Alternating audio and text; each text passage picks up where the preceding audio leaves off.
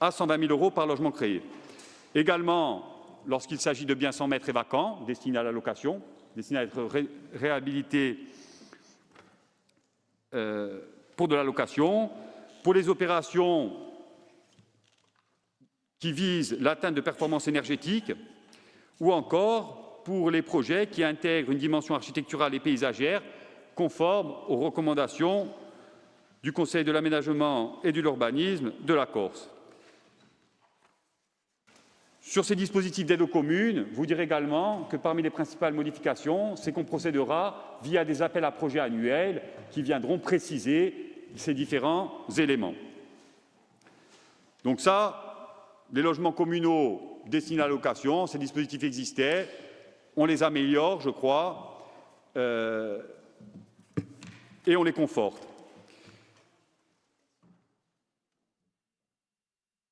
Dans cette révision, on vous propose de créer un nouvel axe, un axe spécifique, toujours sur le soutien aux communes, mais celui-ci qui ne vise pas à faire du logement locatif, mais qui vise à faire du logement destiné à l'accession à la propriété. Donc c'est sur cet axe-là que les modifications du règlement antérieur sont les plus significatives.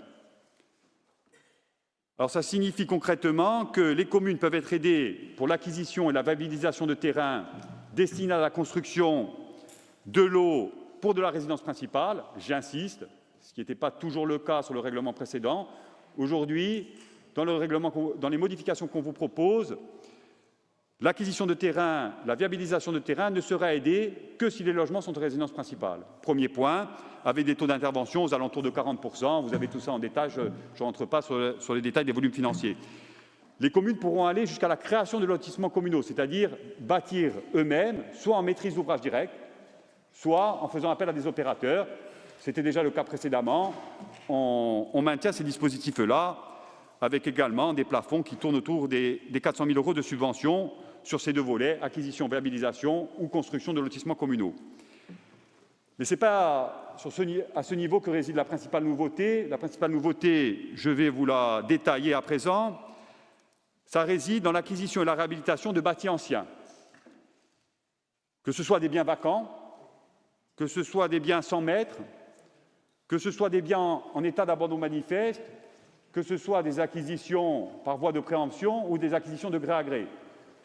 Dès qu'une commune veut acquérir un bien qui est en vente sur son territoire, nous allons l'accompagner, mais pas pour faire du locatif, pas pour faire de la résidence secondaire, et pas pour faire du meublé de tourisme. Je sais que les communes ne sont pas friands de faire eux-mêmes des meublés de tourisme. Bien au contraire, acquérir du bâti ancien pour pouvoir le vendre à des gens qui font le choix de s'installer durablement sur leur territoire. La condition pour qu'on aide ces communes à acquérir ces biens, c'est qu'elles puissent le revendre à des prix fortement décotés, bien en dessous des prix qui sont pratiqués aujourd'hui dans le marché libre. Et donc sortir ces biens, qui sont les biens patrimoniaux des Corses, dans les villages, des logiques spéculatives ou de dépossession. Alors ces communes, ce dispositif d'acquisition de biens destinés à la revente à prix décoté, elles ne vont pas s'appliquer à toutes les communes de Corse. Elles ne peuvent malheureusement pas s'appliquer à toutes les communes de Corse, et pas que pour des questions budgétaires. Il faut qu'il y ait un intérêt général pour pouvoir justifier de cette aide publique pour la revente de biens. Sinon, on pourrait dire mais c'est un avantage indu que vous offrez à tel ou tel administré, dans une forme de clientélisme revisité. Mais on n'est pas du tout là-dessus, parce qu'on va, je dirais, sécuriser les choses. Déjà, ce dispositif ne s'adresse qu'aux communes de moins de 2000 habitants, c'est-à-dire celles qui peinent à maintenir de la vie sur leur territoire. Les taux d'intervention, ils pourront aller jusqu'à 80% pour l'acquisition du bien, et jusqu'à 100 000 €. Donc, c'est-à-dire que les communes pourront acheter des biens qui sont en bon état général, pas forcément que des ruines. Et puis, on va les accompagner aussi pour les travaux lourds de réhabilitation, jusqu'à 100 000 € également. Pourquoi les accompagner sur les travaux lourds de réhabilitation lorsque ce sont des biens qui sont très dégradés? parce que souvent c'est un frein majeur à l'achat. Beaucoup de ménages, notamment des jeunes ménages, ou des familles monoparentales, fuient lorsqu'on a des travaux très lourds à réaliser dans les biens. Et donc, on propose d'aider les communes pour qu'elles réalisent elles-mêmes ces travaux de sécurisation des biens. Refaire le toit, refaire les fondations, reprendre les dalles. Et là encore, jusqu'à 100 000 €. Donc, en gros, on va accompagner les communes jusqu'à 200 000 € à des taux allant jusqu'à 80% pour à la fois acheter le bien, le réhabiliter, afin de pouvoir le revendre à prix réduit. Un prix réduit qui peut aller jusqu'à 1 € pour un ménage. Pas à n'importe quelle condition. Mais l'idée, c'est bien de s'inspirer du modèle italien de la maison à 1 €, même si on sait, on a regardé de près ce qui s'était passé en Italie. Il y a eu un certain nombre de dérives. C'est pour ça qu'on va vous proposer un certain nombre de garde-fous de manière à éviter, je dirais, que le dispositif dérive. Alors, quelles sont les conditions à respecter pour pouvoir bénéficier de cette aide? Vous en conviendrez, je pense, exceptionnelle. Tout d'abord, répondre au cahier des charges antispéculatif mis en œuvre par l'Office foncier. Sous la présidence du président du Conseil exécutif, en collaboration étroite avec l'ensemble des groupes qui ont travaillé à la rédaction de ce cahier des charges antispéculatif, qui a fait l'objet, je sais, de nombreuses discussions, notamment avec les services de l'État, pour sécuriser le dispositif. Et le président, je pense, le présentera plus en détail par la suite. Qu'est-ce qu'il y a dans ce cahier des charges? Quelles sont les obligations qu'on reprend dans ce dispositif destiné aux communes? Premièrement, interdiction de revendre du bien pendant 15 ans, sauf cas de force majeure. Si tant est que le cas de force majeure intervienne, un décès, un divorce, une maladie, perte d'emploi, un droit de retour pour la commune du bien, ou bien revente à un ménage qui remplirait les mêmes conditions que le ménage qui a acquis au départ. Première disposition. Deuxième disposition, bien sûr, obligation d'être en résidence principale. L'idée, c'est bien de fixer des populations sur le territoire. Sinon, vous imaginez bien qu'au contrôle de légalité, ils vont nous dézinguer tout de suite en nous disant « mais ça, c'est pas possible ».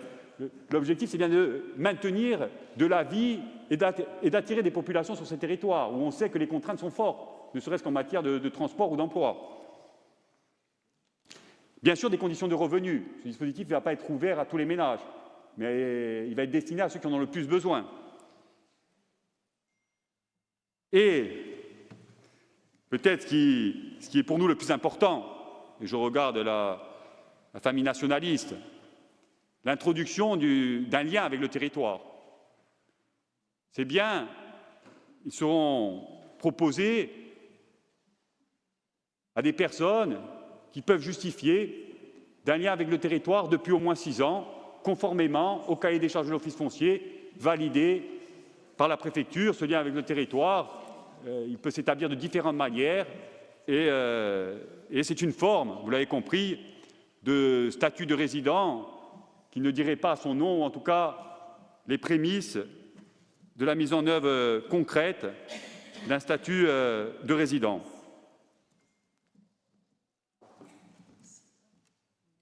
Alors, je le disais, en France, il n'y a pas d'expérience analogue. Ce dispositif, il est nouveau, on va l'expérimenter, on va le mettre en œuvre, on aura peut-être aussi à le réinterroger. Mais je crois que c'est une avancée majeure ou une réponse très concrète à de nombreux objectifs qui sont aujourd'hui largement partagés sur les bancs de cet hémicycle, mais également par de nombreux Corses. Le seul exemple qu'on ait trouvé en France, vous l'avez probablement lu dans le Corse Matin, c'est Roubaix. Mais je crois que Roubaix n'a pas beaucoup de points communs avec la Corse. La Corse, vous le savez, c'est une terre attractive, c'est une terre touristique, c'est une terre profondément meurtrie par les mécaniques spéculatives. On ne peut pas dire que Roubaix soit une ville confrontée par une forte pression sur le logement ou sur la concentration des meublés de tourisme. Et c'est en ça que ce dispositif appliqué à la Corse est aussi quelque chose, je crois, d'important. Mais ce n'est pas la seule chose qu'on va faire pour les primo-accédants. Parce que ce dispositif, il est dédié, vous l'avez compris, avant tout pour favoriser l'accession à la propriété, pour des gens qui ne peuvent pas aujourd'hui accéder à la propriété. Ces primo-accédants, on va les aider également, et c'est les autres évolutions significatives de ce règlement, par la prise en charge, le remboursement, pour être plus exact, de 100% des frais de notaire. 100% des frais de notaire, c'est-à-dire qu'on va rembourser dans le bâti ancien jusqu'à 7 à 8% du montant du bien, maître, pour l'ancien, et 2 à 3% dans le neuf. Et là encore, vous voyez que l'effort de la collectivité de Corse sera plus important en faveur du bâti ancien que du neuf, avec une subvention maximum plafonnée à 15 000 €, donc un montant d'achat, vous le voyez, relativement significatif. Donc finalement, aujourd'hui, avec les dispositifs qu'on vous propose de mettre en œuvre dès demain, si vous adoptez ce règlement, c'est permettre à des jeunes Corses d'acquérir des maisons dans les villages à 1 € ou à des prix, je dirais, bien en dessous de tout ce qui se vend aujourd'hui sur notre territoire, de prendre en charge 100% de leurs frais de notaire, notamment pour des gens qui n'arrivent pas à accéder au prêt immobilier. Quand un jeune ménage ou un ménage modeste vont voir la banque, vous savez ce que leur disent leurs banquiers? Est-ce que vous avez les 10% pour couvrir les frais de notaire et les charges bancaires? S'ils ne les ont pas, le prêt sur 20 ou 30 ans qui vont lui permettre de réaliser l'achat, ça ne passe pas, même si on a 30% d'endettement, etc., etc. Et nous, il faut que notre dispositif, et on travaille avec l'administration, arrive suffisamment tôt pour que cette aide soit considérée par les banques comme un apport personnel.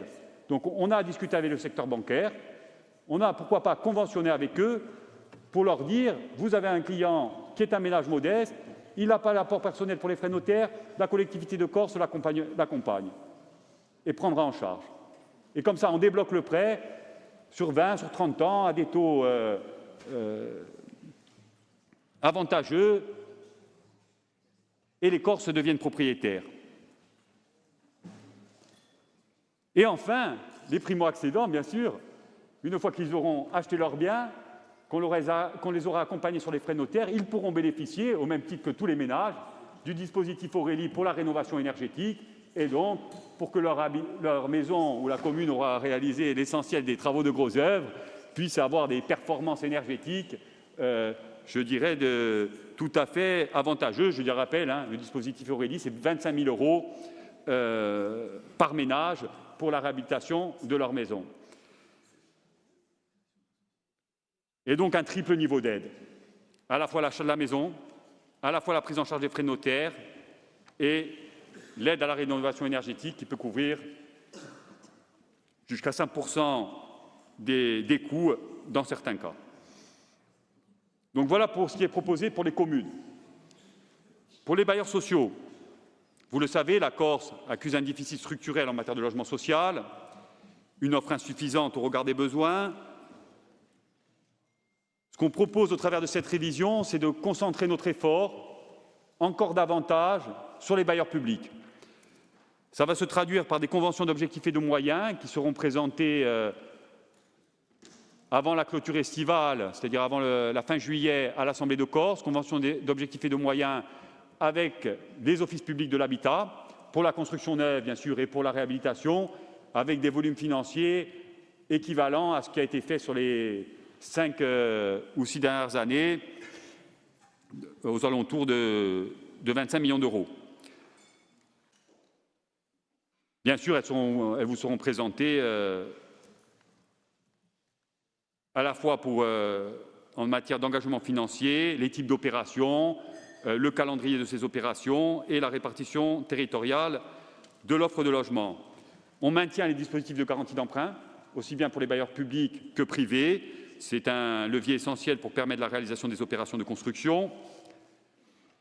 Et enfin, on proposera aux bailleurs privés des conventions pluriannuelles pour la réhabilitation des logements sociaux en mobilisant exclusivement, et j'insiste exclusivement, les fonds dédiés à la rénovation énergétique, les fameux 200 millions du protocole Board, les fonds du cadre territorial de compensation, les fonds européens. Et donc ces opérations de rénovation énergétique dans le parc privé, j'insiste dans le parc privé, seront accompagnées par des fonds dédiés et pas sur des fonds propres de la collectivité de Corse, de manière à mobiliser l'essentiel des fonds propres de la collectivité de Corse sur les dispositifs, notamment pour les communes que je viens de vous présenter et les primo-accédants. Nouveauté également, le dispositif d'aide au bail réel solidaire. Donc la collectivité de Corse se propose d'accompagner les organismes fonciers solidaires pour l'acquisition de terrain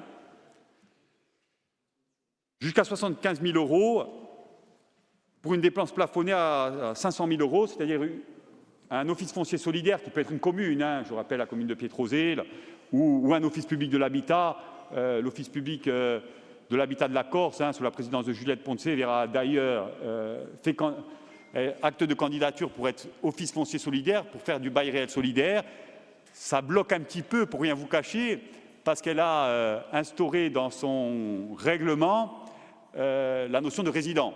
Donc, on a quelques difficultés à faire passer le règlement au niveau de l'État, mais on est en discussion. Donc, les organismes fonciers solidaires seront accompagnés pour l'acquisition de terrain, montant maximum 500 000 € pour l'acquisition du terrain, 15 % de subvention, c'est-à-dire 75 000 € maximum de la collectivité de Corse pour l'acquisition des terrains, à certaines conditions, toujours, les conditions en lesquelles la réservation d'au moins 50 % des lots à l'accession en bail réel solidaire, la maîtrise des coûts de l'opération, une décote bien sûr pour les acquéreurs, le but c'est d'avoir une subvention, c'est qu'il y ait une décote pour les acquéreurs, qui achètent le bâti et pas le terrain, bien sûr, vous le savez, et la mise en place de garanties pour que le logement soit occupé en résidence principale.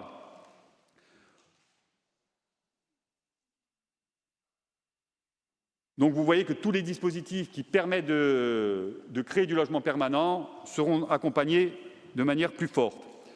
S'agissant des opérations publiques d'amélioration de l'habitat, qui est mise en œuvre avec des intercommunalités, on va adapter simplement les niveaux de financement pour tenir compte des évolutions réglementaires de l'ANA. Vous le savez, l'ANA, tous les ans, elle révise ses règlements, ma prime rénove, etc. Les stop and go, on arrête, on reprend, on n'a plus d'argent, etc. Donc ça crée, je dirais, beaucoup d'incertitudes sur ce marché de la rénovation. La collectivité de Corse, sur ses opérations OPA, prendra en charge tout ce qui est lié à la perte d'autonomie, les travaux liés à la perte d'autonomie. Elle prendra en charge tous les travaux de lutte contre l'habitat indigne et l'agence d'urbanisme et d'énergie s'occupera de tous les travaux liés à la rénovation énergétique, là encore, pour optimiser, je dirais, les plans de financement et utiliser les fonds propres de la collectivité de Corse uniquement sur les opérations qui ne peuvent pas bénéficier d'autres types de crédits. Je pense par exemple au crédit européen. Il y a une mesure pour le logement abordable qui a été créée par l'Europe. On l'a mobilisée de manière forte, justement,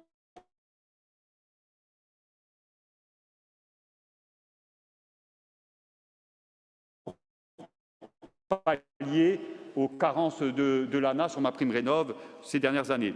Et enfin, nouveauté également, le déploiement qui peuvent couvrir l'ensemble du territoire insulaire. Donc c'est ce qu'on propose aux intercos, des conventions pour que, je dirais, l'offre de services sur le territoire des OPA, mais sur l'ensemble du territoire insulaire. C'est un principe d'équité, notamment pour les territoires de l'intérieur et de montagne qui ne bénéficiaient pas jusqu'à présent de ces dispositifs-là, même si bien sûr le dispositif Aurélie, lui, se déployait sur l'ensemble du territoire. Donc je vais conclure, pour laisser la place bien sûr au débat et aux questions. Donc cette révision, vous l'avez compris, elle s'inscrit pleinement dans les cadres stratégiques définis par le Conseil exécutif, et ça dans de nombreux secteurs. Donc cohérence sur les différentes politiques publiques, sur la rénovation énergétique, avec la bonification, sur la maîtrise du foncier par les collectivités de Corse, avec l'Office foncier de Corse. Je rappelle qu'on va prioriser, pour l'octroi de subventions, les opérations qui sont sous portage de l'Office foncier de Corse.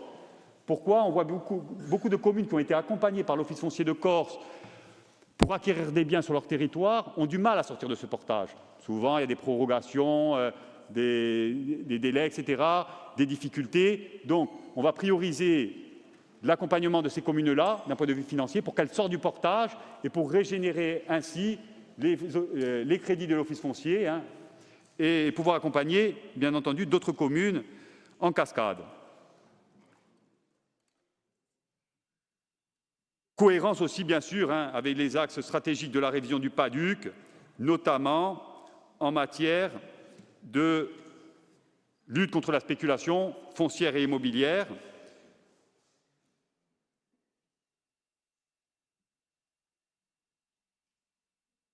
Donc, vous l'avez compris, on est dans une période de disette budgétaire, hein, et pas seulement au niveau de la collectivité de Corse.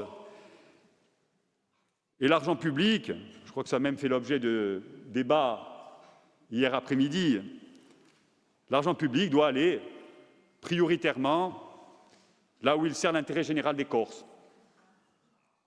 Là où il sert l'intérêt général des Corses, et non là où il accompagne des logiques de profit. Et en comparaison des autres régions et départements français, en matière de politique du logement, parce que souvent on dit la collectivité de Corse, ça va pas assez vite, ils font pas assez, etc., etc. En comparaison des autres territoires, sur le continent, départements et régions, hein, on a essayé de faire un petit benchmark de ce qui se passait ailleurs, les taux plafonnent à 45%, quand nous, on va jusqu'à 80% d'aide à la création de logements. Le plus souvent, on est plus entre 20 et 30%, hein, en moyenne. 45, c'est le max. Hein. Les aides sont souvent plafonnées à 150 000 €, lorsque nous, on propose ici d'aller jusqu'à 360 000 € sur certains volets. Hein. Et l'État, on peut s'interroger aussi sur le rôle de l'État. L'État qui garde l'essentiel des compétences en matière de logement. Est-ce qu'il accompagne les communes, notamment les communes corses? Au mieux 20%, via la DETR. Donc on voit bien que la collectivité de Corse, dans le cadre de la clause de compétence générale, a fait le choix de soutenir la création de logements de manière très forte. Et le choix qui est devant vous, c'est de dire oui, on va continuer. On va même accentuer cette aide. En tout cas, on va la rendre plus efficace. Donc je crois que notre responsabilité collective, à nous, élus de la Corse, mais aussi celle des maires, des présidents d'interco, lorsqu'elles ont la compétence, c'est d'agir pleinement, dès aujourd'hui, comme on l'a fait par le passé, comme on l'a fait en tout cas depuis 10 ans, avec les moyens dont nous disposons à droit constant. Donc on propose aujourd'hui tout simplement aux bailleurs, aux communes, des leviers pour s'engager pleinement pour que le logement ne soit pas réduit à un simple produit financier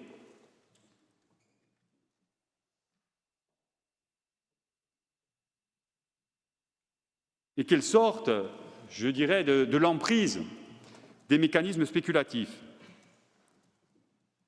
Et je terminerai en vous disant, à vous, élus de l'Assemblée de Corse, élus de la Corse, que le logement est un droit. C'est une question de dignité, une condition de maintien d'un peuple sur sa terre. Et à travers cette révision, je crois qu'on fait un choix fort, défendre le droit des Corses à vivre et à se loger dignement sur leur terre. Aujourd'hui, se contenter d'accompagner les acteurs ne suffira pas. On doit réguler le marché immobilier, soutenir les communes qui s'engagent fortement dans la création de logements au bénéfice exclusif de la résidence principale et protéger les Corses, notamment les plus fragiles, les plus impactés, des logiques spéculatives.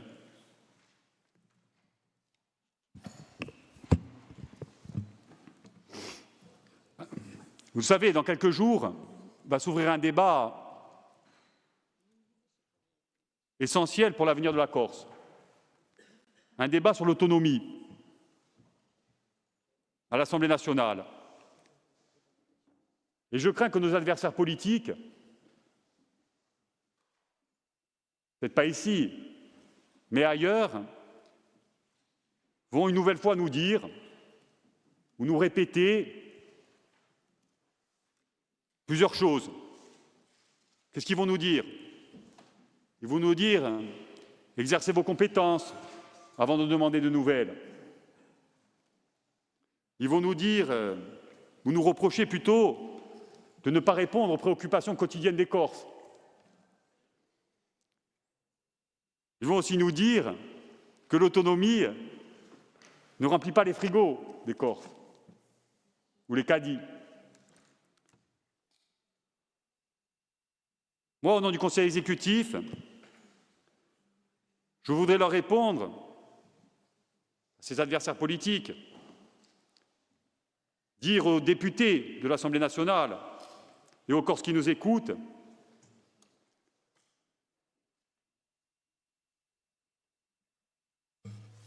qu'en absence d'un véritable pouvoir législatif et réglementaire en matière de logement et d'urbanisme, le marché continuera d'exclure les Corses, leur dire que sans un véritable statut fiscal pour réguler ces phénomènes, le marché continuera de déposséder les Corses, et enfin que sans un statut de résident,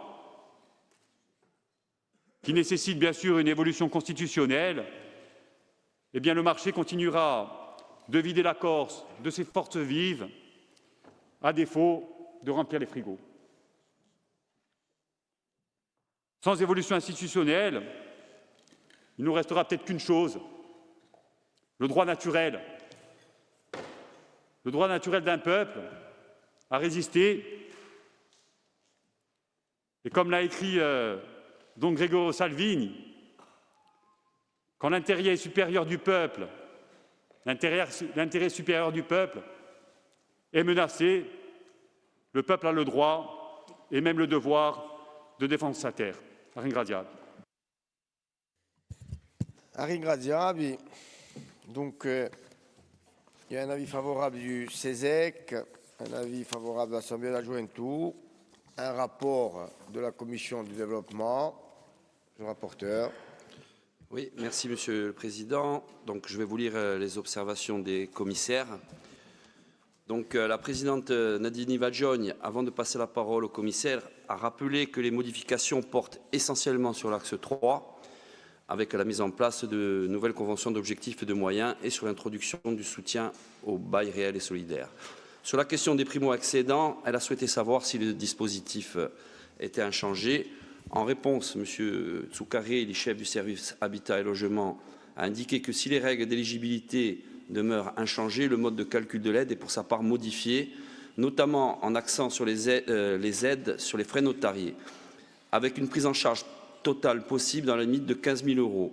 Il a également précisé qu'il s'agissait d'appréhender ce dossier dans le cadre budgétaire contraint que connaît la collectivité de Corse.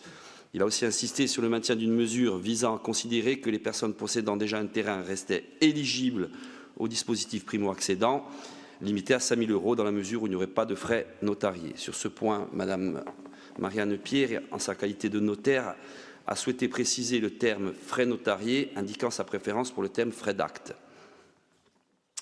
Et précisant d'autre part que les propriétaires de terrain peuvent également être tenus au paiement de frais d'acte dans la mesure où ils recourent à un emprunt pour la construction donnant lieu à garantie hypothécaire dont le montant peut représenter 5 ou 6 000 €. Elle s'est par ailleurs réjouie que le bail réel solidaire qu'elle a porté devant l'Assemblée de Corse depuis 2018 soit au centre de rapports présentés. Elle a souhaité également que soient apportées des précisions sur les modalités d'attribution de l'aide.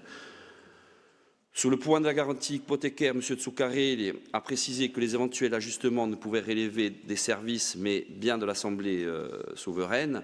Concernant le BRS, il a précisé que l'aide de la collectivité s'appuyant uniquement sur les acquisitions foncières nécessaires aux opérations, elle serait versée directement aux organismes fonciers solidaires de manière à diminuer le coût de location. Madame Marie-Thérèse Mariotte, en tant qu'acteur de terrain, a indiqué sa préférence pour une approche plus opérationnelle avec une présentation comparative du rapport mettant en avant les nouvelles dispositions au regard des anciennes.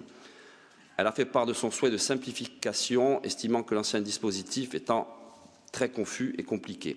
Son questionnement s'est axé autour de plusieurs points et s'est attaché à savoir en quoi les appels à projets différents du règlement de 2021, s'ils sont de nature à faciliter les demandes des élus ou des porteurs de projets.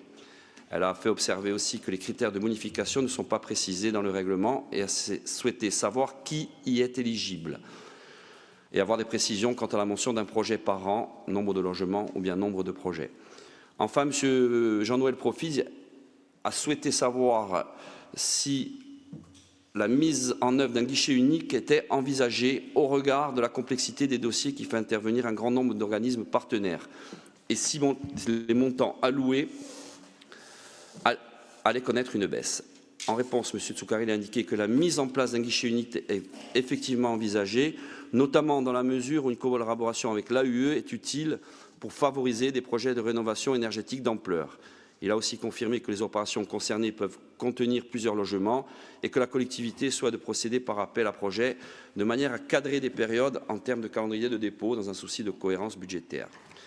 Interrogé par ailleurs par M. Antoine Paul sur la baisse de l'aide pour les primo-accédants, il a confirmé que le montant qui était précédemment proportionnel au coût global de l'opération est désormais axé sur les frais notariés et plafonné à 15 000 € au lieu de 28 000, voire 31 000 maximum pour les communes de moins de 350 habitants.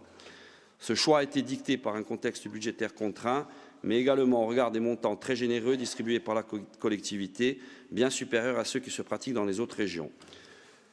Faisant observer qu'il s'agit d'une forte baisse, M. Paul a souhaité savoir si l'économie budgétaire avait fait l'objet d'une estimation. En réponse, les services ont indiqué que le budget alloué à la primo-accession pouvait être diminué de moitié, tout en augmentant le nombre global de bénéficiaires à moyens constants. Cette réponse a toutefois suscité des inquiétudes chez M. Paul et Mme Mariotte, qui redoutent qu'une modification des règles applicables au dossier en cours d'élaboration ne fragilise le montage financier des ménages primo-accédants. Cette crainte s'explique notamment par les délais d'obtention des prêts bancaires dans un contexte marqué par la hausse du coût de la construction. Et ce, malgré la précision selon laquelle les dossiers réputés complets avant l'adoption du nouveau texte seraient instruits sur la base de l'ancien règlement.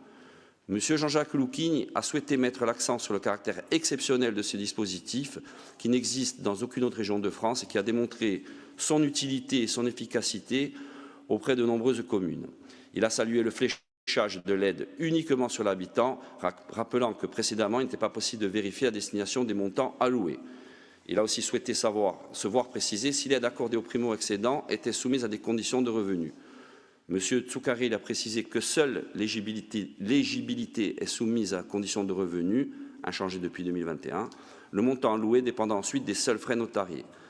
À l'interrogation de Mme Pierre sur le caractère forfaitaire ou proportionnel au montant des frais d'acte, il a ensuite confirmé que le notaire serait sollicité pour ajuster le montant de l'aide aux frais d'acte réels dans la limite de 15 000 €.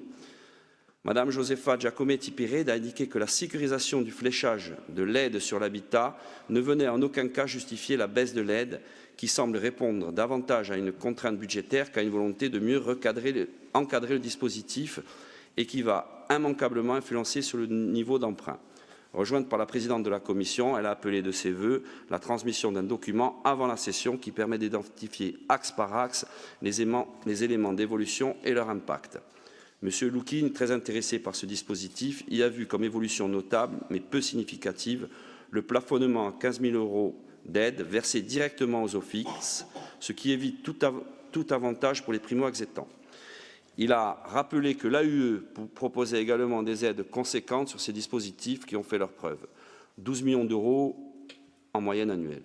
Très utilisés par les maires pour la rénovation de vieilles bâtisses, même si un apport supplémentaire peut être envisagé en termes d'ingénierie via un guichet unique. Enfin, Mme Marianne Pierre a regretté que le déblocage de l'aide en faveur des primo-accédants soit trop long, ce qui n'est pas sans poser problème dans le cadre très contraint des procédures d'achat, alors même que les offices ne sont pas autorisés à en faire avance. Elle a par ailleurs indiqué que si les fonds étaient bien débloqués avant ce délai de 3 mois et non 6 ou 7 mois, comme c'est le cas, cela permettrait de s'assurer qu'ils sont bien affectés au paiement des frais d'acte.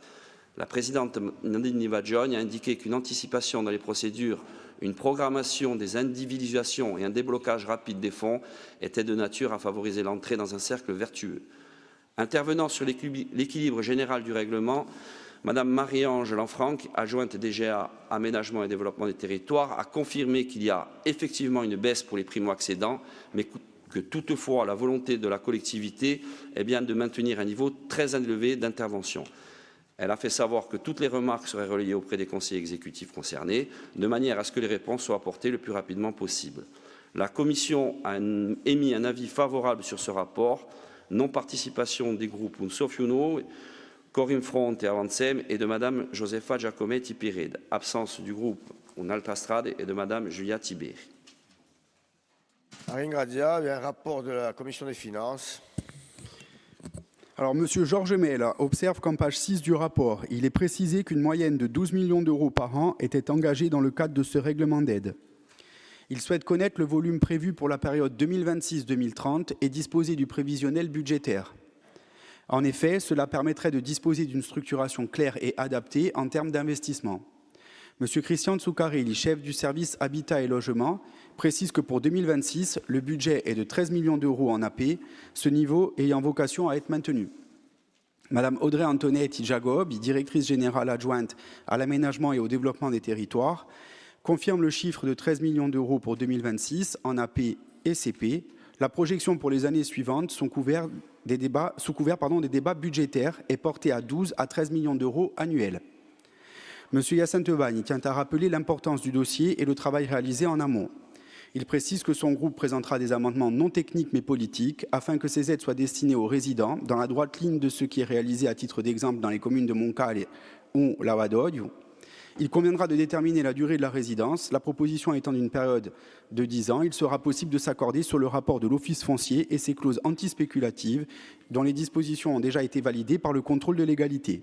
En effet, il n'est plus possible de financer encore aujourd'hui des logements pour des personnes n'ayant aucun lien avec la Corse et les amendements présentés en session iront donc dans ce sens. À la suite de quoi, la Commission a émis un avis favorable sur le rapport avec la non-participation des groupes Unsofiuno, Avancem et Corim Front. Très bien. Avant de donner la parole à Paul Cascana, qui l'a demandé en premier, je tiens à vous informer que les temps de parole ont été doublés. Donc, suite à la décision de la commission permanente, Paul Castana a la parole. Merci, Président. La longue introduction du Président Paolin était intéressante, bien détaillée, mais la conclusion était très brève.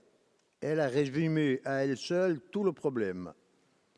C'est-à-dire que sans pouvoir législatif, sans pouvoir fiscal, etc., ça ne sert à rien. Alors, ce plan-là, il serait idéal dans une région française urbaine, sans tension particulière démographique, sans tension spéculative, etc. D'ailleurs, c'est pour ça qu'elle n'existe pas. Hein. C'est-à-dire qu'il ne doit pas y avoir ce genre de problème. En Corse, qu'elle n'existe pas là-bas.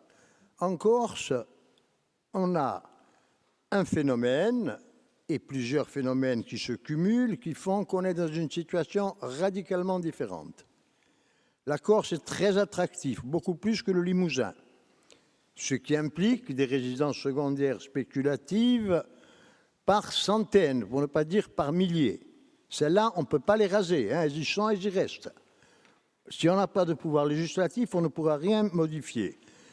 La Corse est victime d'une véritable invasion, je pèse mes mots parce que je n'ai pas envie de me retrouver à mon âge devant un tribunal, hein, victime d'une invasion de 5000 personnes par an depuis 20 ans.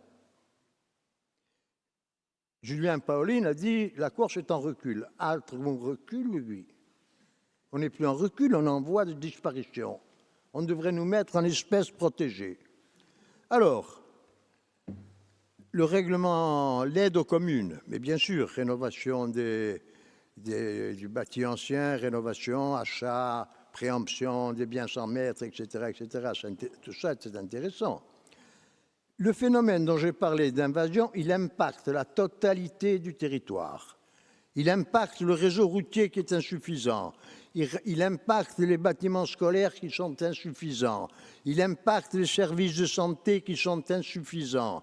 Il impacte les aéroports et les ports qui ne sont pas assez dimensionnés. Donc on va directement à la catastrophe.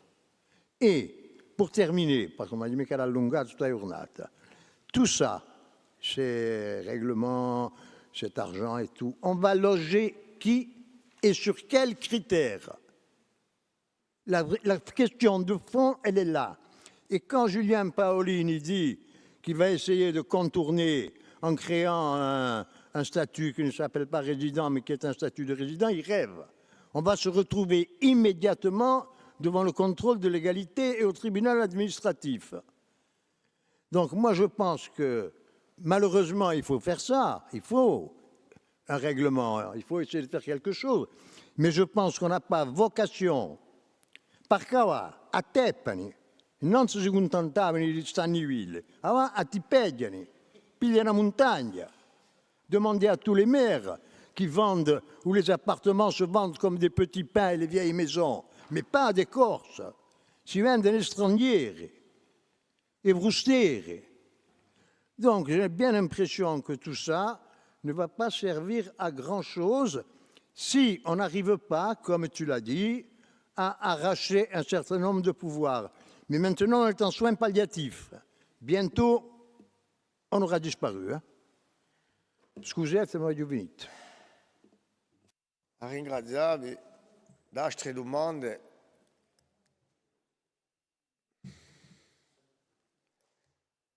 Françoise Campana. Merci, Monsieur le Président. Donc, ce rapport pose les bases d'une politique du logement plus cohérente et plus volontariste. Mais soyons lucides, nous sommes encore loin de répondre à l'ampleur du problème. Aujourd'hui, la question n'est plus seulement du produire du logement. La vraie question, c'est pour qui construisons-nous? Car pendant que nous débattons, la pression continue d'augmenter. Chaque année, comme disait Paul, ce sont environ 5000 arrivées supplémentaires sur notre territoire. Ce n'est pas neutre. Cela transforme en profondeur notre marché immobilier, nos équilibres sociaux et notre capacité à loger les Corses. Dans le même temps, la spéculation continue de s'amplifier. Les résidences secondaires explosent. Les meublés touristiques captent une part croissante du parc et les prix s'envolent. Résultat, nos jeunes, nos familles, nos actifs sont progressivement exclus de leur propre territoire. Alors oui, nous devons réviser notre politique du logement, c'est un fait, mais cela ne suffira pas si nous ne posons pas clairement les limites. Les aides publiques, aussi importantes soient-elles, ne peuvent pas compenser à elles seules un marché dérégulé. Elles doivent impérativement s'articuler avec des mesures réglementaires et législatives fortes. Je le dis clairement, la question du statut des résidents n'est plus un sujet théorique. C'est une nécessité politique, sociale et territoriale. Sans outils de régulation, nous continuerons à financer indirectement un système qui nous échappe. Et j'ajoute aussi un point, nous devons aussi nous interroger sur certaines visions qui nous sont parfois opposées. Un préfet nous avait dit et répété à l'envi que l'avenir de la Corse passerait essentiellement par le renforcement des grandes agglomérations de Bastia, d'Ajaccio et de leur périphérie, comme si le reste du territoire devait se résigner à la marginalisation. Nous le disons clairement, nous ne partageons pas cette vision de l'avenir de notre pays. Ce serait acter l'abandon de nos villages, de notre intérieur, de ce qui fait pourtant la richesse, l'identité et l'équilibre de notre île. Ce serait reproduire des logiques que l'on observe ailleurs, avec concentration urbaine, désertification rurale et fracture territoriale. Ce n'est pas notre projet. Par ailleurs, nous devons anticiper. Avec le développement du télétravail, des nouveaux modes de vie et les effets du changement climatique, il est évident que les dynamiques territoriales vont évoluer. Le retour vers les villages, vers l'intérieur, est une perspective réelle. Mais si nous n'anticipons pas, nous reproduirons les erreurs du passé par notamment une urbanisation diffuse, des constructions anarchiques et une artificialisation des sols. C'est pourquoi nous devons faire un choix clair, rénover plutôt que construire n'importe où et n'importe comment, réinvestir dans nos villages, mobiliser le bâti existant, redonner vie à nos territoires. Nous ne pouvons plus subir, nous devons choisir. Choisir pour qui nous construisions, choisir comment nous aménageons notre territoire, choisir de protéger les intérêts des résidents permanents. Ce rapport va dans la bonne direction et nous le soutiendrons. A ringraziarvi. A ringraziarvi. D'altre domande.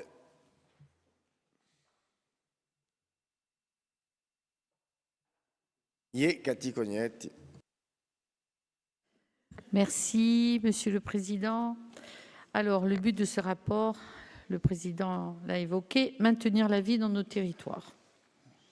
Acte 3. Après le règlement initial adopté en septembre 2019, puis la modification intervenue en avril 2021, nous voilà avec la révision avec l'aide aux communes en fin d'année 2025. Un changement de régime et une tendance lourde à la restriction. J'entends le constat sur la pression foncière liée aux résidences secondaires, l'augmentation des prix dans l'immobilier, même si, attention, et c'est reconnu dans le rapport, parmi les 37% de résidences secondaires, il y a des maisons dites patrimoniales dont la distinction ne peut être faite à ce jour, à moins d'introduire dans le droit une classification liée à l'origine de la propriété, à mon sens. À la lecture de ce nouveau règlement, j'ai le sentiment, je le dis avec regret, la régression par rapport à l'état d'esprit qui avait prévalu jusqu'alors dans ce domaine. 67 millions ont été mobilisés depuis 2019 pour créer ou réhabiliter 6 000 logements. Je ne pense pas qu'on aura le même bilan en 2031, bien que les services aient confirmé qu'on resterait en termes d'autorisation de programme sur un volume de 12 à 13 millions annuels. Il faudra voir comment cela se traduit en crédit de paiement. Le changement de logique se voit dans les détails et on ne sent plus la même implication en faveur de l'intérieur et des réalités du monde rural. Vous faites le choix de passer par des appels à projets pour limitation à un projet par an et par commune. Vous l'avez dit, 100 000 € et vous pouvez aller jusqu'à 120 000. Mais vous avez dit qu'il y avait des restrictions, notamment sur des travaux un peu plus conséquents que de la rénovation. Je n'ai pas trouvé la majoration de 10% pour le village souche, le principe d'augmentation du prix au mètre carré de 1 500 au lieu de 1 000 € pour la réhabilitation du bâti ancien. Là, on est passé à un stade plus politique avec notamment la bonification de 20%. Si le bien a été par la commune via une procédure de préemption ou de bien sans maître ou de l'état d'abandon manifeste avec un surcoût, ou si les communes ont mis en place des mesures de régulation des résidences secondaires, des meublés de tourisme, ou si l'office foncier a participé via une opération de portage. Attention à la formulation qui est dit en page 9. L'une ou plusieurs des conditions suivantes, une seule d'entre elles suffit à mobiliser la bonification, qui constitue un entonnoir visant à faire adhérer les communes aux options politiques formulées par la CDC. Non pas qu'elles soient mauvaises, mais il était bien important de les préciser dans le rapport. La modification substantielle concerne la primo-accession. Vous reconnaissez vous-même des temps d'attribution trop longs qui font que lorsqu'elle est perçue, elle sert finalement à autre chose. Initialement, cet accompagnement oscillait entre 15 000 et 28 000 € avec une majoration de 3 000 € en cas de projet dans les communes de moins de 350 habitants. Ce qui veut dire que pour un ménage investissant dans le rural profond, l'aide pouvait dépasser jusqu'à 30 000 €, ce qui était significatif et porteur. Le dispositif évolue vers un soutien ciblé sur les frais notariés, capé à 15 000 €, mais j'imagine dans la limite de ces frais d'acquisition. Si le coût de l'acte est de 3 000 €, le foyer touchera dans la limite de ce qu'il paye. Et lorsqu'il n'y a pas d'acquisition, c'est-à-dire le cas de primo-accédant qui a déjà un terrain, ça prendra la forme d'un versement d'une aide forfaitaire de 5 000 €. J'ouvre une parenthèse pour vous dire qu'il est courant dans l'intérieur, où le prix du foncier est moindre, que des jeunes bénéficient de donations de parcelles en vue de construire leur maison.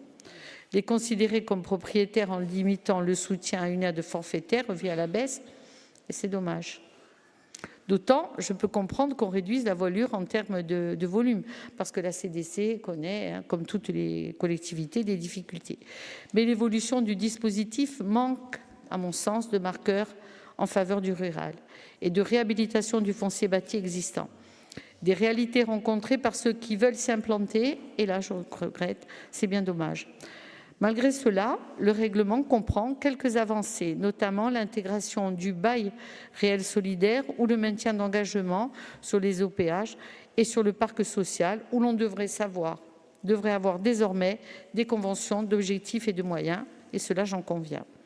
Enfin, Hyacinthe Vanni a annoncé en commission des finances des amendements liés à l'ancrage territorial pour que le lien avec la commune devienne un critère d'éligibilité des dossiers, en considérant que le contrôle de légalité avait validé le cahier des charges antispéculatif pour 6 ans.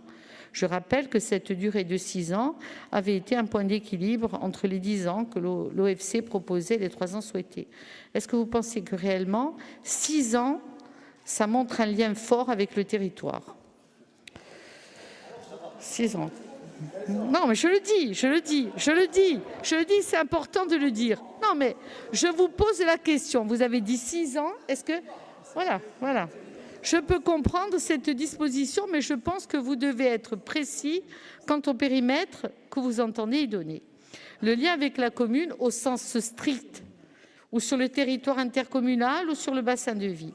Ce qui n'est pas évident de définir ce type de conditions. Je vous appelle collectivement à la prudence sur cette condition qui doit être claire et ne pas être sujette à l'interprétation. Nous attendons donc d'avoir connaissance des différents amendements que vous pourrez proposer. En conclusion, et pour reprendre ce qu'a dit en général mon collègue tout à l'heure, on ne peut pas dire que le logement en milieu rural ne relève pas seulement d'une question financière, mais surtout d'un enjeu d'aménagement du territoire et de maintien de la vitalité locale. La révision du règlement évoqué relève une tendance à la restriction et à la rationalisation budgétaire. Mais cette orientation risque d'affaiblir les dynamiques de peuplement des communes rurales si elle ne s'accompagne pas de dispositifs adaptés à leur réalité. Faible pression foncière, mobilisation du bâti ancien, accès des jeunes à la propriété et besoins particuliers des petites communes. Alors que le soutien à la primo-accession et la réhabilitation constitue un levier essentiel pour fixer les populations et redonner vie aux villages. Il importe que les politiques publiques restent attentives aux spécificités rurales, coûts moindres mais des revenus souvent faibles, dépendance à l'aide locale, fragilité démographique. En somme, pour répondre durablement aux besoins de logement en milieu rural, il faut maintenir une politique différenciée, tournée vers la proximité, la souplesse et l'encouragement à la réhabilitation du bâti ancien existant, plutôt qu'une logique normalisée qui risquerait d'uniformiser et d'affaiblir les territoires de l'intérieur. Je vous remercie. Oui, Marité Mariotti. Merci. Déjà, 6 ans, 10 ans, 3 ans, je pense qu'au risque de jeter un pavé dans la mare, le résident ne résout pas le sentiment de partager des codes culturels que nous avons. Donc là aussi, il faudra peut-être qu'on y réfléchisse aussi. Donc, cher Julien, nous avons eu un avant-goût de votre appétence pour la complexité dans le cadre du règlement d'aide aux communes. Et là, vous transformez l'essai dans le cadre de ce règlement dédié au logement. Que c'est compliqué, que c'est confus et que c'est si peu opérationnel. Alors, vous avez coutume de dire que c'est en commission que le travail se fait et que ce n'est pas dans cet hémicycle que l'on doit poser les questions techniques. Nous les avons posées en commission, les questions techniques, mais nous allons être obligés de vous les reposer ici, puisqu'effectivement, c'est tellement compliqué que nous n'avons pas forcément obtenu les réponses escomptées. C'est tellement compliqué que nous avons du mal à évaluer concrètement les avancées de ce règlement qui est censé apporter un soutien renforcé à l'ensemble des acteurs, et en particulier aux maires et aux communes qui ont un rôle majeur. Je partage en partie l'intervention de Paul Quastane. Vos précisions, loin d'apporter des clarifications, sèment le doute, entre autres sur la revente à prix décoté, voire à 1 € dans un environnement juridique très insécure. C'est le tribunal administratif qui attend les maires. Et croyez-nous, on s'en passe, parce qu'on est déjà scruté à bien des égards. Je ne voulais pas rentrer dans le détail technique, qui est un travail de commission, cher Julien, mais il y a quand même beaucoup de points à préciser. Vous introduisez la notion de travaux lourds. Il y a des travaux lourds, des travaux qui sont moins lourds. Quel casse-tête pour les élus qui vont devoir déposer des subventions, des demandes de sub. Un exemple concret, une commune qui a acquis un logement, sans d'ailleurs avoir recours à une aide de la collectivité, parce que je vais revenir là-dessus un peu plus tard, qui doit le remettre en état pour le remettre en location à des prix encadrés en résidence principale et, si possible, à des locaux. Il y a des travaux, alors on ne va pas rentrer dans... on n'est pas une émission de homestaging, j'allais dire, mais électricité, plomberie, peinture, ouvrant, équipement intérieur, est-ce qu'on va pouvoir vous demander une aide pour pouvoir remettre ce logement sur le marché? Une commune qui souhaite engager un projet de lotissement communal. Vous connaissez entre autres mon projet et le casse-tête auquel je dois faire face, avec accession à la propriété sur un terrain communal que la commune a acquis sans demander d'aide à la collectivité de Corse. Est-ce qu'on va pouvoir bénéficier de la fongibilité des aides entre acquisition et viabilisation? Au-delà des mots et des enjeux que l'on peut partager, l'accès au logement, la lutte contre la précarité, la régulation du marché, la préférence locale. À périmètre équivalent par rapport à 2021, est-ce que les aides et les efforts que consent la collectivité sont en hausse et à la hauteur des enjeux? Nous pensons que non. Si le règlement de 2021, que notre groupe avait abondamment amendé, apparaissait structuré, celui-ci donne une impression contraire. Alors, à vous de nous le démontrer par le comparatif que l'on demandait et que l'on n'a pas. Il semblerait que les assiettes subventionnables soient en baisse, entre autres sur les lotissements communaux, que les critères de bonification demandent à être clarifiés, que la politique d'aide aux primo-accédants, on en a énormément parlé en commission, soit en net recul. Auparavant, quand même, un couple pouvait avoir droit à une aide entre 15 000 et 28 000 euros. Ce n'est plus le cas aujourd'hui. Les aides aux EPCI en repli et le tout, mes chers collègues, et ça je ne l'ai pas entendu, dans un contexte quand même de flambée des prix des matériaux et de hausse des taux. Je vous rappelle quand même que l'indice de la construction a augmenté de 17% en 4 ans et on n'a toujours pas à ce jour les impacts, je dirais, catastrophiques des conflits dans le Golfe. Donc on n'est plus déjà sur le même périmètre que 2021. Tout a flambé depuis. Et on se retrouve à périmètre pas forcément équivalent, avec des aides en diminution. On peut le comprendre, hein, eu égard à, comment dirais-je, aux finances de notre collectivité.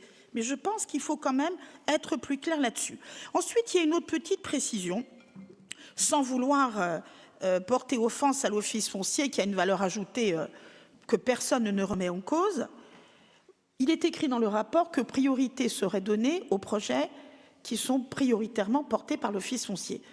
Donc ça veut dire qu'une commune, excusez-moi, qui s'est crevé le cerveau pour valider un plan de financement, qui n'a pas demandé de portage à l'office foncier, qui a joué sur ses fonds propres, qui a pu avoir accès à l'emprunt et qui n'a à la limite même pas demandé d'aide à la collectivité pour financer le bien qui doit être rénové, donc elle ne serait pas prioritaire. Ça, il faut vraiment le revoir, parce que c'est quand même un manque d'équité pour les communes qui ont effectivement fait cet effort.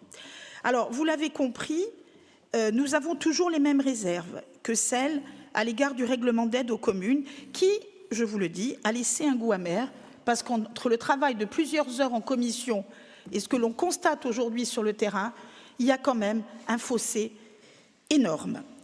Je rappelle quand même, petit aparté, que des demandes d'aide de début 2025 ne sont toujours pas individualisées et nous n'aimerions pas que ce règlement d'aide prenne le même chemin.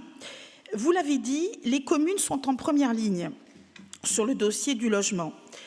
Mais les communes, pour être productives dans le bon sens du terme, elles ont besoin de clarté, de confiance et d'engagement.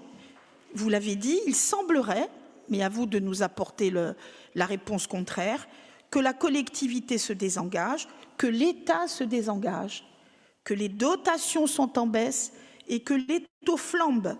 Donc ce n'est pas dans ce contexte d'incertitude que les élus locaux vont pouvoir se mobiliser.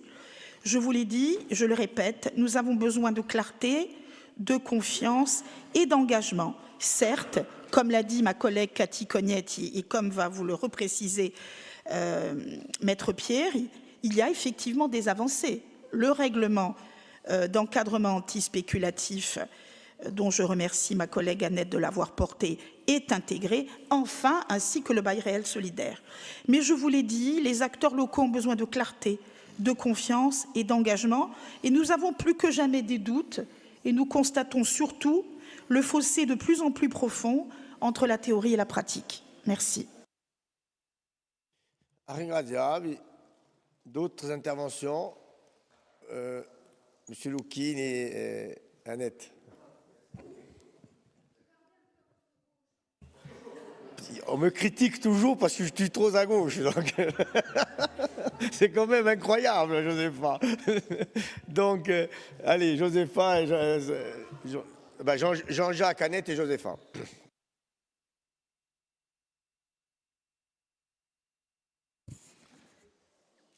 Moi, je pense au règlement des aides au logement, on a gaz à Pertout qui a été voté en 2019. Aujourd'hui, il est révisé à la marge. Et moi, je pense que c'est vraiment un de nos rapports phares de la mandature nationaliste, puisqu'il touche aux Corses et il touche au logement. Et aujourd'hui, on sait que la préoccupation majeure des Corses, ça reste plus que jamais le logement. Alors, on a gaz à Pertout, c'est un dispositif qui a été très utilisé, 70 millions d'euros. Alors moi, quand j'entends que c'est un dispositif qui n'est pas clair et qui est complexe à utiliser, je me pose des questions. Quand un dispositif est aussi utilisé sur une période de 5 ans, ça veut dire qu'il y a beaucoup de maires qui en ont consenti et qui l'ont utilisé.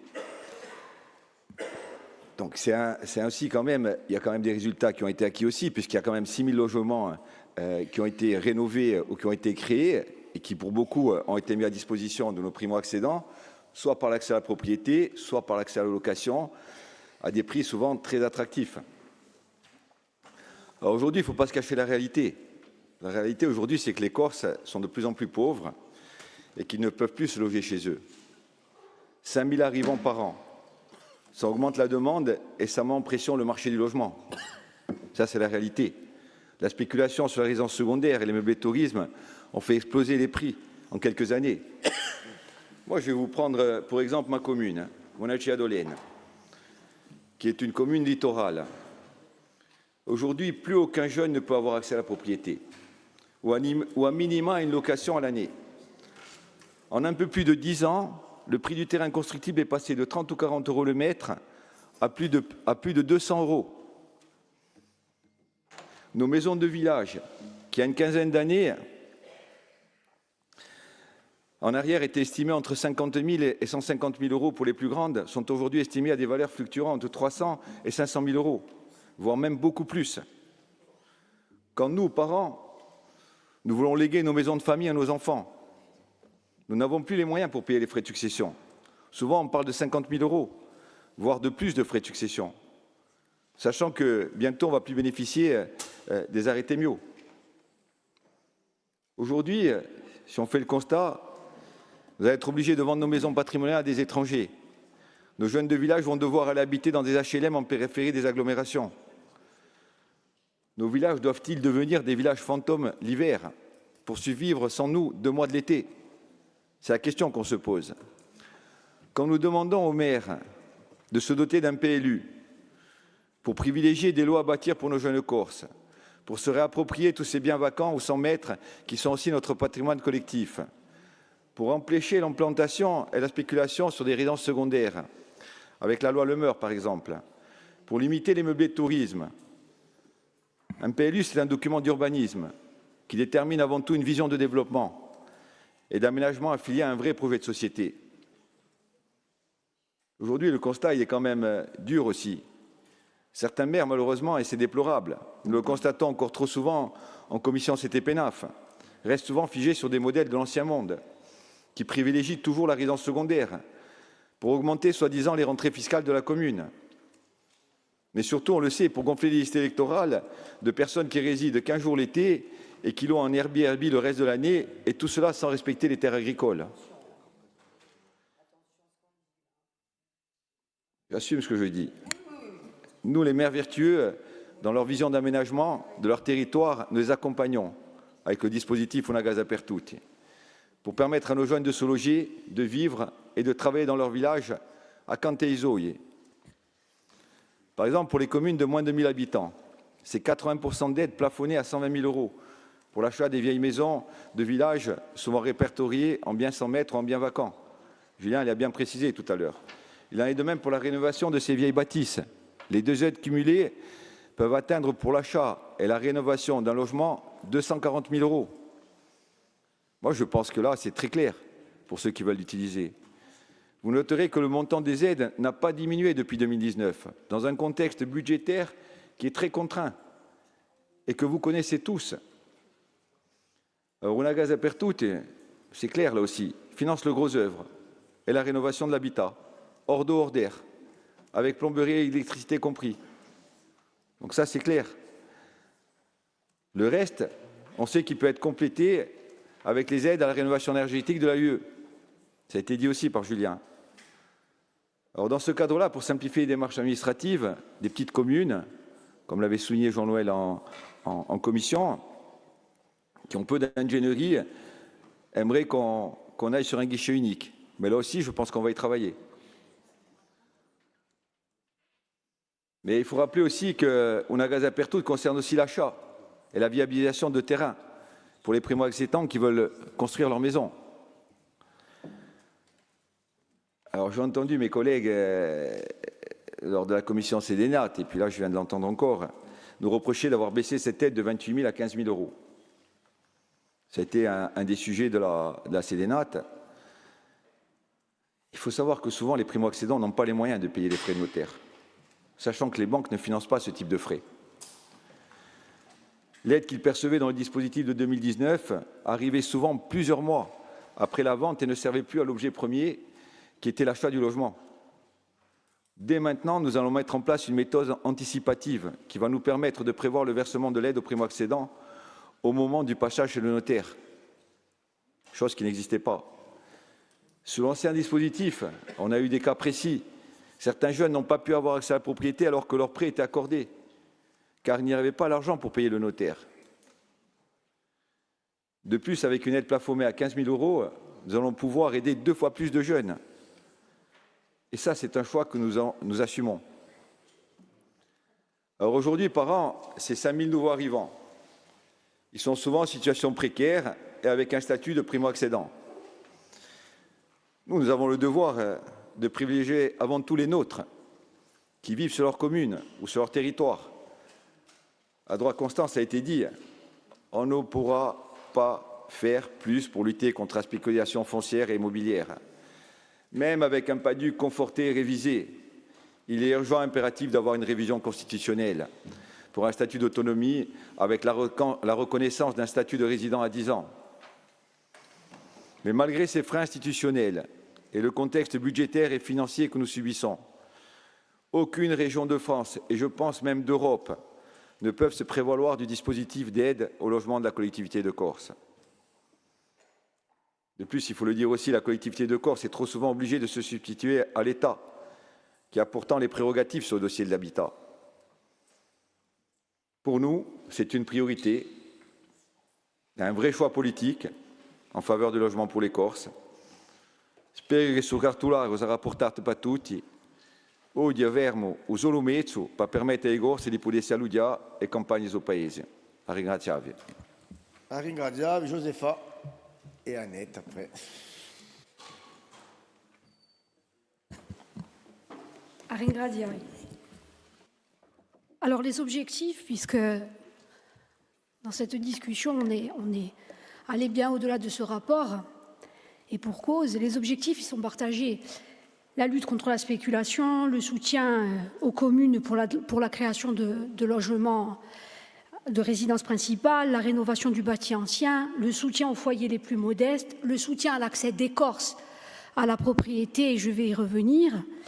Mais moi, justement, face à ces questions fondamentales et de fond, ma première interrogation, c'est celle de la nature du rapport qui nous est présenté aujourd'hui.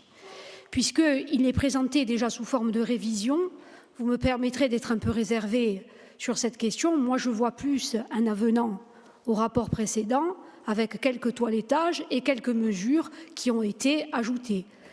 Et par un avenant, ça conditionne beaucoup de choses dans la manière d'aborder des questions de fond, par la nature même de ce rapport aujourd'hui.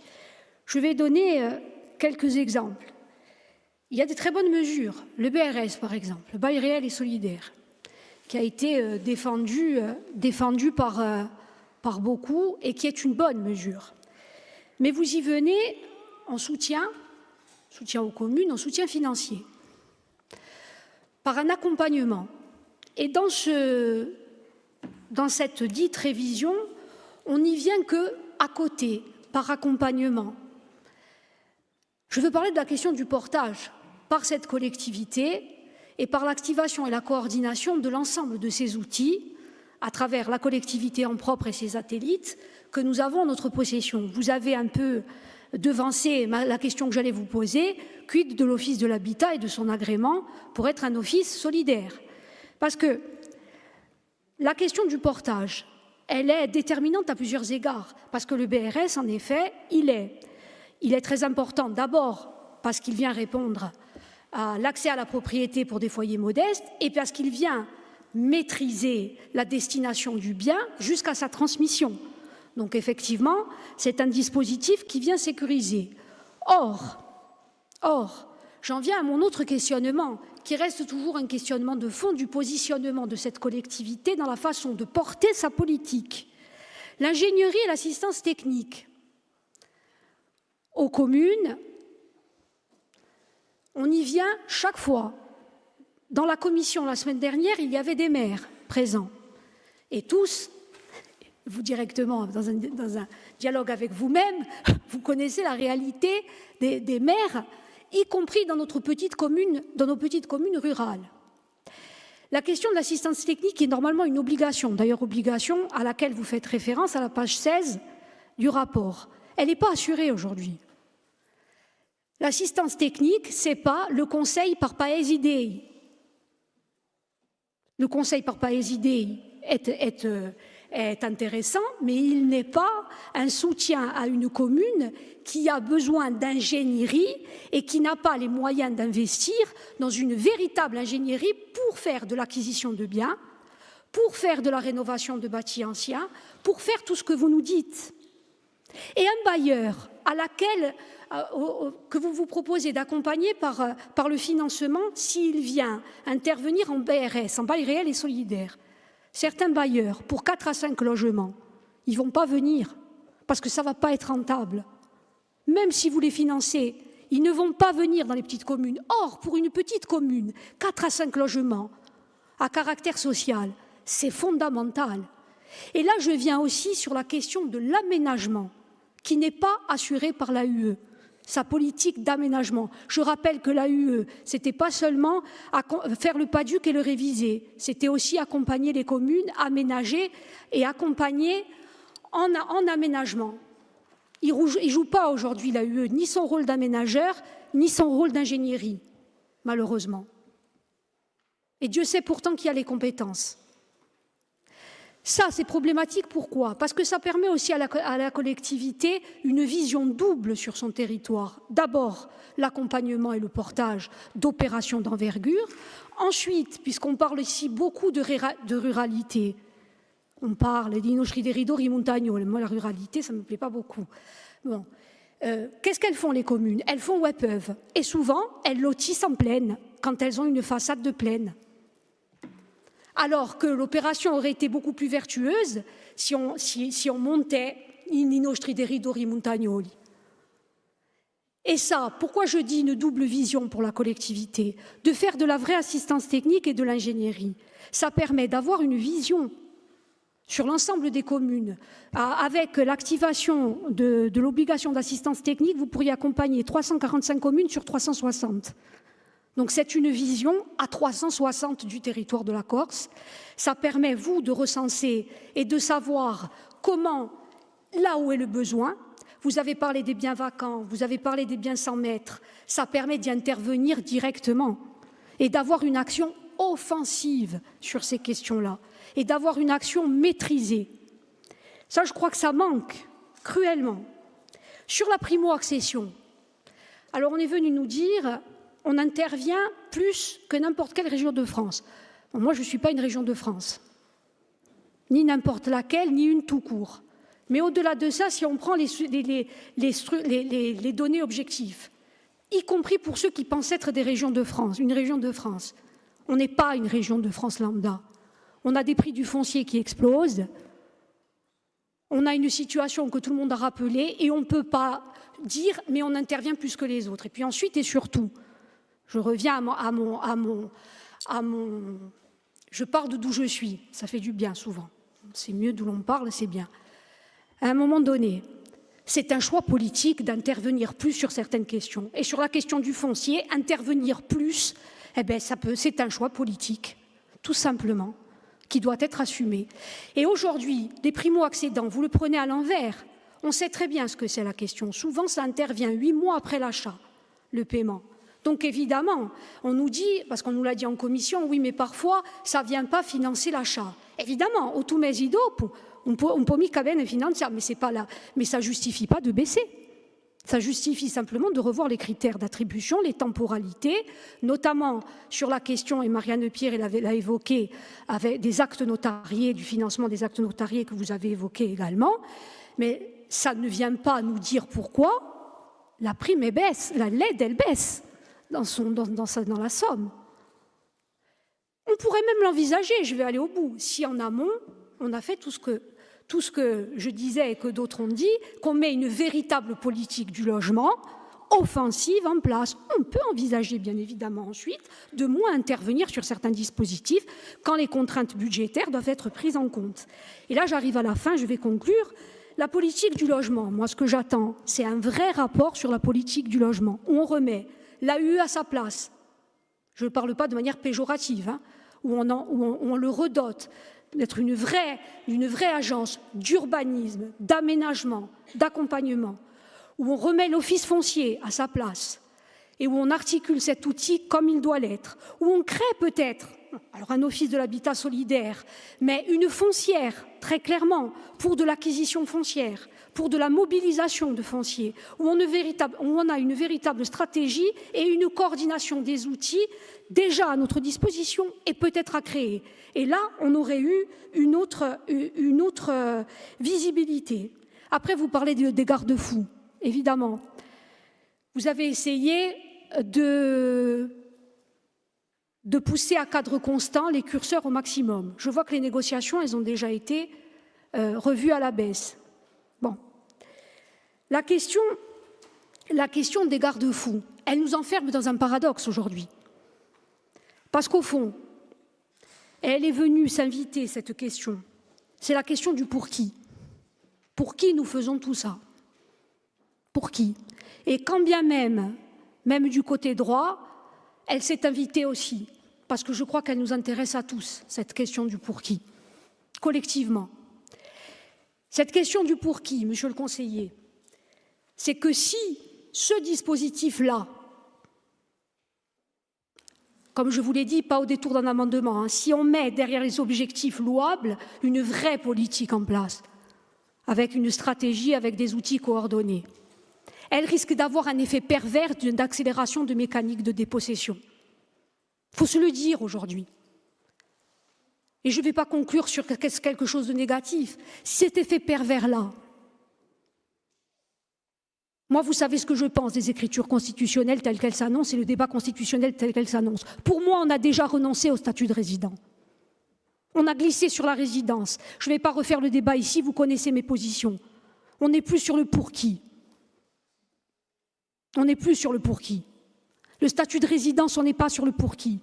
On est sur le bien, on protège le bien, on ne protège pas celui qui l'acquiert. Alors moi, je vous le dis, sinon, aujourd'hui, on valide quelque chose qui va créer des effets pervers, tout louable soit-il. Il faut créer une situation de blocage et de rapport de force sur cette question qui est fondamentale, qui est celle de notre survie en tant que peuple. Beaucoup l'ont dit avant moi. Il y a des arrivées massives qui déstructurent socialement, économiquement, culturellement. Si on ne crée pas la situation de blocage et de rapport de force politique sur cette question, en disant qu'elle est fondamentale pour lever la question politique, qu'elle est fondamentale, qu'on ne trouve pas un langage commun pour le dire, andem a nostra perdita. E questo ne so sicuro, voglio dire che non la legui. Ma ci vuole mettere in piazza, mi riconoscerete così e con Radio così un rapporto di forza politica all'altezza di un pericolo e un cisimo mica. Ringraziabi. Donc Jean-Christophe. Ah pardon Annette, pardon, c'est Annette, oui. Excusez-moi Annette. Merci, merci Monsieur le Président.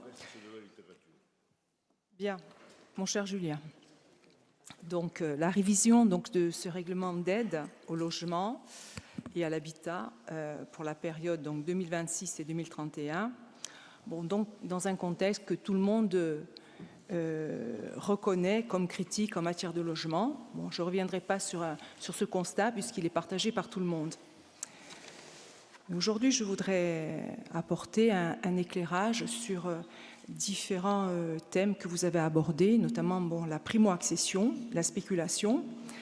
Alors, moi, je vais faire une redite, mais depuis 2018, j'ai défendu dans cet hémicycle des outils qui permettaient de lutter contre la spéculation immobilière et foncière. Et j'ai porté des motions, notamment une motion sur le bail réel solidaire, et je me rappelle qu'à l'époque, il y avait des contradictions, quand on porte une motion, il y a une contradiction, et on m'avait dit oui, mais il va y avoir de la spéculation. La spéculation sur des logements à l'accession pour des gens à revenus modestes.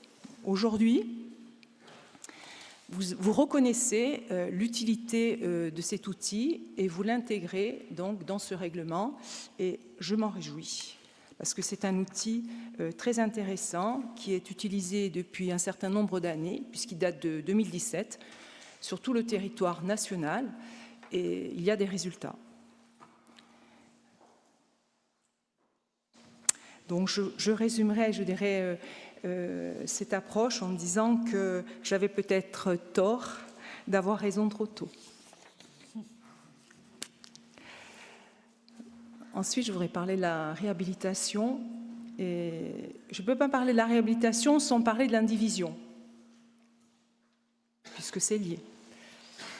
Alors, je regrette un peu quand même que dans ce rapport, en parlant d'indivision, vous n'ayez même pas évoqué cette loi qui a été votée et promulguée le 7 avril 2026 sur la sortie d'indivision à la majorité qualifiée. Ce qui est c'est un texte majeur pour la Corse, pour les Corses, pour sortir de l'indivision et pour y avoir participé grandement, puisque depuis 2017, il y a eu beaucoup d'allers-retours entre la Corse et Paris pour prêcher la bonne parole, pour permettre cette sortie d'indivision. Je trouvais ça, je ne sais même pas comment l'expliquer, comment on allait toujours en disant non mais c'est pas possible, il faut la règle de l'unanimité, alors que c'était la prime en fait à l'héritier au coindivisaire taisant. Et ça a donné pour la Corse des biens qui se détériorent, des maisons qui étaient fermées. Alors aujourd'hui, on va pouvoir réouvrir ces maisons de village et pouvoir donner aux Corses la possibilité de se loger grâce à cette loi, je le dis et je le répète, qui est majeure pour la Corse et qui va inspirer également les sorties d'indivision au niveau national, il faut le savoir. Donc c'était un combat, mais c'est un combat qui n'a pas été vain. Ensuite, l'aide aux primo-accédants. Alors un primo-accédant, ce n'est pas forcément un jeune, parce que j'ai l'impression que quand on parle de primo-accédants, on pense que c'est les jeunes. Non, c'est des personnes qui ont des revenus modestes et qui peuvent bénéficier d'une aide. Alors, cette aide, je tiens beaucoup en tant que notaire. Je ne supporte pas qu'on parle de frais de notaire. Bon, je ne suis pas là pour prêcher pour ma paroisse, mais frais de notaire, ça voudrait dire que la totalité des frais que paye la personne qui franchit un office notarial va dans la poche du notaire. Alors que le notaire, sur des frais d'acte qui sont de 2,5 sur du neuf à 8 sur de l'ancien, c'est 0,825%. Je ne vais pas me plaindre, mais je le dis pour que ce soit clair. Donc ce sont des frais d'acte et non pas des frais de notaire. Donc ces frais d'acte, aujourd'hui, pour les primo-accédants, vous les avez limités à 15 000 €. Donc 15 000 €, mais en fait ce sont des frais réels. Je prends un exemple. L'achat d'un terrain de 70 000 €, les frais d'acte vont s'élever à 4 000 €. Donc l'aide du primo-accédant sera de 4 000 €. C'est ce que vous voulez dire, c'est ça? Très bien. D'accord. Donc le suivi, je dirais, aujourd'hui, de cette aide. Sur le précédent rapport, en 2019, nous nous sommes rendus compte qu'effectivement, ces aides aux primo-accédants arrivaient très tardivement. Et vous n'aviez pas la traçabilité de cette aide. Et pour cause. Parce que quand il y a un projet, c'est un projet de vie pour un primo-accédant. Ce projet de vie, il doit se faire dans un délai. On ne peut pas attendre 6, 7, 8, 1 an pour avoir l'aide. Alors que le dossier a été déposé à la collectivité pour avoir cette aide. J'ai vu des jeunes et des moins jeunes qui sont venus à l'étude et qui m'ont dit « je n'ai pas l'aide de la collectivité ». Donc aujourd'hui, par cette aide que vous ciblez sur donc, les frais d'acte, il va falloir que cette aide, elle arrive au moment, puisque vous avez même parlé presque d'un apport personnel au niveau de la banque. C'est-à-dire que demain, quand le primo-accédant à son projet de vie aura besoin du concours d'une banque, cette aide de la collectivité sera considérée comme un apport personnel, puisque les frais d'acte ne sont pas financés, comme vous me le dites, si bien par les banques. Donc, j'en viens, je vais faire un petit peu de pratique.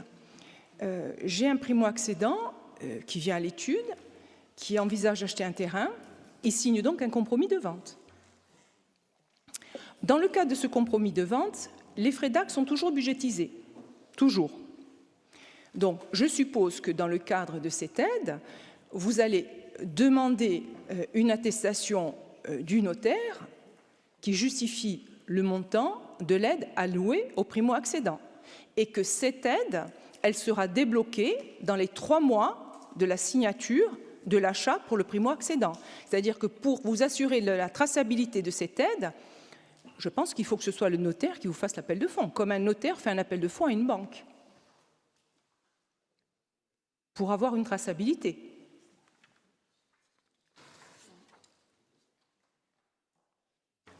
Traçabilité et efficacité. Ensuite, donc, vous financez uniquement les achats de terrains ou de biens.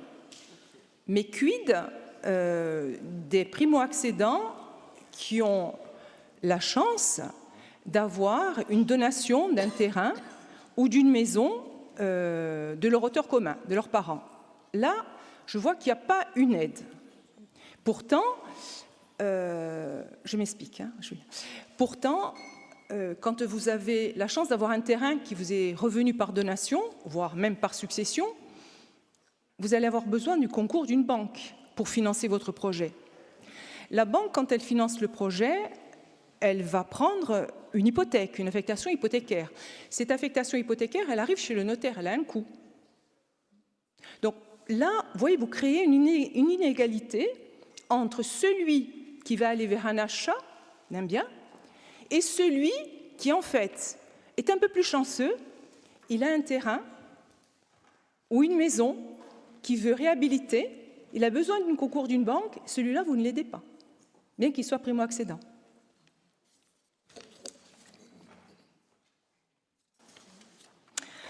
Alors, juste une petite parenthèse également, c'est sur ces ventes pour l'euro symbolique. Moi, ça m'interpelle. Ça m'interpelle dans la mesure où, si vous voulez, il est dit que le prix d'un bien, il doit être réel et sérieux. Je sais que votre exemple, c'est l'Italie. Mais l'Italie, ce n'est pas la France. Il y a un encadrement, je ne vais pas... Il y a un article du Code civil, 1591 du Code civil, qui vous dit que le prix ne doit pas être un vil prix, mais un prix réel et sérieux. Le prix à 1 euro, j'ai peur qu'on ne soit pas dans les clous. Donc, prudence. Prudence.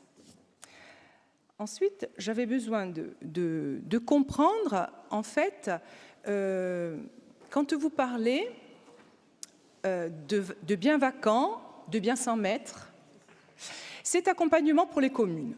Une commune, quand elle fait une procédure de biens vacants ou de biens sans maître, elle a un outil à portée de main qui est le GIRTEC, le groupement pour la reconstitution des titres de propriété, qui va lui permettre de s'assurer que cette procédure de biens vacants ou de biens sans maître, elle pourra s'opérer avec toutes les garanties et toutes les sécurités.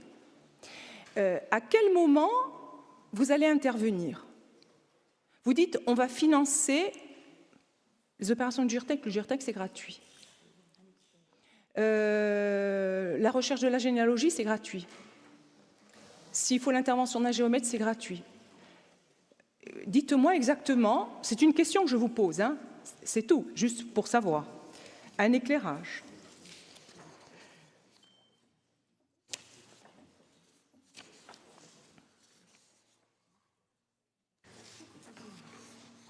Bien. Alors. Bon, je ne peux pas, bien sûr, vous avez parlé des clauses antispéculatives.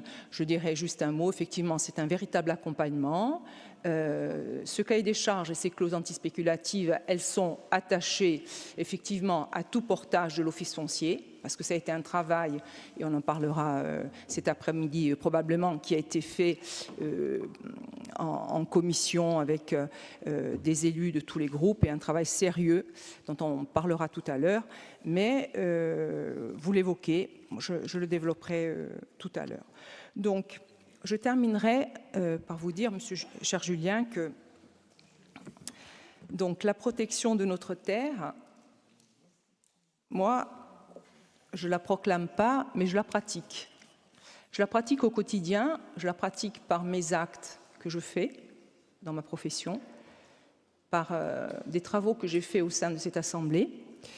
Donc, si vous voulez, je terminerai en disant que il faut aujourd'hui dépasser les postures, parce qu'au fond, on a un même objectif, c'est permettre aux Corses de vivre et de vivre bien sur leur terre. Merci. Merci. Jean-Christophe, Paul-Félix et Pierre Jong. Et moi, j'interviendrai après. Merci. Tony, pardon. Merci, Président. Caro Presidente Garriducci, bon, l'essentiel, je crois, a été dit à cette heure avancée de la matinée. On a, mon cher Julien, examiné avec attention ce rapport.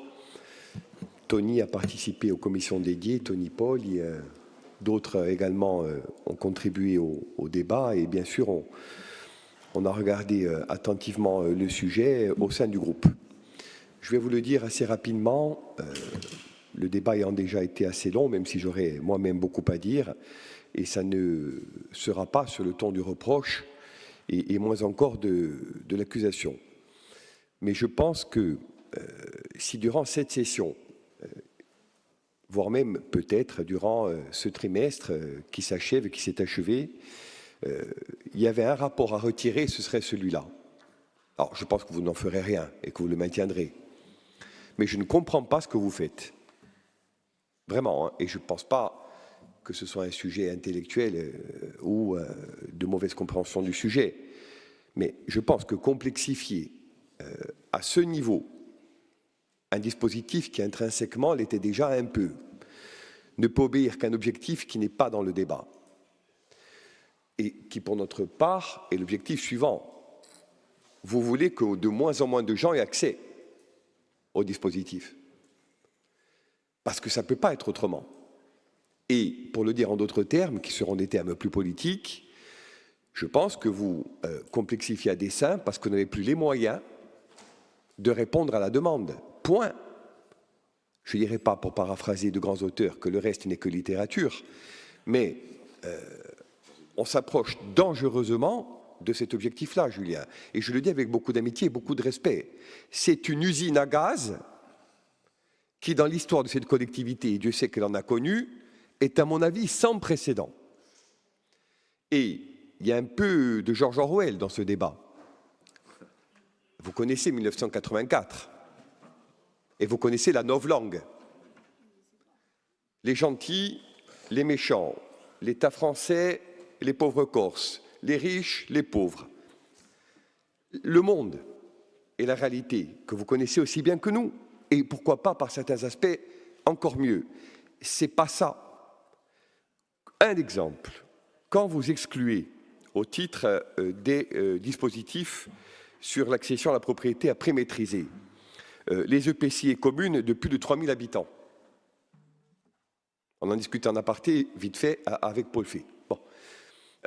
De fait, vous allez à l'encontre des objectifs que vous dites vouloir atteindre. Sur d'autres plans, et je fais une parenthèse par rapport aux propos de Josepha, vous convoquez plus que de raison le statut de résident. Il ne nous a pas échappé qu'on ne l'a pas demandé. Et que même si à la faveur, et on a des points de vue différents sur le processus, nous on y est favorable, quand Josepha c'est un doux euphémisme, il est beaucoup moins. Mais on sait tous ce qu'on a voté. Et pour être tout à fait clair, même si l'Assemblée nationale d'abord, le Sénat ensuite, devait consacrer à la virgule le texte qui a reçu 80% des suffrages ici, la situation demeurerait, pour l'essentiel, inchangée. Et c'est un partisan de la réforme qui le dit. Donc vous en appelez à des solutions qui, à ce stade, n'ont même pas été formulées en tant que problème. Et si je me trompe ou que je mens, Biego Gabitsa, dites-le moi. Parce que je suis ivre de mots ce matin. Et Dieu sait qu'on en a reçu. Mais, de grâce, disons-nous les choses. Si vous nous expliquez sobrement, et on pourrait même vous rejoindre, que le dispositif de 2019 était un toboggan budgétaire, et qu'aujourd'hui on n'a plus les moyens de répondre, c'est un principe politique. Même si, et vous avez raison de le dire, vous auriez eu raison de le dire, on peut nous être d'accord. Il le fallait, on assume notre vote de l'époque, on était encore dans la majorité, et quand bien même aurions-nous déjà été dans l'opposition, qu'on l'aurait voté. Donc il n'y a pas de problème avec ça. Le problème aujourd'hui, c'est que ce que vous nous proposez complexifie tellement, et je l'ai déjà dit, que je ne vois pas en quoi on améliore le dispositif ancien, sinon pour en réduire l'accès à un certain nombre de communes ou de PCI, je l'ai dit, à un certain nombre de ménages. Vous avez un concours d'acronymes, les COM, les PIG, les OFS, les POPAC, aux idées. On en lit tous ces rapports. Et je ne vais pas faire de populisme ou de démagogie avec ça. Mais là, pour le coup, vous battez tous les records. C'est illisible. C'est illisible. Et moi, je vous le dis parce que je porte des projets. Et tout ce que vous nous dites là, en dehors de l'office foncier, j'en ai parlé hier, qui nous a considérablement aidés. Et je veux dire, en quoi, pour un maire qui administre une commune touchée de plein fouet par la spéculation, et qui veut non pas continuer, mais mettre un terme. Ce rapport vient aider en quoi que ce soit. Et je pointerai également 3 autres sujets. Le premier, sur les primo-accédants.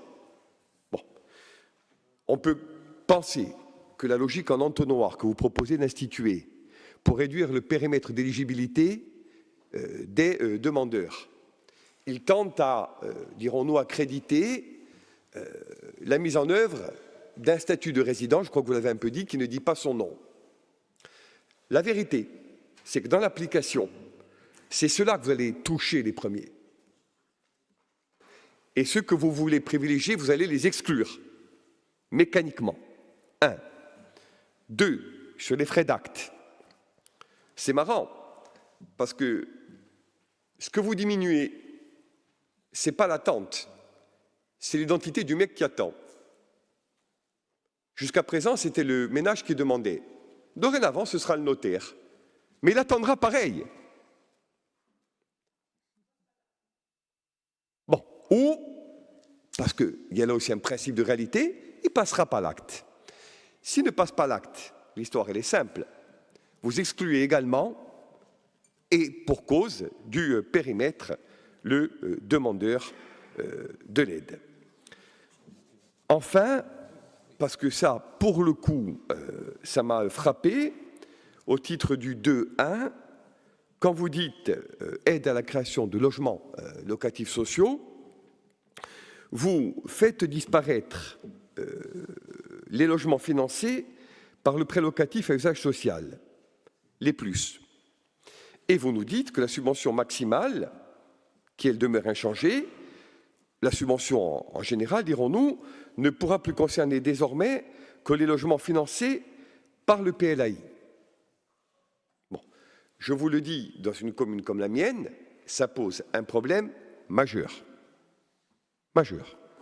Et on est en contradiction avec là aussi des objectifs édictés par un certain nombre de financeurs ou de partenaires, l'État, les bailleurs, etc. Et par cela même, contenu dans le rapport de 2019, qu'aujourd'hui vous vous proposez, non pas de modifier, mais de remettre en question d'une manière assez fondamentale. Alors il y a une bonne nouvelle, la question du BRS, même si ce n'est pas simple, pour porter un projet sur la commune, je vois un peu par quoi l'on passe. Là, on est en dossier de demande d'agrément OFS, avec l'idée d'en créer un l'année prochaine, Bibré-Gouzaloude. Bon.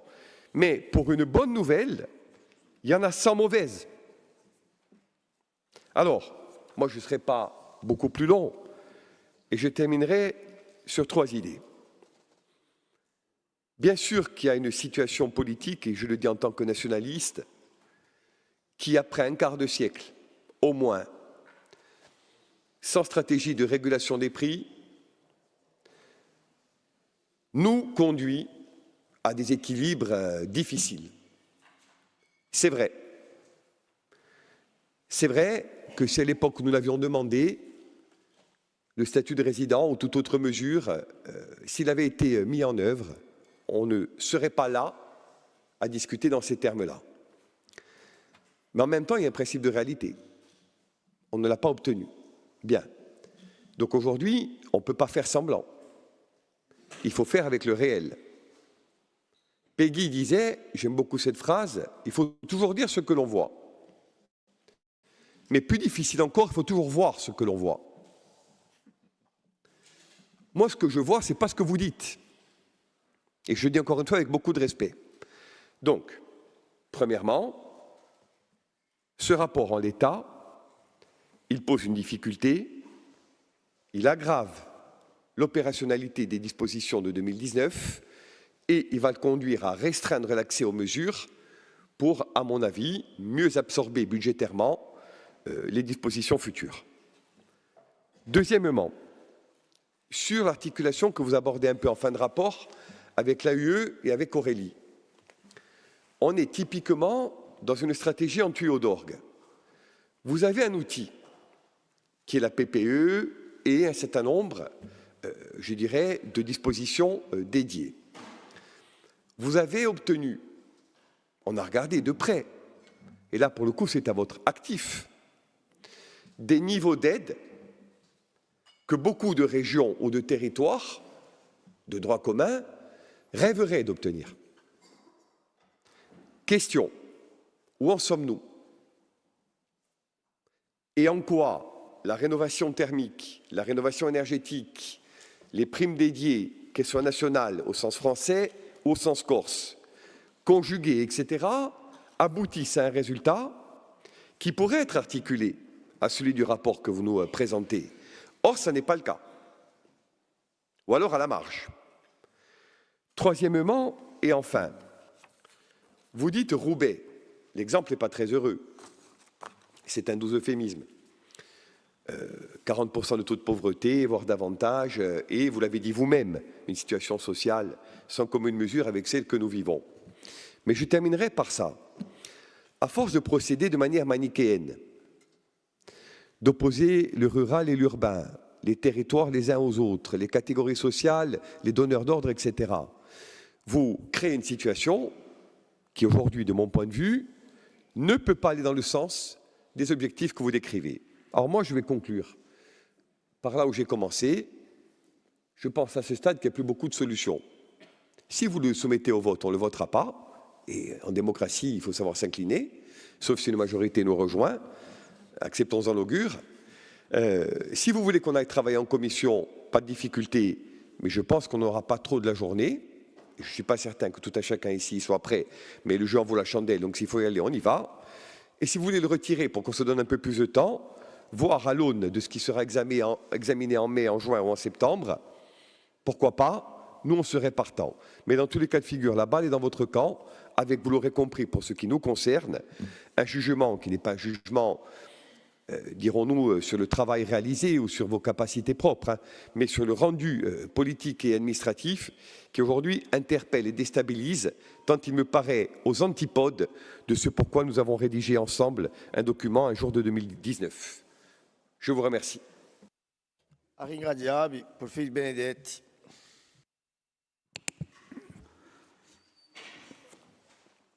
Bon, moi j'ai lu le document avec circonspection et amabilité. Sur le fond, l'objectif est d'essayer d'aider des habitants insulaires, supposés si possible corsophones, à acquérir un bien et à patrimonialiser un petit peu de cet espace devenu complètement fou et spéculatif. La réalité pratique, elle est tout autre. C'est un programme existant qui a vécu pendant 10 ans et vous dites on a aidé pour 6 000 logements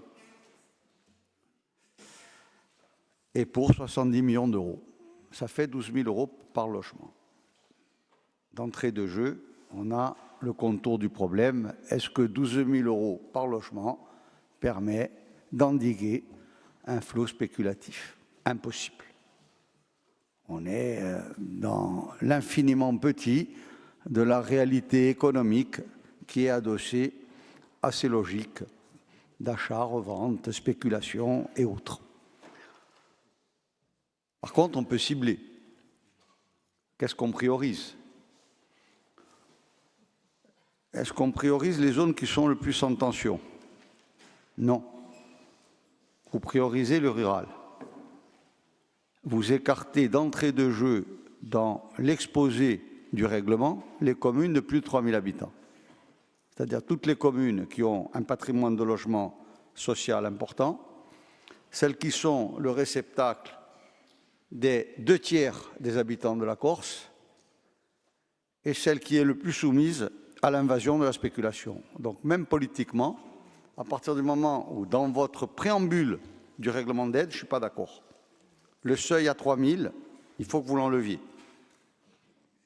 Parce qu'en plus, c'est incompatible avec le corps de votre rapport, où vous avez les mesures 1.1, 1.2, pour l'aide à l'acquisition ou l'aide à la restructuration. Je crois que, de mémoire, page 18 et page 19, où là, vous avez des seuils à plus de 3 000. Donc il ne va pas le rapport. Donc déjà, il faut le reformater. Ensuite, sur les taux d'aide. Les taux d'aide, ils doivent être compatibles avec les taux d'aide qui ont été définis dans le règlement d'aide aux communes. C'est-à-dire que vous devez apprendre les 4 strates, 350, 350 à 1000, 1000 à 10 000 et au-delà de 10 000. Il faut une logique politique. Ça ne va rien changer à votre enveloppe, mais ça permet d'accompagner des projets politiquement. Ensuite, la partie des logements sociaux. Vous ne faites pas l'inventaire réel de ce qui se passe. Aujourd'hui, il y a faillite des 2 opérateurs publics corses, que ce soit celui qui est géré par la CAPA ou celui qui est géré par vous-même. Je suis gentil, allez, par nous-mêmes. Sur ces 4 dernières années, il s'est construit en Corse 1150 logements sociaux. 150 sous maîtrise d'ouvrage des OPH et 1050 sous maîtrise d'ouvrage des entreprises sociales d'habitat, qui sont toutes étrangères à la Corse. Où est-ce qu'il est, le levier politique pour essayer de donner les moyens à nos établissements publics qui sont en Corse de construire? Rien. Rien. L'an dernier, ils ont fait 21 logements, je crois, quand les autres en ont fait 300. Alors, dans un règlement, il doit y avoir les leviers pour prioriser nos outils. Ensuite, toujours dans la partie logement, accession, il y a un levier qui n'est même pas abordé au niveau philosophique. Ce sont les prêts sociaux de location-accession ou carrément les contrats privés de location-option d'achat qui sont autorisés en France depuis la loi, je crois, de décembre 1984. Il n'y a rien, même pas une allusion, et même pas une ligne en face pour essayer de bonifier ces opérations.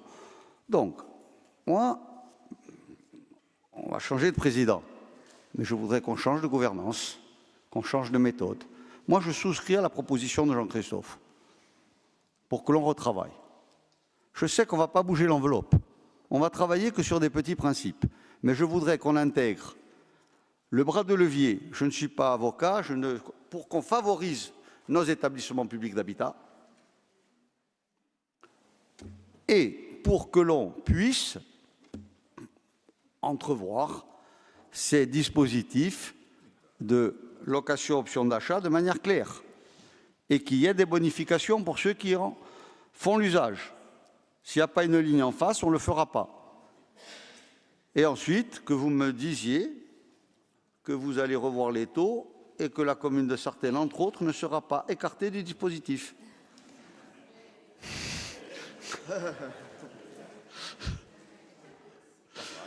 Non, d'autant plus que j'ai une commune qui est un paradoxe en Corse. J'ai 450 logements vacants sur un parc de 2800 logements. J'ai 15% de logements vacants sur mon parc global, alors que la Corse est à 3%. Donc si on veut résorber, si on veut que les Corses accèdent au logement, il faut que j'ai des lignes où je peux taper en face. Si vous me dites non d'entrée, on va passer à 600 dans les 3 années qui viennent, logements vacants. Donc il faut qu'il y ait une corrélation entre l'action politique et la réalité de terrain. Et je ne partage pas l'idée que la lutte contre la spéculation, elle doit se faire exclusivement sur la montagne. La plus grande spéculation qu'on a, elle est au contraire dans les zones tendues, qui sont des zones littorales, et c'est là où il faut qu'on ait une contraction politique pour permettre à nos jeunes Corses ou à nos primo-accédants de rentrer en voie de patrimonialisation. C'est compliqué avec une enveloppe de 70 millions d'euros. Mais on attend. Merci. Pierre Jong e Tony Peralta. Signor Presidente, vi ringrazio.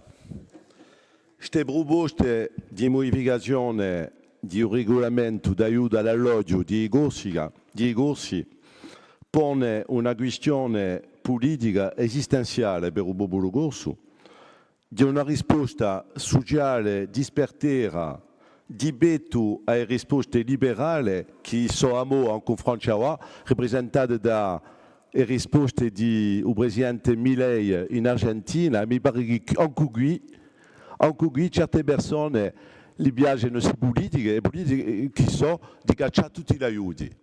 Mi pare che certe persone qui sono da consento, dunque non è come caso. Mi pare che è un principio queste proposte e che ci permetterà di darci una speranza di salvare a Corsica che noi teniamo tutti cari. Voglio ricordare che negli anni 60 c'era il 5% di sopravvenuti per comprare o pigliare a pregio un alloggio. Oggi ci sono il 45% di sopravvenuti e sapendo che la maggiorità dei corsi non sono mica ricchi, dunque è necessario di prendere misure per permettere a tutti di poter campare in una casa di qualità. Questo piano è un principio che va in una direzione. Più due esempi, l'aiuto per i piccoli comuni e il principio di statuto di residente. Dunque, questo regolamento, ripeto, è un buon principio e spero che la riforma, lo scambiamento istituzionale girerà i mezzi da andare più lontano per far smarrisce sul ganchero rappresentato dalla speculazione turistica. Vi ringrazio. Ringraziabi. Tony era la parola. Merci, Monsieur le Vice-président. Monsieur le Président du Conseil exécutif, Monsieur le Conseiller exécutif, je vais concentrer donc mon intervention uniquement sur le bloc communal en matière de politique du logement. Mais auparavant, je tenais à dire quand même que si le dispositif Una Casa per Tutti, Una Casa per Ognuno a été largement utilisé, c'est aussi sans doute parce que les enjeux liés à ces problématiques avaient été clairement identifiés, d'une part, que les objectifs retenus et que les moyens pour les atteindre ont répondu à l'attente non seulement des personnes en quête de logement, mais également à l'attente des acteurs du logement locaux, que sont les propriétaires privés, les bailleurs sociaux et les communes. Pour ce qui concerne les communes, et là c'est l'expérience d'un maire d'une petite commune du rural, aujourd'hui quand je veux acquérir du foncier en vue de la construction d'un logement, je n'ai que pour seul financeur la collectivité de Corse. Quand je veux rénover des logements communaux, je n'ai pour seul financeur la collectivité de Corse.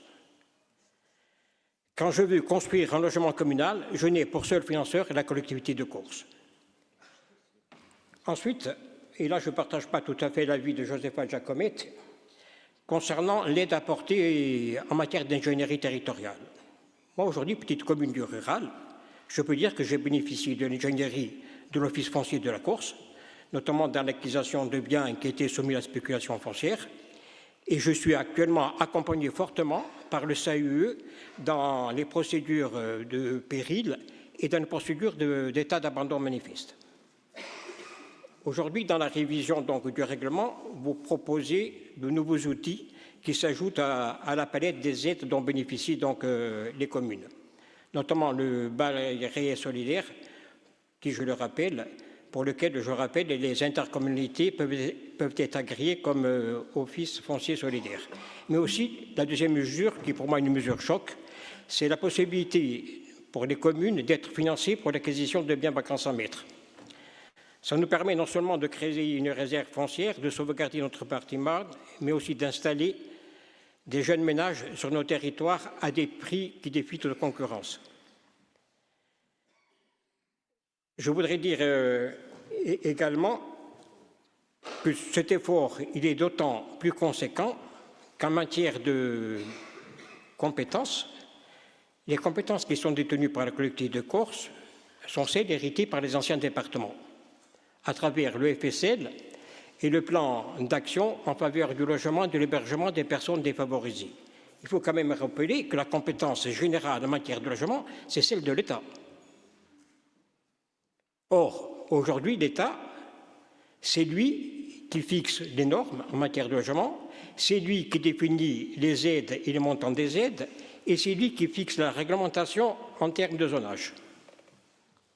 Certes, aujourd'hui, confronté à des contraintes, à ses propres contraintes, à ses limites budgétaires, à ses limites techniques, parce qu'aujourd'hui, les services d'ingénierie de l'État sont complètement démantelés, l'État consent non pas à décentraliser, mais à territorialiser une partie infime de ses attributions, notamment en permettant donc aux intercommunalités de s'ériger en autorité organisatrice du logement et de pouvoir adapter aux réalités locales une partie de ces attributions.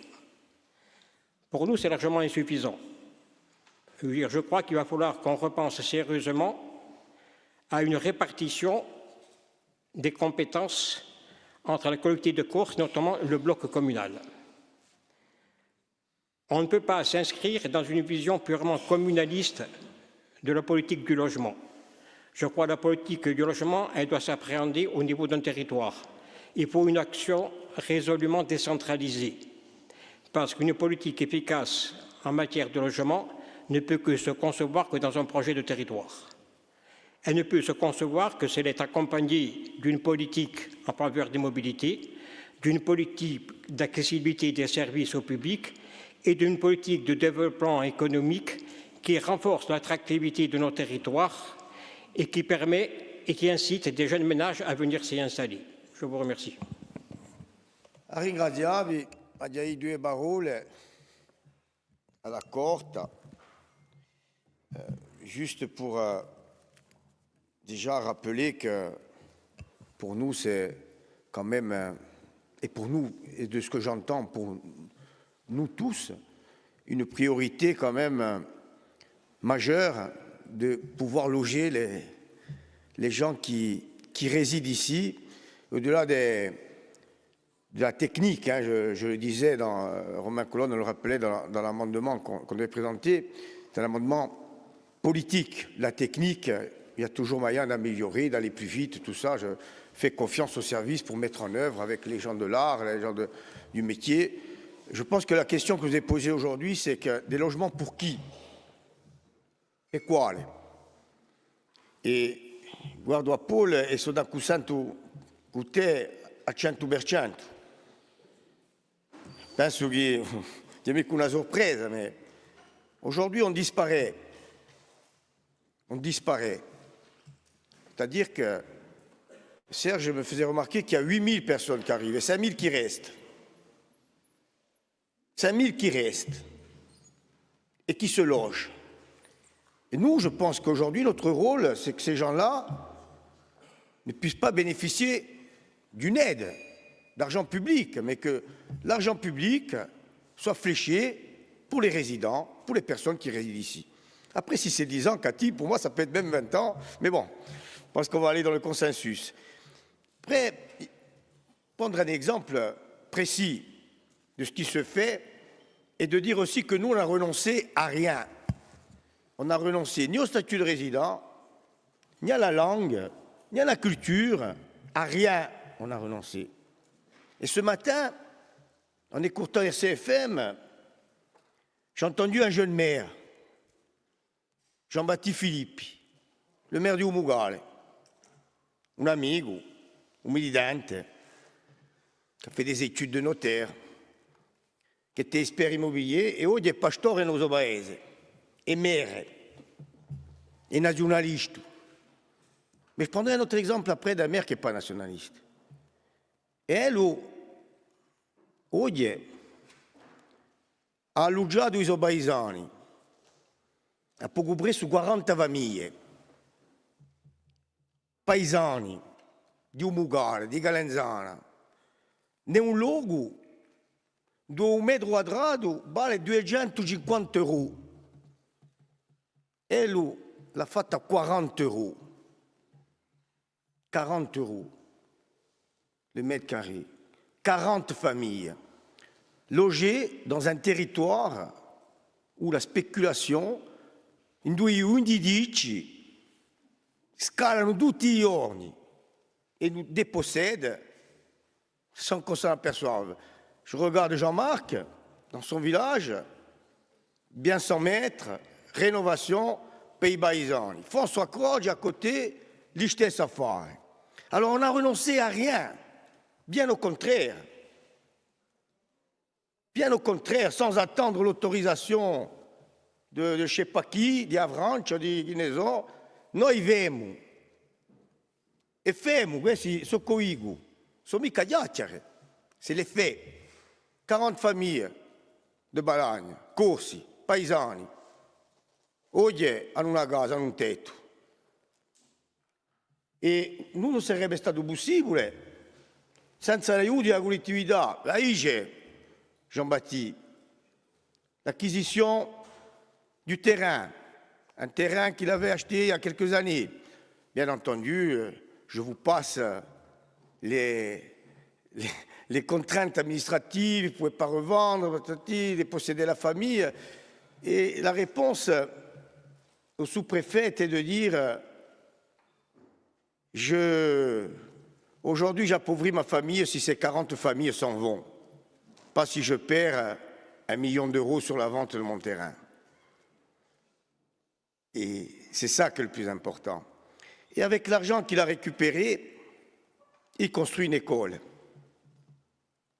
neuve pour ces 40 familles qui sont aujourd'hui fixées sur ce territoire. Voilà l'exemple qu'on a concrètement. Voilà à quoi aujourd'hui doivent être destinées ces aides. Et on le dit très tranquillement, puisqu'on est dans la majorité, aucune aide ne doit aller aux nouveaux arrivants. Aucune aide ne doit aller aux nouveaux arrivants, que ce soit pour construction, d'acheter tout ce qu'on veut. Je pense qu'il faut flécher, en termes de logement, d'art, toutes ces aides pour les personnes qui résident ici. Je pense que là-dessus, on peut tous se rejoindre.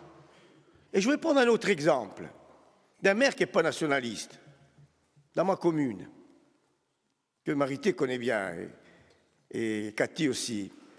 Le maire qui n'est pas nationaliste, aujourd'hui, fait des biens sans maître, il en a fait 4, 5. Tous ces biens sans maître ont été vendus à un prix défiant toute concurrence des jeunes du village. Tous. 2 permis de construire, 2 jeunes du village. Les autres qui arrivent, ben, ce n'est pas possible de construire. Eh ben, ce n'est pas possible d'avoir des biens sans maître. On n'est pas nationaliste. Ma di un paesano, di corso.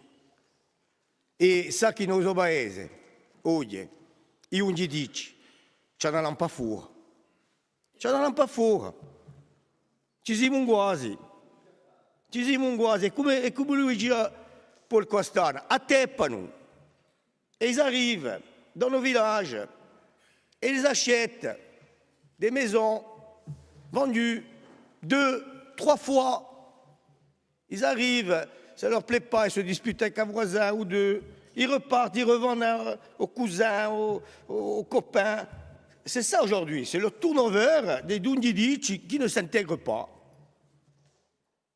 C'est ça la réalité aujourd'hui, Paul, et tu l'as bien expliqué. Alors voilà, je ne vais pas être plus long. Nous, on renonce à rien, ni au statut de résident, ni à la langue, ni à la culture, ni à la corsisation des emplois. Ni à la corsisation des emplois. Voilà, on est toujours là, on est debout, on le sera. Et moi, je suis content et ravi d'entendre aujourd'hui des discours comme j'ai entendu, Cathy, Marité, Marianne, Pierre, Maître. Je pense que siamo tutti da consente et on a tous les yeux ouverts à ce qu'on tient. Mais si on continue à accueillir 5000 personnes par an, on disparaîtra. Et ça, ni non ci verrà sparire, saremo impariti, faccia egli e fate che sta aiuti andessino ai nostri, ai gente che sono qui, ai gente che campano qui, ai gente che costruiscono qui e che mandano i viola a scuola qui. Nadine et Romain.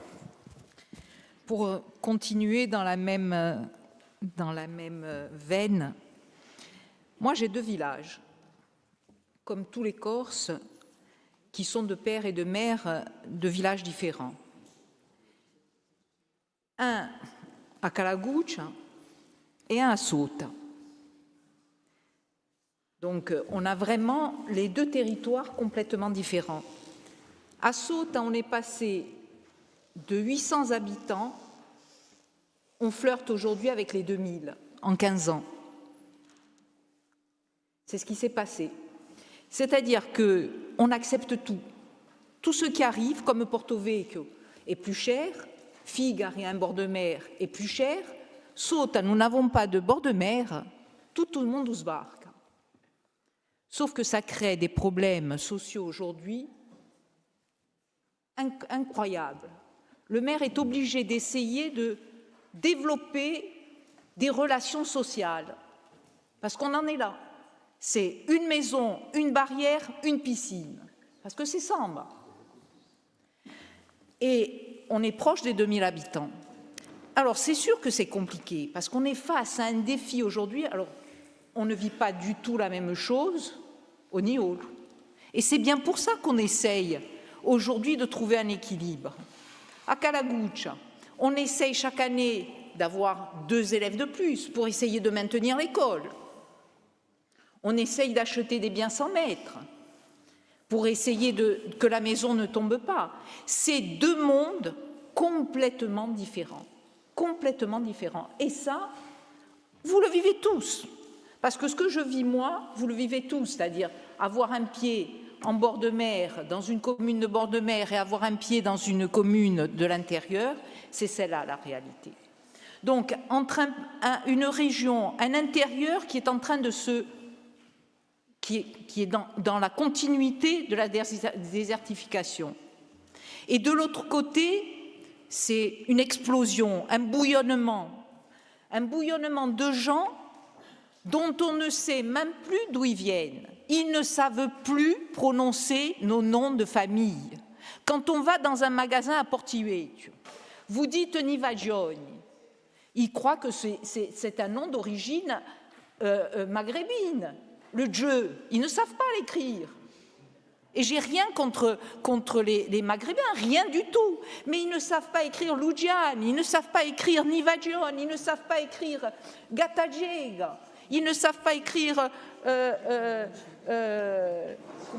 Quastana, une barlemo. Vi rendite conto chi ne siamo oggi? Vi rendite conto? E Scolagur Sagui era non in traccia di una conferenza in stampa per poter mantenere la lingua. Ne siamo su punto, perché chi si nawa su discorso in 25 anni sono eletta qui da poi 25 anni non l'abbiamo mai inteso.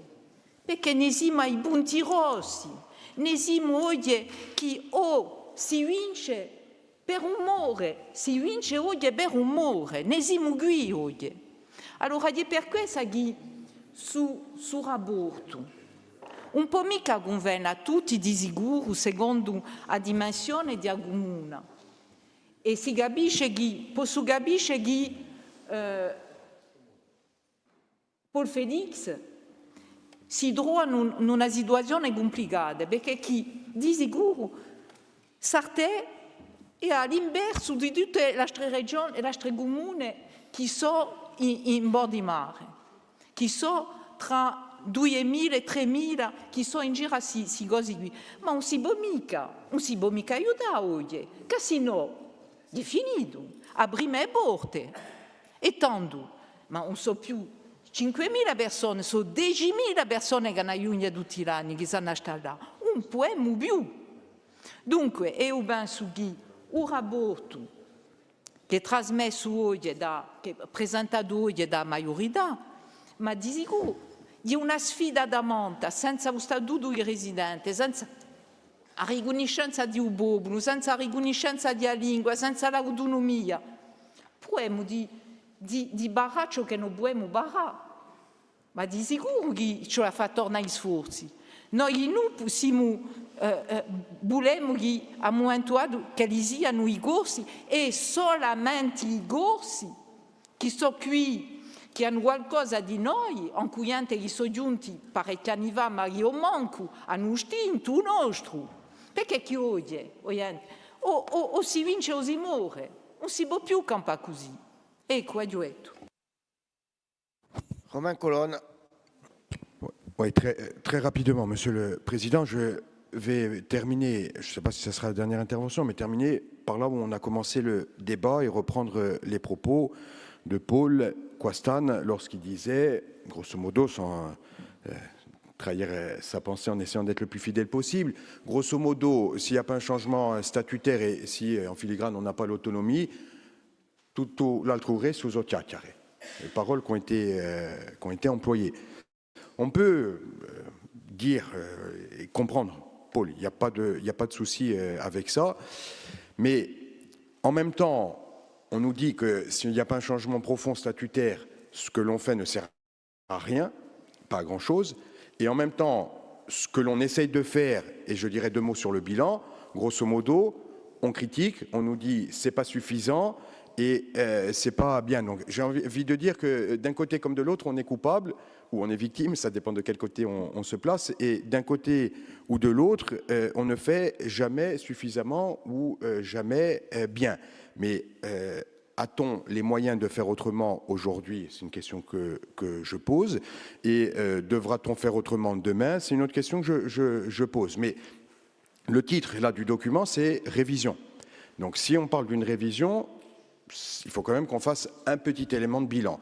Et l'élément de bilan, je le mets aussi au regard de nos discussions que l'on a eues hier sur la priorisation, sur les choix que l'on devait faire. Le bilan, cher Julien, c'est 70 millions d'euros qui ont été investis sur le territoire, auprès des communes, auprès des jeunes et des moins jeunes, pour l'accession à la propriété, pour essayer de juguler le marché, pour essayer de rénover. C'est 70 millions d'euros.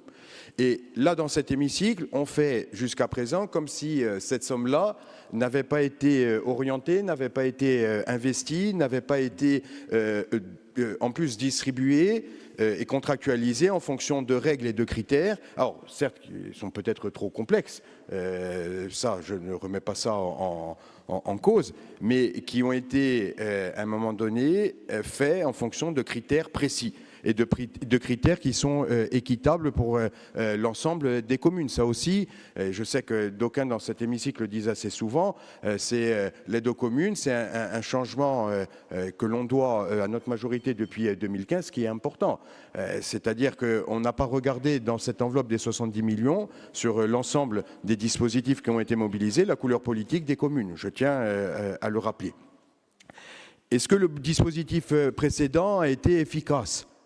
Oui, il a été efficace. Est-ce qu'il a été suffisamment efficace pour juguler un problème de fond dans un territoire, vous l'avez dit, à l'échelle française, où la Corse est le territoire le plus pauvre, où M. Paolini a rappelé les chiffres de la spéculation qui n'ont pas commune mesure en Europe.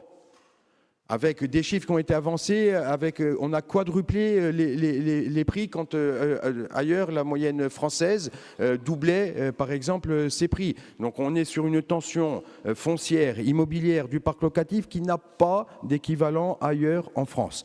Et donc, oui, on est d'accord avec Paul Quastan, s'il n'y a pas une réforme profonde et s'il n'y a pas un fort statut d'autonomie et un statut de résident qu'on peut décliner ou appeler de différentes manières, oui, on va vers de graves problèmes et vers une aggravation des problèmes plus qu'ils ne se posent aujourd'hui. Mais est-ce que dans le cadre des compétences de cette collectivité, et Tony a bien fait de le rappeler, dans le cadre des compétences de cette collectivité et des fois bien au-delà de ces compétences, est-ce qu'on a réussi à mobiliser des choses qui sont profitables, des dispositifs profitables aux Corses? Oui.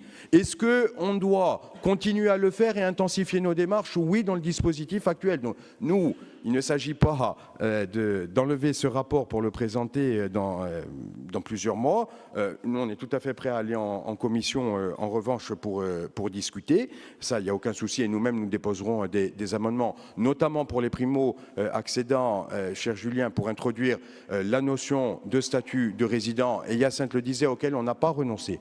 On est arrivé sur un point d'accord avec le gouvernement qui nous estime, ou au moment où on a trouvé ce point d'accord, qui nous a semblé satisfaisant pour pouvoir, selon une étape, pouvoir avancer sur cette problématique-là et ne pas retourner à la maison sans rien.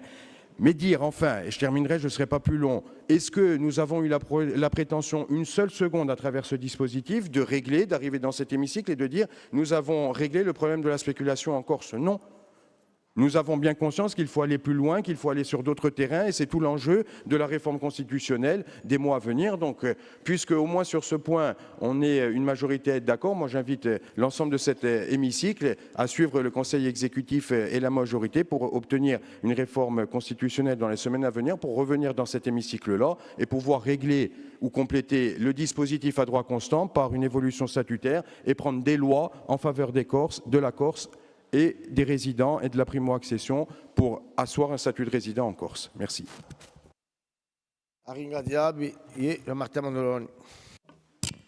Merci, Monsieur le Président.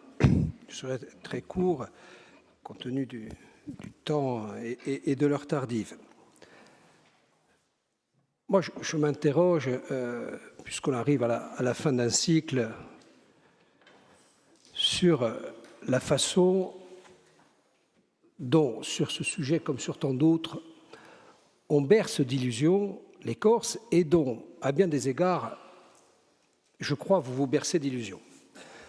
Vous mettez en perspective un rapport qui n'en est pas un, on pourrait appeler ça un addendum, un rapport existant, lequel rapport a été voté à l'unanimité et auquel nous avons contribué il y a 5 ans maintenant de cela, pour ce qu'il était et pour les objectifs qu'il se fixait. Et vous mettez ce rapport en perspective avec ce que d'aucuns ici considèrent comme un fléau, et en tout cas avec un problème anxiogène que nous avons tous en partage. Vous pouvez appeler ça les envahisseurs, vous pouvez qualifier ça d'invasion, vous pouvez qualifier ça de drame, de fléau, de vague. Il y a un sujet. Il y a un sujet qui est très profond, qui dépasse très largement le cadre du logement, qui est celui de la disparition, du sentiment d'appartenir à quelque chose qui s'éteint, qui disparaît, qui est presque ontologique. Très bien. Première illusion. On ne va pas se faire croire, je crois que Romain a modéré le propos, que ce n'est pas cette affaire-là, ce n'est pas cet addendum qui va régler le fléau. Il faut qu'on soit très clair là-dessus, parce que le débat a très largement débordé. Deuxième sujet, et deuxième élément de modération. On va se heurter à un principe de réalité, je parle rapidement sur l'insécurité juridique, qui est le problème des moyens. On ne va pas régler le fléau dont on parle avec 10 millions d'euros par an. Si on arrive à individualiser les 10 millions d'euros et si on arrive à dépasser l'immense complexité du rapport tel qu'il est formulé. Mais je vais plus loin, sur le thème de la grande illusion. On a voté, y compris nous-mêmes, à l'unanimité, les premiers termes de la révision constitutionnelle. En conscience.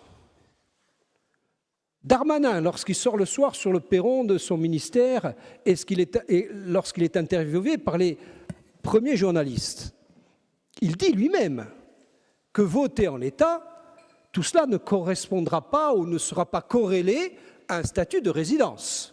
Donc, quand bien même les choses se passeraient comme beaucoup le souhaitent ici, au regard des navettes parlementaires et du travail parlementaire qui va s'initier dans quelques semaines, il ne faut pas imaginer qu'on aura un statut de résident. Deuxième sujet de la grande illusion. Troisième déclinaison de la grande illusion. Moi, je suis d'accord avec beaucoup de propos qui se sont tenus ici, mais en particulier avec celui de Josépha.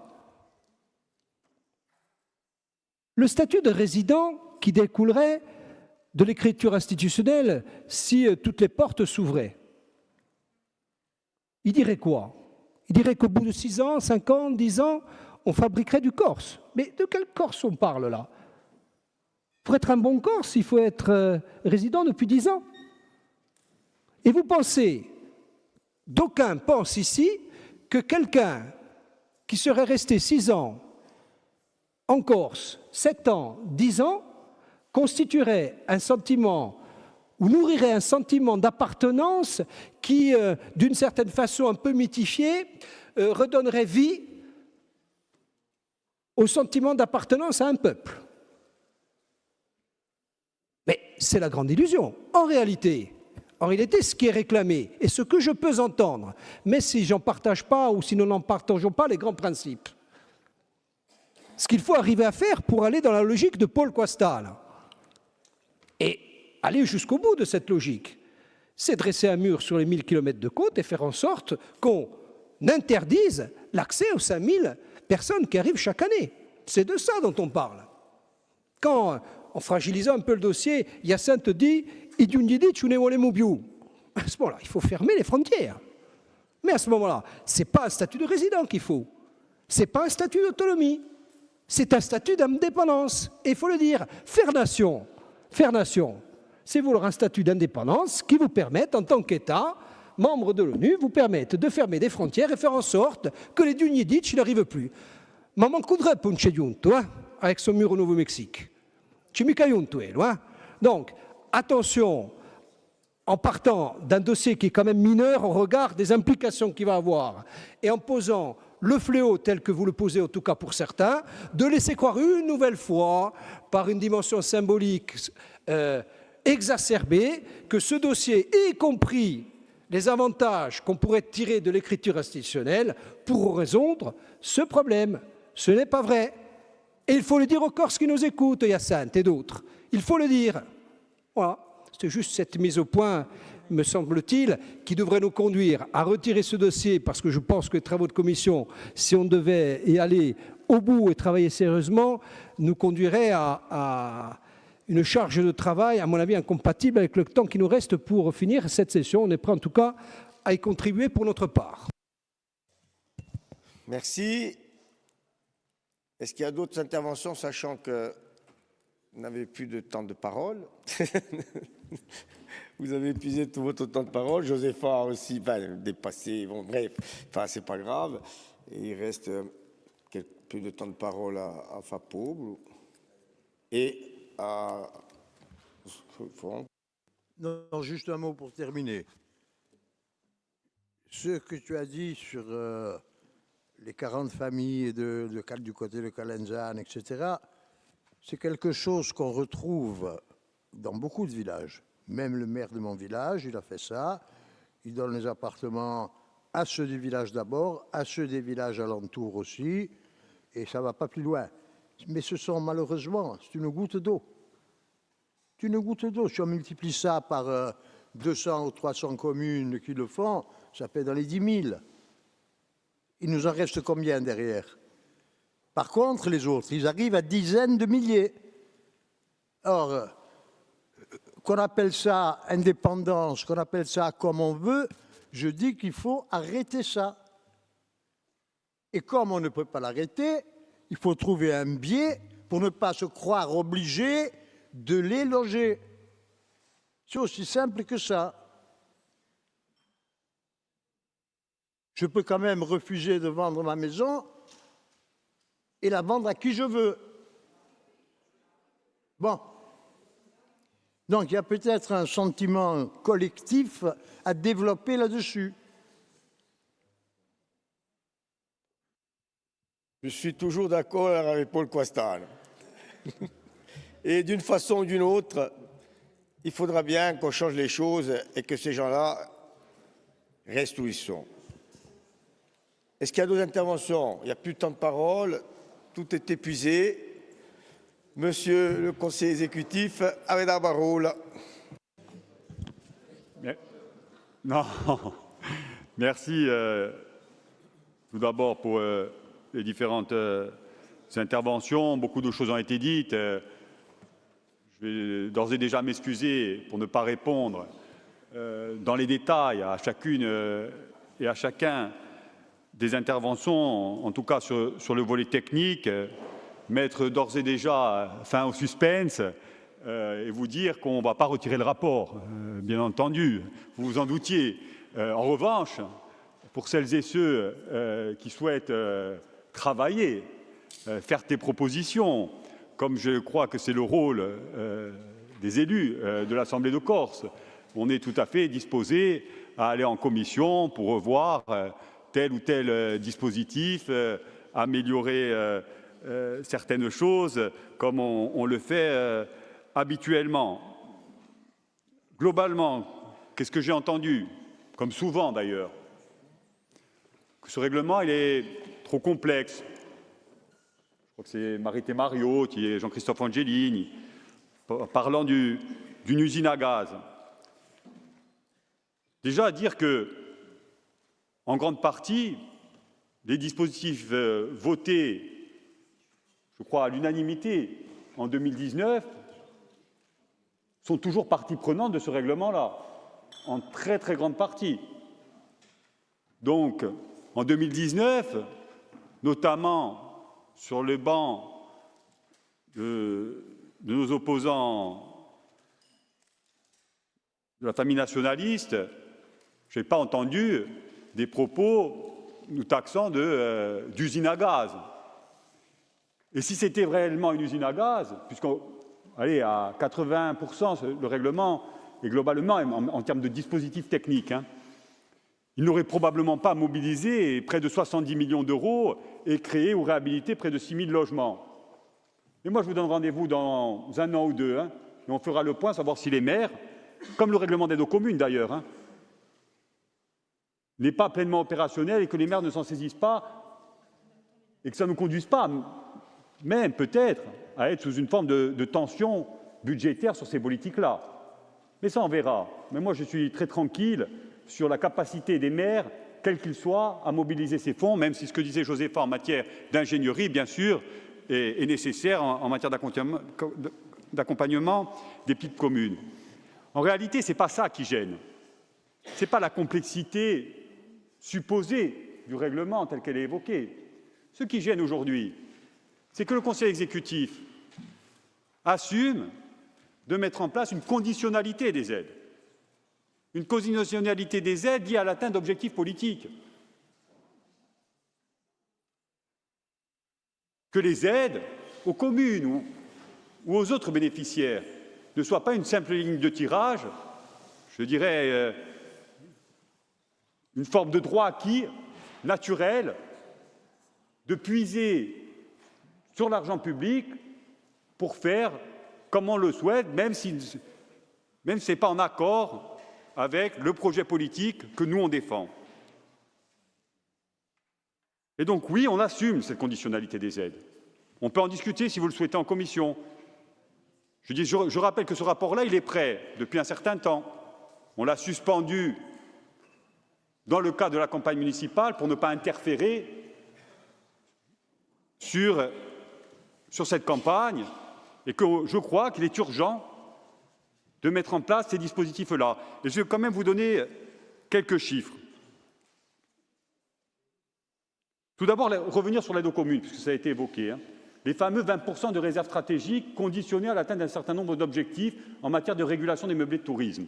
Je rappelle, taxation des résidences secondaires, pour les communes de plus de 3 000 habitants, bien sûr.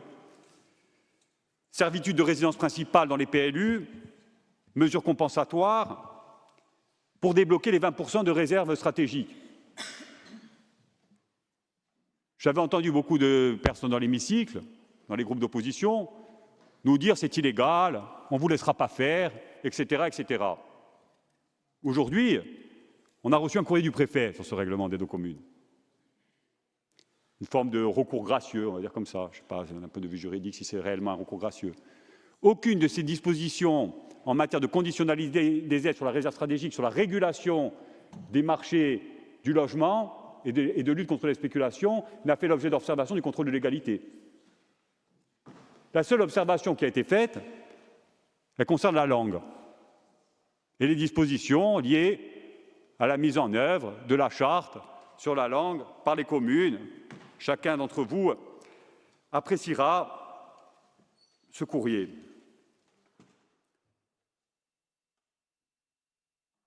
Et oui, il y a urgence à le mettre en place, ce règlement, à le réviser.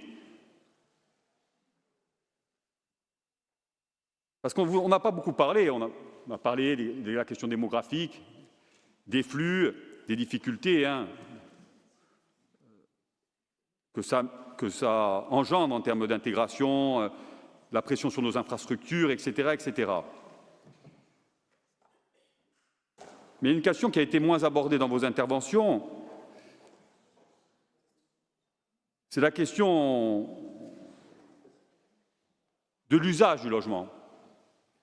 L'usage du logement, aujourd'hui en Corse, comparé à il y a 10 ans, ou même à 2019, il a été profondément modifié, avec une partie des logements qui sont aujourd'hui transformés et de plus en plus en meublés de tourisme. Et je vais répondre à Jean-Christophe.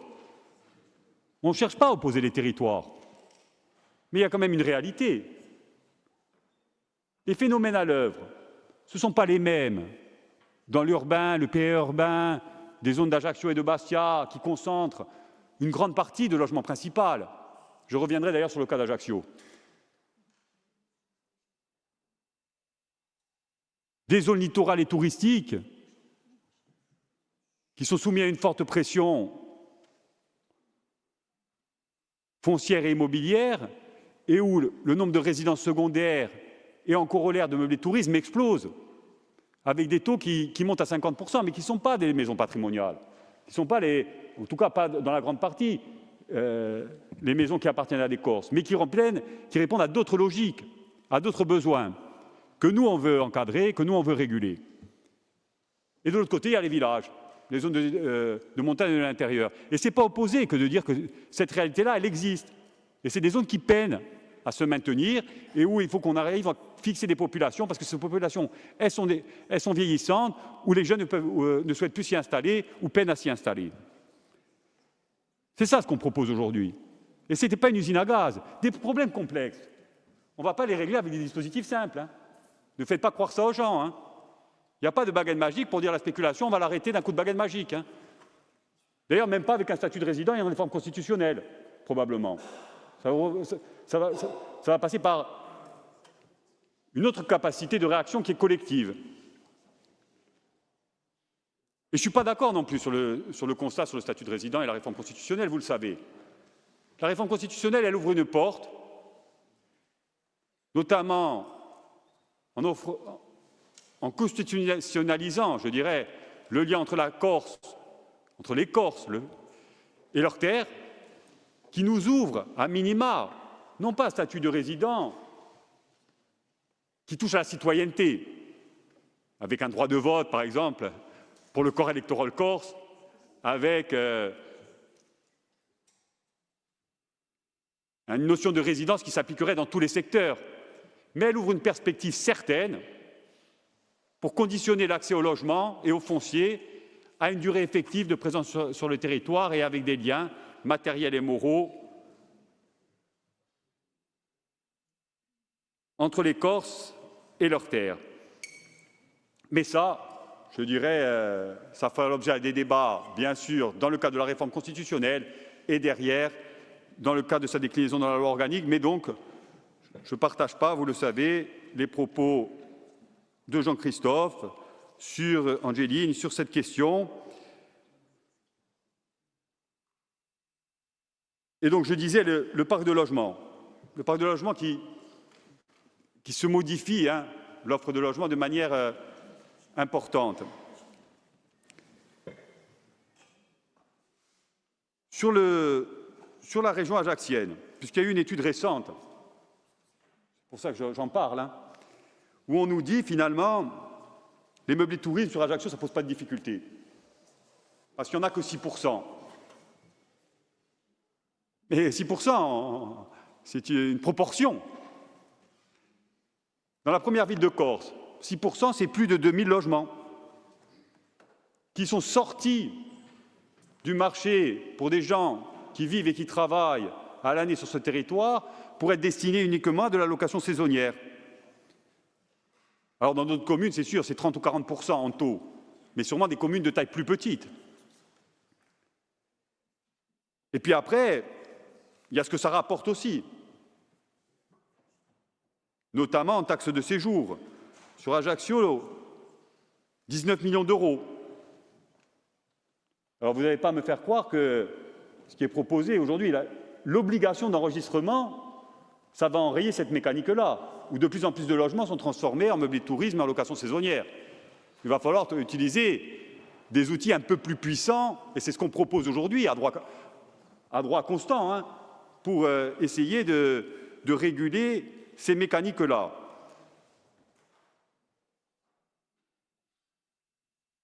« 350% d'augmentation en 8 ans sur les meublés de tourisme.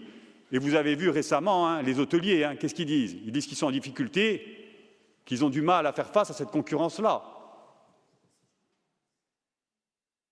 Et c'est souvent des Corses et des familles, ce n'est pas des grands groupes dont on parle lorsque je parle des hôteliers insulaires. Après, c'est faux, je le dis, hein, c'est faux d'affirmer que l'investissement de la collectivité reste le même. On est sur 12 millions d'euros par an. Ah, c'est sûr, ça ne va pas régler le problème de la spéculation foncière immobilière sur l'ensemble du territoire corse. Mais alors, qu'est-ce qu'on fait? On ne fait rien. On jette l'éponge. On rentre tous à la maison et on se dit, bah, on va laisser faire. C'est pas grave, on verra bien. C'est pas ça qu'on propose. Vous nous dites le statut de résident, les primo-accédants, vous baissez de 28 000 à 15 000. Oui, on baisse de 28 000 à 15 000. Oui, l'aide, probablement qu'elle arrive trop tardivement et bien sûr qu'on est preneur d'un travail avec les notaires pour savoir comment on peut faire en sorte que l'aide elle arrive plus vite, avec les banques aussi. Je veux dire, aujourd'hui, on peut essayer de mettre en place, nous, au sein de l'administration, un certain nombre d'outils pour que l'aide elle arrive au meilleur moment. S'il y a un travail et une voie de passage avec les notaires, bien sûr qu'on est preneur. Mais nous dire que parce qu'on baisse d'un montant plancher de 15 000 euros de 28 000 euros maximum à 15 000 euros, on n'aiderait plus les primo-accédants, c'est faux. Parce que ce qu'on vous propose aussi, c'est de mieux les aider, les primo-accédants. L'aide à la maison à 1 euro. Alors 1 euro, c'est un élément de langage, vous l'avez bien compris. C'est une manière de faire comprendre qu'on va accompagner pour l'acquisition de biens à des prix maîtrisés, fortement décotés. Décotés de quoi? Décotés du montant de la subvention de la collectivité de Corse, qui pourra aller jusqu'à 200 000 euros. Alors, est-ce que ce sera 20 000 euros, 30 000 euros à la fin? Ça, je ne peux pas vous le dire. Mais ça se destine aux primo-accédants, ça. Comme l'aide aux lotissements communaux. Alors, on aide pour les frais de notaire, pour les frais d'acte, pardon. On aide pour l'acquisition du bien, on aide pour la réhabilitation du bien, et on nous dit, vous ne faites pas assez. On met en place des mesures à droit constant pour que les aides aillent à destination de la résidence principale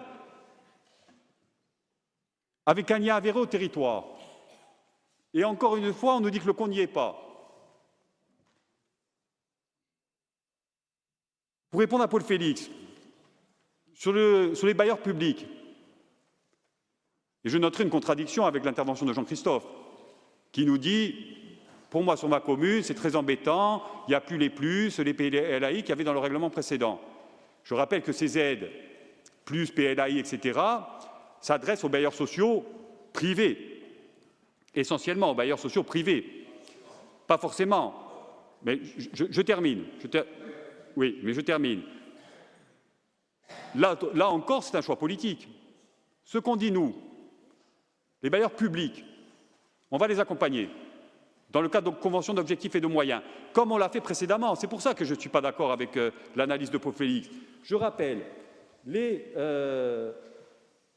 logements sociaux, donc les bailleurs, qu'ils soient publics ou privés, 25 millions d'euros, dont 20 millions d'euros au profit des bailleurs publics, des offices publics de l'habitat, de Corse et de la CAPA, 70% du montant des aides. Et là, ce qu'on propose de faire, c'est de maintenir des conventions d'objectifs et de moyens à des montants équivalents. Sur les 6 prochaines années, ce sera 30 millions d'euros rien que pour l'office public de la Corse, pour la construction et la réhabilitation. Et ce qu'on dit également, les bailleurs privés, on va les accompagner aussi, mais plus comme on l'a fait précédemment, à travers une aide forfaitaire sur le plus et les PLAI, c'est-à-dire pour la construction neuve, mais on va les aider dans le cadre de la réhabilitation de leur parc de logement, qui est fortement dégradé, parce qu'on ne peut pas laisser des populations dans ces habitats qui sont souvent des habitations dans des états de dégradation avancés, en mobilisant, dans le contexte budgétaire actuel, des fonds dédiés et non pas des fonds propres de la collectivité qu'on souhaite flécher à titre principal sur les communes. C'est faux également de dire que les communes de 3 000 habitants ne peuvent pas bénéficier de ces aides. Je rappelle, Paul Félix, sur les logements locatifs, l'aide aux communes pour le logement locatif communal, donc jusqu'à 120 000 € par logement créé, les aides sont maintenues, sont opérationnelles. La seule disposition qui n'est pas opérationnelle, c'est l'achat de bâtis anciens pour de la primo-accession, tout simplement parce que ça va être difficile pour une commune, peut-être pas pour certaines, je ne sais pas, tu le sais mieux que moi, de justifier de vendre des biens à des prix hors des prix du marché dans des secteurs qui ne peuvent pas justifier d'une telle mesure en raison de, je dirais, de la difficulté à maintenir des populations sur leur territoire et de lutter contre la désertification. Mais on est tout à fait ouvert pour en discuter. Et c'est faux également de dire que les aides, elles ont baissé. Je veux dire, ce qu'on propose aux communes pour les 6 prochaines années, c'est 360 000 € de location, pour la création de logements communaux, soit neufs, soit en réhabilitation. 360 000 € sur la durée de la mandature. C'est quand même pas rien. C'est 400 000 €, entre 200 et 400 000 € pour la création de lotissements communaux en maîtrise d'ouvrage ou via des opérateurs. C'est 200 000 € pour l'achat de biens et de la réhabilitation. Et bien sûr que tout ce qui est gratuit, on ne va pas aider la commune. Mais si elle achète de gré à gré, parce qu'il n'y a pas que des biens vacances en mai dans les communes de l'intérieur de la montagne. Ce qu'on voit, c'est des maisons qui sont dans un état moyen, je dirais, et qui sont vendues au plus offrant, et notamment à des gens qui n'ont aucun lien avec la Corse. Et nous, les maires qu'on voit, et Hyacinthe témoignait, je pourrais vous en citer des dizaines, ils nous disent, moi je suis arrivé à acheter un bien, une maison, 2, 3, j'ai fait du logement locatif, mais j'y arrive plus. Je ne peux pas acheter toutes les maisons de ma commune pour faire du locatif, il faut que je gère les locations, il faut que j'entretienne, etc. Ça rentre dans le patrimoine, c'est compliqué. Donc, quand la maison est gratuite, on ne va pas aider. Maintenant, quand la commune va acquérir le bien de gré à gré, et bien sûr qu'on va l'accompagner. Et pour qu'elle puisse le céder. Répondre aussi que la bonification, c'est répondre à au moins l'un des critères, et on priorise l'office foncier, tout simplement parce que si les communes ont fait appel à l'office foncier, c'est qu'à un moment donné, elles n'avaient pas la capacité d'agir seules. C'est pour ça qu'on dit on priorise l'office foncier. Et puis on récupère de l'argent public qui a été investi dans ces communes-là pour le investir à nouveau sur des communes. Je veux dire, c'est une mécanique, je dirais, à mon avis, qui est vertueuse que de prioriser les opérations qui ont été sur portage office foncier. C'est pour répondre à Marité Pariot. Ceux qui ont déjà un terrain, là aussi, ceux qui ont déjà un terrain, vous avez dit, ils ont la chance. Oui, ils ont eu la chance. C'est pour ça qu'on décide de les aider un peu moins que les autres, mais on les aide quand même, puisqu'on prévoit une aide forfaitaire de 5 000 €. Alors, c'est peut-être pas assez, mais on ne les oublie pas non plus.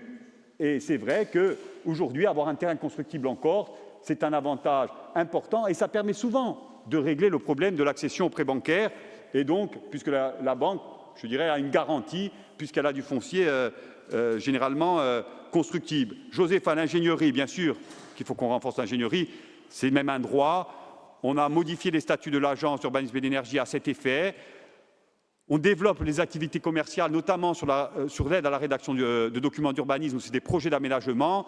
Et on a différencié ce qui relevait des actions de la collectivité de Corse, notamment sur le PADUC ou sur les avis PPA, de ce qui relevait vraiment des missions d'ingénierie et d'accompagnement des communes sur ces dispositifs. Après, je veux bien entendre, tout flambe, les prix de la construction, les prix des matériaux, les prix des carburants, etc.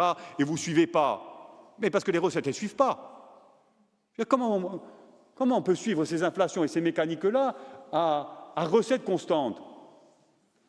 La condition sine qua non de pouvoir atténuer, je dirais, ces coûts, ou en tout cas, je dirais, les amortir, c'est qu'on trouve des recettes en face.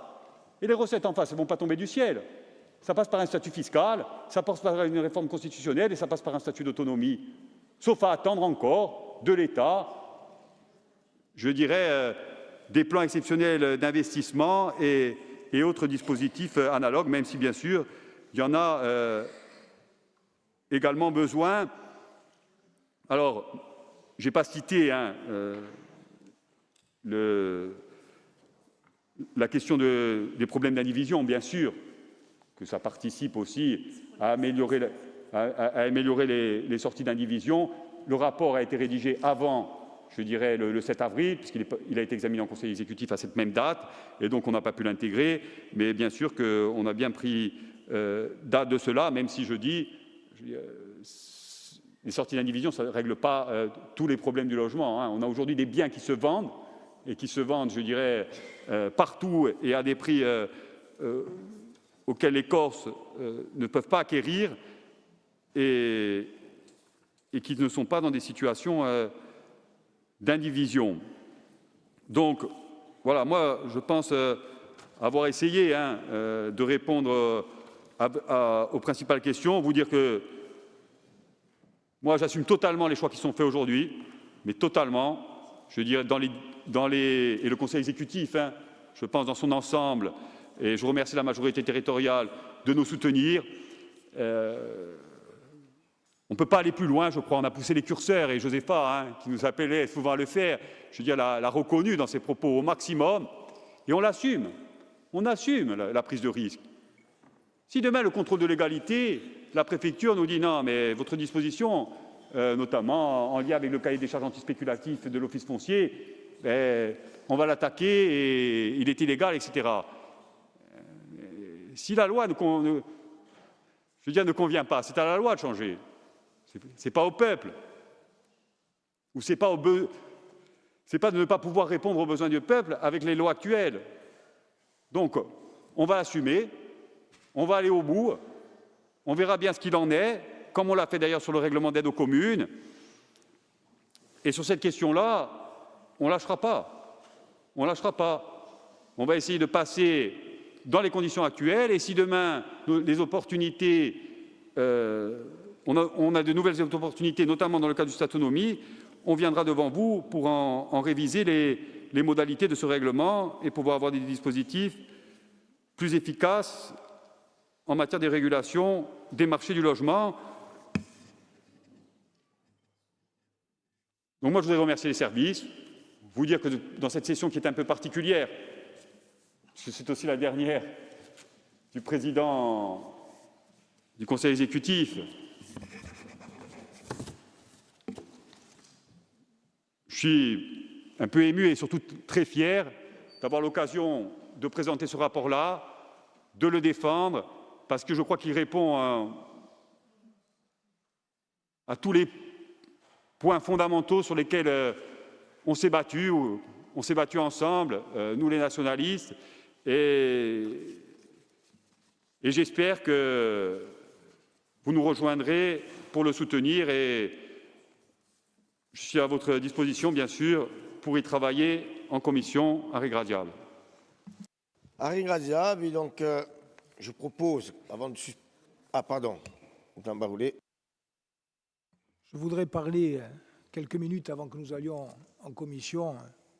D'abord, pour remercier Julien Paolini, qui, avec son engagement et sa passion habituelle, a travaillé ce dossier et l'a présenté devant l'Assemblée. Remercier également les services qui l'ont accompagné dans cette construction.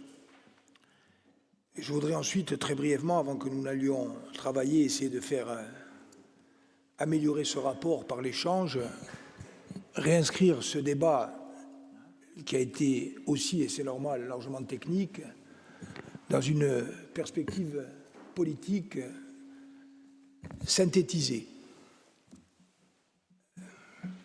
Puisqu'il s'agit d'un rapport sur le règlement d'aide au logement, parlons d'abord en une phrase du logement. La crise du logement, elle est partout en Europe et en France. C'est une crise multiforme, c'est une crise profonde et c'est une crise complexe.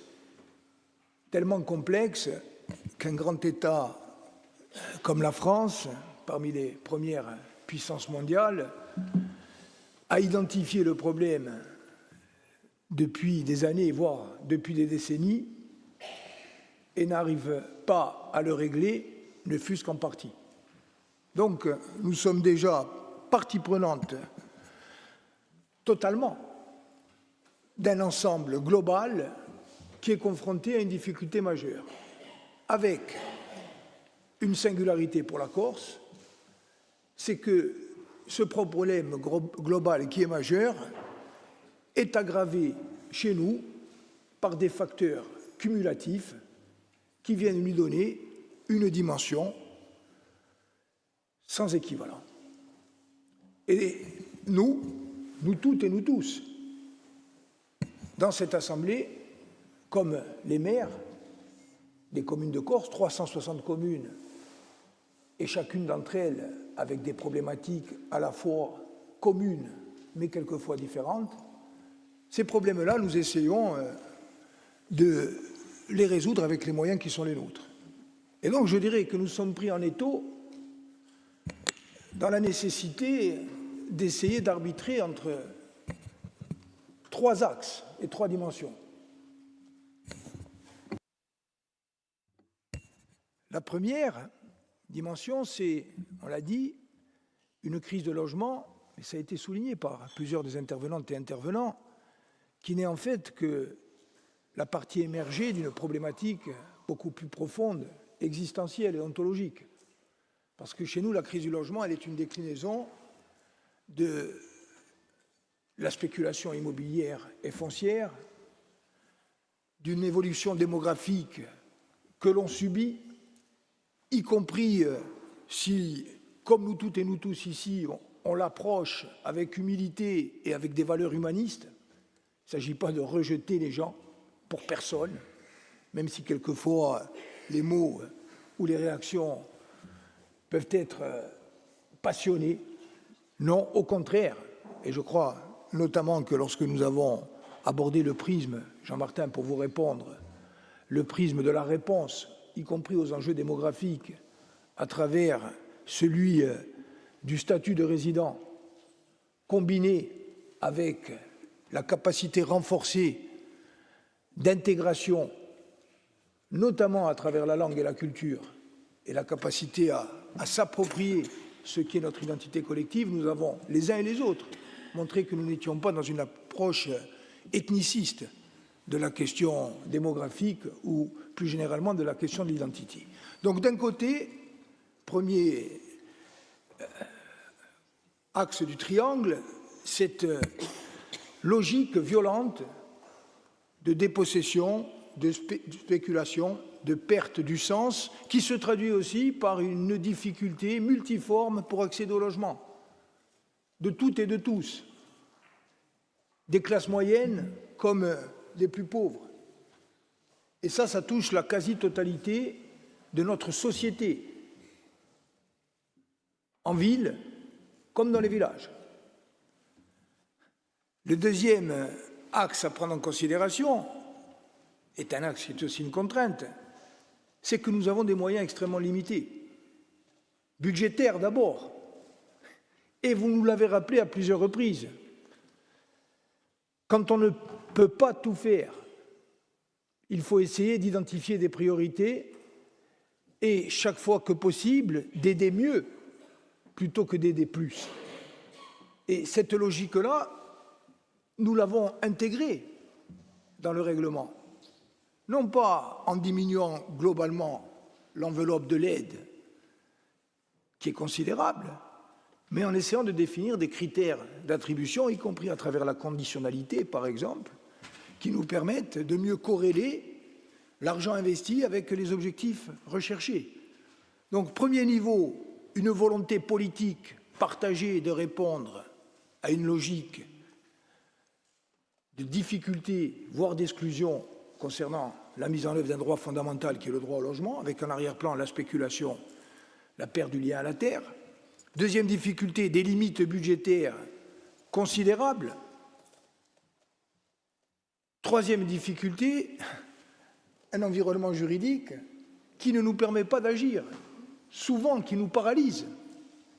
Par exemple, dans la mise en œuvre d'une notion, y compris dégradée, du statut de résident, confère les efforts que nous avons faits ensemble, à l'unanimité, dans le cadre du périmètre de l'Office foncier pour définir un cahier des charges qui tire les leçons, je me tourne vers le groupe Corinne-Front, d'une difficulté dans un village où un maire, sans doute de bonne foi, avait construit un logement communal et où, au moment où le bénéficiaire initial est parti, ce logement communal a servi à une opération spéculative. Et nous nous sommes dit, nous ne pouvons pas continuer à aider dans ces conditions, il faut créer les conditions qui sécurisent les maires, qui, pour la plupart d'entre eux, souhaitent effectivement que les logements qu'ils construisent ou qu'ils louent bénéficient prioritairement à la population de leur village, ai paesani o a quelli che giungono e chi vogliono diventare paesani. Et là-dessus, on est tous d'accord. Concernant le volume global de l'effort, on ne peut pas passer rapidement, trop rapidement, sur ce qui a été fait. 70 millions investis, des milliers de logements créés ou réhabilités. Je vous rappelle que ça n'existait pas avant. Mais ça ne suffit pas puisque l'effort considérable et vertueux que nous avons réalisé ensemble ne permet pas de compenser le différentiel entre ce qui est fait et les besoins. Parce que les efforts que nous faisons courent après un besoin qui va sans cesse grandissant. Et c'est ça aussi qui crée le sentiment d'angoisse et qui peut-être alimente aussi des critiques. Mais je vous rappelle quand même que la collectivité de Corse, aujourd'hui, même si elle cumule les compétences des conseils départementaux et des régions, est la collectivité qui aide le plus en France le bloc communal et intercommunal, et de très loin. Et que c'est également la collectivité qui a développé, sur le fondement de la clause générale de compétences, c'est-à-dire en dehors de ses compétences obligatoires, toute une batterie d'aides et de dispositifs. Peut-être que leur adjonction est complexe, mais comme l'a dit Julien Paolini, cette complexité répond d'une part à la complexité du problème et d'autre part à la multiplicité des besoins. Vous ne pouvez pas avoir un seul dispositif lorsque vous vous proposez d'aider, et je me tourne vers Tony Peraldi, qui a ce vécu, comme d'autres ici, de maire d'une petite commune de l'intérieur, qui a peu de moyens, qui a peu de personnel communal, qui a peu d'ingénierie, qui n'est pas une commune littorale, et qui pourtant voit ses maisons, les unes après les autres, être guettées et tantôt acquises, ou en tout cas avec la volonté d'être acquises par des gens qui sont extérieurs au village et qui arrivent avec une logique spéculative, y compris quelquefois sans être eux-mêmes des spéculateurs. Le Belge qui arrive dans un village du Tarn et qui est prêt à payer très cher pour nous ce que nous ne pouvons pas payer, parce qu'il considère, et il a raison, que la maison qu'il se propose d'acheter est pour lui le paradis par rapport à l'endroit qu'il va quitter, n'est pas un spéculateur. C'est quelqu'un qui a de l'argent et qui trouve un cadre de vie qu'il recherchait. Sauf que l'addition de l'ensemble de ces comportements, ajoutée à des logiques spéculatives sur un certain nombre de terrains, notamment du littoral, mais maintenant plus seulement du littoral, ajoutée à la précarité des Corses, ajoutée par exemple au problème de l'indivision et aux difficultés à en sortir dans des conditions hors spéculatives, crée une situation dans laquelle nous sommes dépossédés, collectivement, et souvent individuellement. Et donc je rappelle quand même que la collectivité de Corse, aujourd'hui, eh bien, c'est 50 ou 60 millions d'euros d'aide au bloc communal, hors les compétences obligatoires. C'est-à-dire que dans un monde théorique qui n'existe pas et dont nous ne voulons pas, si nous étions dans une logique d'égoïsme institutionnel, c'était la proposition qu'avait fait Paul-Félix Benedetti. Je vous demande de vous en rappeler. Quand le préfet Le Large avait dit « j'inscris les fameux 90 millions d'euros pour une dépense d'office obligatoire », Paul-Félix Benedetti avait dit, sûrement en partie sur le ton de la provocation, pour montrer le caractère irréaliste de la situation vers laquelle le préfet voulait nous amener, à ce moment-là, on se rabat sur nos compétences obligatoires et on dit notamment aux communes, on ne vous aide plus, sur tout ce qui est compétences facultatives. Si aujourd'hui, il y avait un président du conseil exécutif, quel qu'il soit, qui faisait le choix de dire « mais moi, je ne finance que les compétences obligatoires de la collectivité de Corse », il récupérerait 50 ou 60 millions d'euros de marge, qui ferait que la collectivité de Corse serait sur une trajectoire budgétaire non seulement sécurisée, mais euphorique. Sauf que ce n'est pas possible. Ce n'est pas possible parce que nous nous tenons les uns les autres et que cette aide de la collectivité de Corse, elle est indispensable pour des communes et des intercommunalités qui, elles-mêmes, n'ont pas les ressources propres indispensables pour exercer leurs compétences. À tel point que dès que nous diminuons parce que nous y sommes contraints, eh bien, les maires s'en inquiètent et l'opposition nous le reproche. Et c'est le jeu démocratique. Sauf que nous arrivons au bout du système. Et c'est pour ça qu'il faut le changer, le système. Et c'est bien pour ça que nous nous battons pour une révision constitutionnelle. Dans le domaine du foncier, pour un statut de résident, et c'est vrai, je suis très surpris. Alors, autant je ne suis pas surpris de l'attitude ou de la position de Josepha, qui a toujours été, avec son mouvement, en retrait. Mais que, par exemple, le groupe de droite ou le groupe Avancem, par la voix de leurs présidents qui se sont exprimés, viennent nous dire que la révision constitutionnelle telle que nous l'avons voulu est faite valider en son principe par le gouvernement, ne permet pas le statut de résident dans le domaine immobilier, vous savez que c'est inexact. Ça a été le sens même de nos discussions pendant des mois. Ça a été l'accord politique qui a conduit à la rédaction que nous avons validée. Cette rédaction qui doit permettre, sous réserve de la validation du texte par le Parlement, qu'une loi organique vienne poser un statut de résident dans le domaine immobilier. Et nous, je ne sais pas si vous avez évolué, c'est votre droit, si c'est le cas, nous allons continuer à nous battre pour l'obtenir. Et je pense que c'est de très mauvaise politique, tactique et sans doute stratégique, au moment où nous apprêtons dans quelques semaines à expliquer aux parlementaires, députés et sénateurs pourquoi nous avons validé cette écriture constitutionnelle et quels étaient les objectifs recherchés, parmi lesquels un statut d'officialité de la langue corse et un statut de résident dans le domaine immobilier. Je pense que c'est malvenu de la part de celles et ceux qui ont soutenu le processus, qui ont signé la déclaration politique solennelle et qui ont validé le projet d'écriture que de dire qu'il ne permet pas cela. Je referme la parenthèse. Nous, d'un côté, une volonté politique forte de lutter contre la spéculation, de l'autre, des limites budgétaires incontestables, et enfin des limites juridiques, nous faisons un choix politique à travers ce règlement, mais qui lui-même s'inscrit dans un dispositif global, y compris le règlement des aides. Nous avons choisi quelquefois de diminuer, c'est vrai, mais globalement de maintenir les enveloppes. L'enveloppe d'aide aux communes, quelle est-elle? De façon globale, d'abord aider prioritairement, en tout cas de façon bonifiée, vous le savez, les communes de l'intérieur et de la montagne. Les petites communes, parce que nous considérons aujourd'hui que le cœur de l'âme corse continue de battre dans ces communes, il bat aussi ailleurs, mais qu'il bat faiblement dans ces communes, et que si nous ne sommes pas là pour les aider, les accompagner à retrouver un élan vital qui les quitte, elles vont disparaître. Et que si ces communes et celles et ceux qui y vivent, y travaillent, les représentent, disparaissent, c'est une partie fondamentale de ce que nous sommes collectivement qui va disparaître. À côté de ça, nous continuons d'aider, vous le savez tout le monde, et nous continuons d'aider dans une logique d'équité qui est incontestable. Dans ce périmètre-là, nous avons un règlement qui, pour l'essentiel, n'est pas modifié. La complexité, elle est le reflet de la complexité des situations et de notre volonté de nous en approcher au plus près. Et nous avons essayé effectivement d'intégrer les contraintes. Exemple, le primo-accédant. Primo-accédant, nous avons fait ce que personne ne fait. Mais enfin, je le rappelle quand même, il faut que les Corses l'entendent. Aujourd'hui, avec nos dispositifs, certes complexes, mais accumulés, une commune, elle est aidée pour acquérir un bien 100 mètres.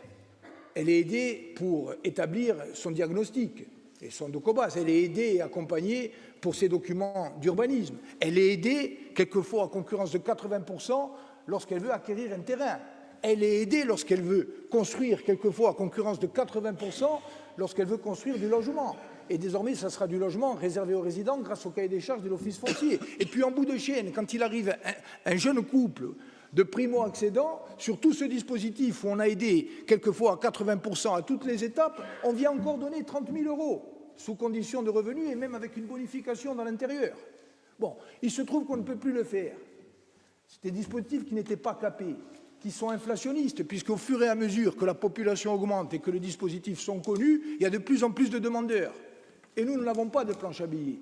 Donc nous n'avons pas voulu supprimer le dispositif, nous en avons fait évoluer les règles, mais aussi en l'améliorant qualitativement, parce qu'on s'est rendu compte, pas de notre fait, c'est important de le dire, c'est pas parce que la collectivité de Corse traîne dans l'instruction des dossiers que le dispositif n'était pas efficace, c'est parce que la façon d'intervenir dans la gestion juridique du dossier de prêt nous faisait intervenir a posteriori, c'est-à-dire à un moment où l'acquisition est déjà réalisée et donc à un moment où l'aide ne permet pas, en tout cas n'aide pas directement.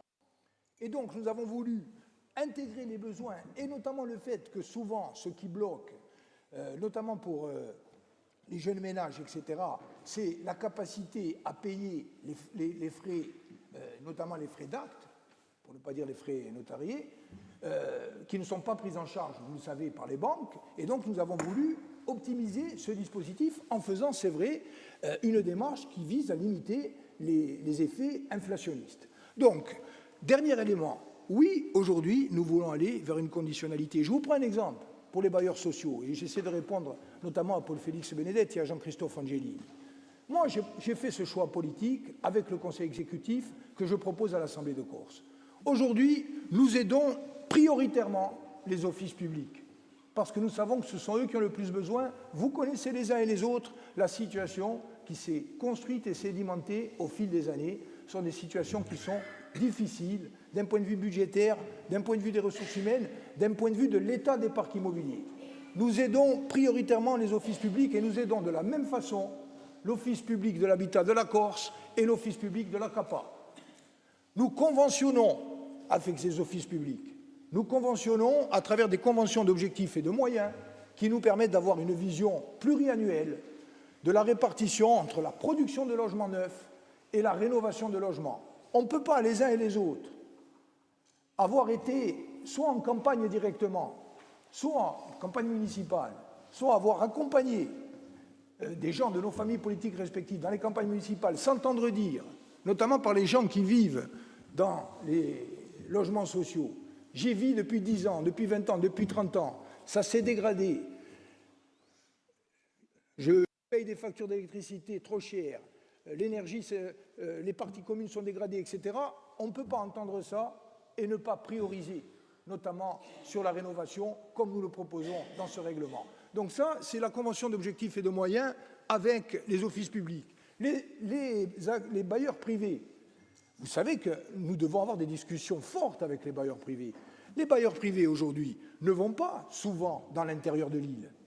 Les bailleurs privés restent dans des opérations qui ont une rentabilité économique forte. C'est leur logique de bailleurs privés. Est-ce qu'il est normal que la puissance publique continue à financer sans avoir un droit de regard sur la priorisation des objectifs? Nous disons non. Et donc, très clairement, dans ce règlement, nous posons le principe d'un conventionnement, y compris avec les bailleurs privés, et nous leur disons, premièrement, nous souhaitons que soient priorisées les opérations de rénovation, parce qu'il y a des gens, et ceux-là, pour le coup, ce sont des résidents. Les gens qui vivent depuis des années, quelquefois depuis des décennies, dans des logements qui n'ont pas été rénovés. Ceux-là, quel que soit leur nom de famille, qui parlent corse ou qui ne parlent pas corse, ils vivent ici, et depuis plusieurs années. Et ceux-là, ils doivent être prioritaires. Et deuxièmement, nous disons, lorsque vous allez produire, nous voulons savoir ce que vous allez produire, comment vous allez produire, sous quel délai vous allez produire, et je termine, pour qui vous allez produire. Parce que la réserve stratégique pour les communes, elle n'a pas imposé la vision de la majorité territoriale ou du Conseil exécutif.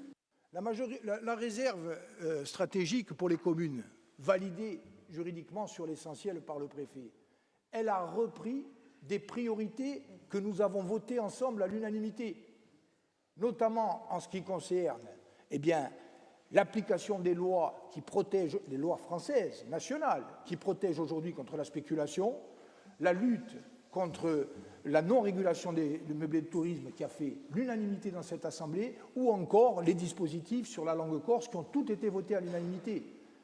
Et donc, il n'y a pas de pression politique de la part de la collectivité de Corse, ou en tout cas du Conseil exécutif ou de la majorité. Il y a le constat d'une unanimité. Et ce que nous disons aujourd'hui, et je termine, c'est ce que nous disons aux bailleurs sociaux. Le bail réel solidaire, il est venu à l'époque de Maria Dudigil. Il a été repris à plusieurs reprises par la droite. Vous avez considéré qu'on n'était pas suffisamment attentif à cette proposition. À votre demande, nous l'avons mis et nous l'avons mis en bonne place. Mais nous disons aussi, est-ce que nous avons le moyen de transposer ce qui a été accepté pour le cahier des charges de l'Office foncier? On l'a fait ensemble. Résident, nous aussi on aurait préféré 10 ans. Mais à un moment donné, on fait le choix de l'efficacité. Est-ce qu'on va continuer à être au risque d'un recours du préfet qui nous dit 10 ans c'est trop long?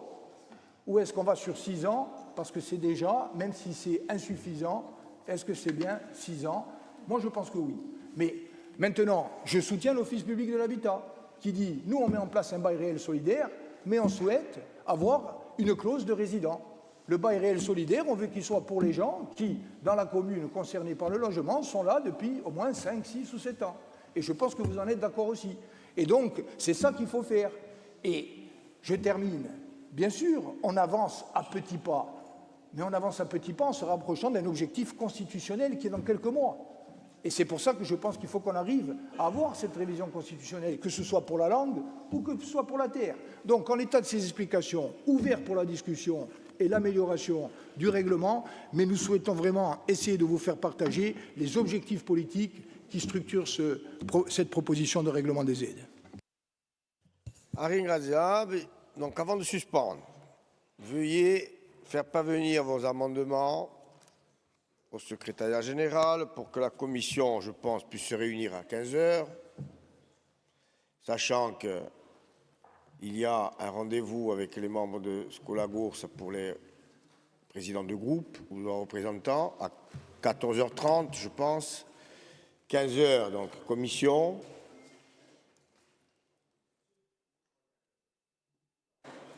Il est 14 h, donc on suspend jusqu'à 15 h. On reprend en commission à 15 h. Entre-temps, avant de suspendre, j'ouvre le délai pour les candidatures de la commission permanente. Au président de groupe de se rapprocher, voir si on peut trouver un point d'équilibre ou pas. Donc, je peux vous suspendre 14h30 Scolagours, à 15h commission, et l'élection pour la commission permanente est ouverte. Adobe. Scolagours, ça où c'est, président? Dans quelle salle? Scolagours. Salle 2.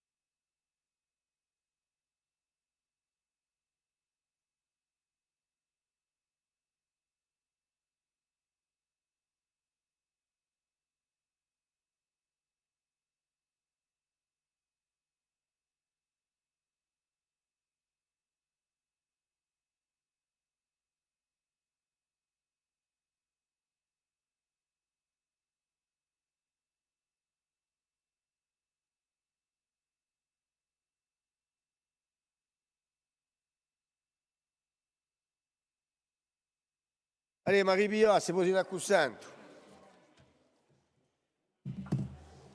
J'interroge les présidents de groupe. Est-ce qu'il y a un accord sur la commission permanente? Oui. Monsieur Colonne. Monsieur le Président, oui, il y a un accord, sauf démenti et immédiat. Non, il y a un accord sur la commission permanente. Simplement dire qu'il nous semblait important pour notre part que l'ensemble des groupes puissent être représentés. Et donc, nous déposerons une liste unique à l'Assemblée avec l'ensemble des groupes. Après, je laisse chacun s'exprimer, mais pour notre part, il y a un accord. Alors, si vous êtes d'accord, je peux lire les noms. Et après, chaque président de groupe peut s'exprimer ou pas. J'ai la liste. Un président bien informé a toujours tout à l'avance. Dites-moi s'il y a une erreur. Donc, la liste. Il y a Saint-Vanni, Nadine Ivagioni, Romain Colonna, Marie-Hélène Casanova-Servas, Poggio Caituc, Françoise Campana, Jean-Martin Mondoloni, Véronique Arrighi, Pierre Guidoni, Cathy Cognetti, Savio Lugiani, Josefa Giacometti, Paul Félix Benedetti et Charlotte Terrighi. Est-ce que c'est ça? Est-ce que tous les groupes valident la liste que je viens de lire? Si c'est le cas, je peux la mettre aux voix. Donc elle prend effet immédiatement, me dit Serge. Dans l'ordre, évidemment. Dans l'ordre que j'ai énuméré, que je peux répéter si vous voulez. Voilà. Donc je répète. Il y a Saint-Vanni, Nadine Ivagioni, Romain Colonna, Marie-Hélène Casanova-Servas, Poggio Caituc, Françoise Campana, Jean-Martin Mondoloni, Véronique Arrighi, Pierre Guidoni, Cathy Cognetti, Savio Lugiani, Josefa Giacometti, Paul Félix Benedetti et Charlotte Terrighi.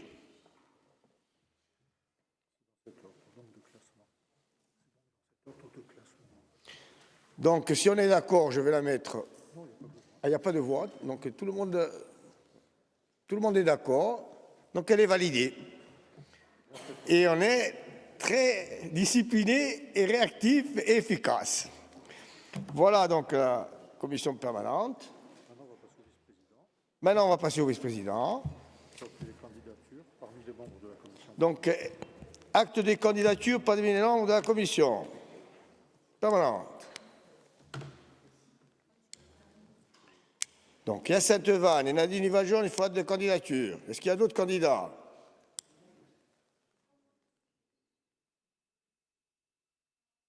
Il n'y en a pas.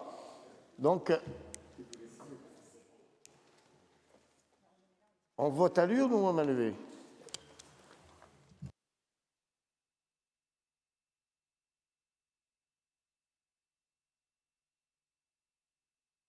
Serge me dit qu'il faut voter à bulletin secret. Mais on peut aussi déroger. Au pire des cas, on invalidera les vice-présidents, mais ce n'est pas trop grave. Serge. Si tout le monde est d'accord, on vote à main levée. Et s'il y a un problème, eh ben, on sera invalidé, on revotera. On ne prend pas trop de risques. Voilà. Donc, allez, je mets au voix cette liste. Donc, acte de candidature à Saint-Vanni, Nadine Ivagioni. Qui est contre?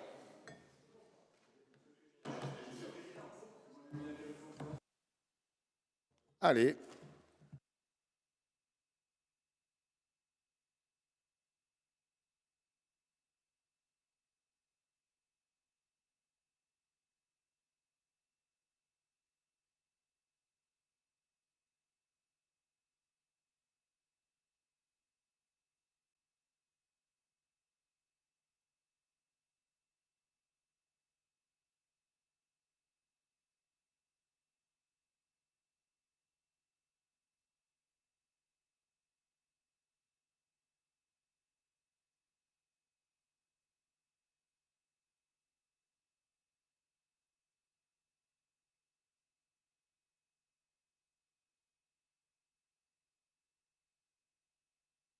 C'est bon? Donc, je mets aux voix. Oui. Explication de vote. Vous ne changez pas, je ne change pas. Vous n'avez fait aucune proposition d'ouverture. Donc, je ne vous dis pas que j'aurais été candidat, mais il y aurait pu y avoir quelqu'un d'autre de l'opposition. Ça fait partie de la règle de gouvernance des assemblées. Donc, vous ne changez pas, donc nous allons nous abstenir. Très bien. On ne peut pas réussir sur tout, sur la commission permanente. Oui, Romain. Monsieur le Président, je ne voulais pas le dire par courtoisie précédemment.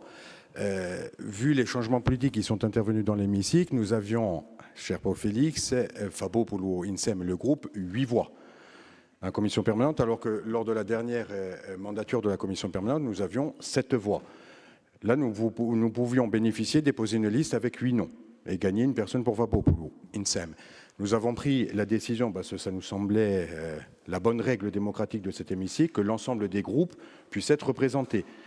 Donc nous avons fait une proposition, nous sommes allés voir l'ensemble des groupes pour que nous puissions trouver un accord, et c'est ce qui a été fait, et ce qui permet notamment au groupe Onantrasrar et à Charlotte Herrig de siéger à la commission permanente, ce qui n'était pas le cas. Donc moi je m'étonne quand on dit qu'on n'a pas bougé. Je pense qu'on a été les premiers à bouger, à faire une proposition qui puisse satisfaire tout à chacun ici. Merci, Monsieur le Président du groupe. C'était important de le préciser. Donc je mets aux voix. Qui est contre? Qui s'abstient? Qui ne participe pas? Qui est pour? Très bien. Donc si c'est invalidé, on discutera sur... Donc sont élus Hyacinthe Vannes et Nadine Ivagione, vice-président de l'Assemblée de Corse. Donc si les amendements sont revenus, on peut continuer sur le dossier du logement.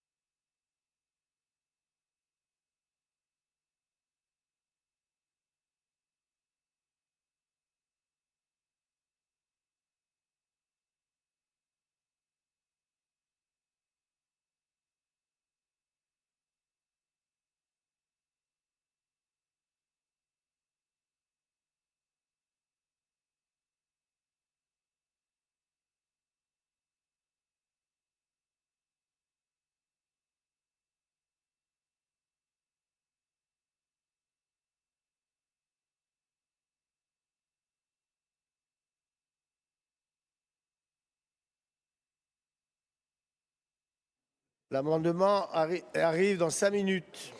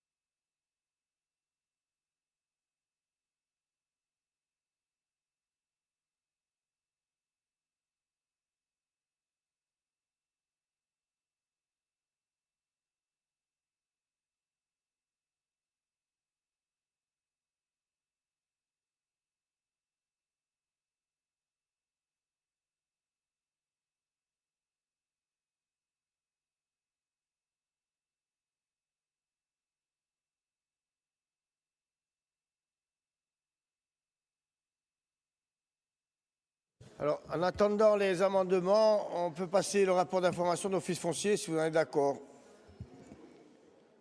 Monsieur le Président, vous avez la parole.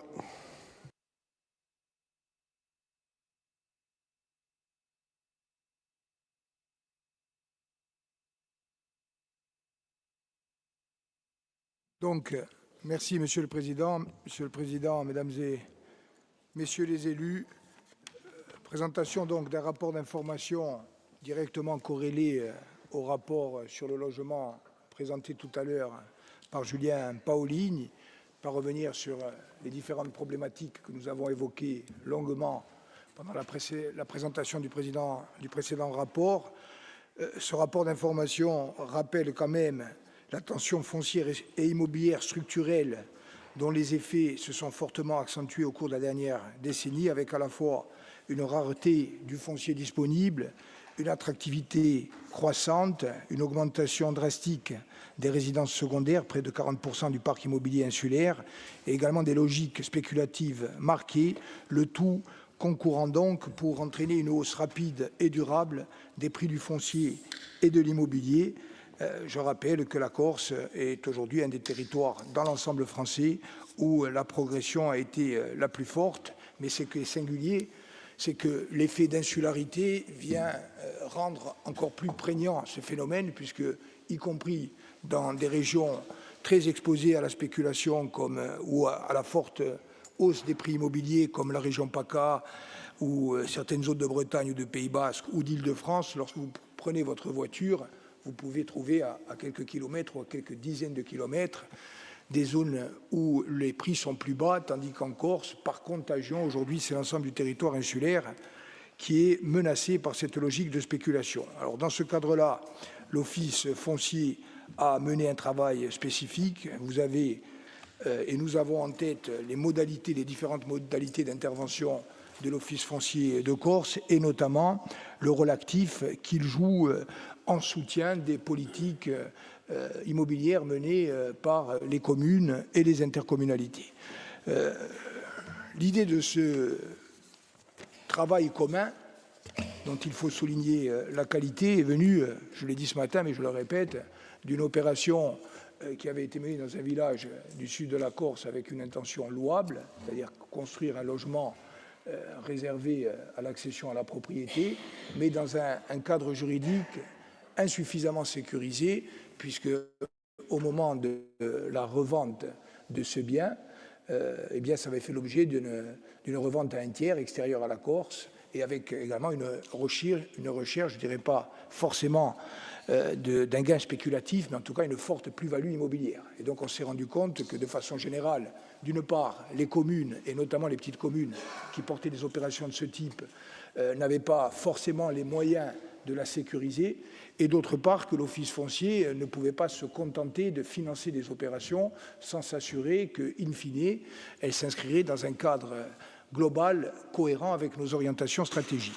Et donc, dans ce cadre-là, nous avons décidé en 2022 de mettre en place un groupe de travail, 2023, pardon, un groupe de travail qui a rassemblé toutes les sensibilités représentées au sein de cette Assemblée et également au sein du Conseil d'administration de l'Office foncier, un groupe de travail qui s'est réuni à plusieurs reprises. Je rappelle qu'étaient membres de ce groupe de travail, y compris des maires présents au sein du conseil d'administration, et je veux bien sûr souligner le soutien technique permanent et de qualité qui a été apporté par les équipes de l'Office foncier, qui sont aujourd'hui représentées par la directrice Mme D'Acosta et par M. Leonetti. Au terme de ce travail approfondi, l'Office foncier a donc voté à l'unanimité un cahier des charges que nous proposerons d'adopter aux communes désireuses de solliciter et d'obtenir un portage par l'Office foncier des opérations de construction de logements qu'elles entendent mettre en œuvre. Et ce cahier des charges a défini des critères dont la combinaison permet de garantir l'accession à la propriété des résidents insulaires les plus modestes. Alors, il y a vous le savez, plusieurs critères, primo-accession, jeune famille, revenus modestes. Le plus intéressant, le plus novateur de ces critères, c'est le lien avec la commune, le PCI de référence ou le territoire. C'est-à-dire que nous avons proposé que dans ce cahier des charges, le cumul des critères donnant lieu à un barème et à une addition de points, eh bien, il y ait un critère qui permette de favoriser les demandeurs qui ont un lien de résidence durable et effective avec la commune.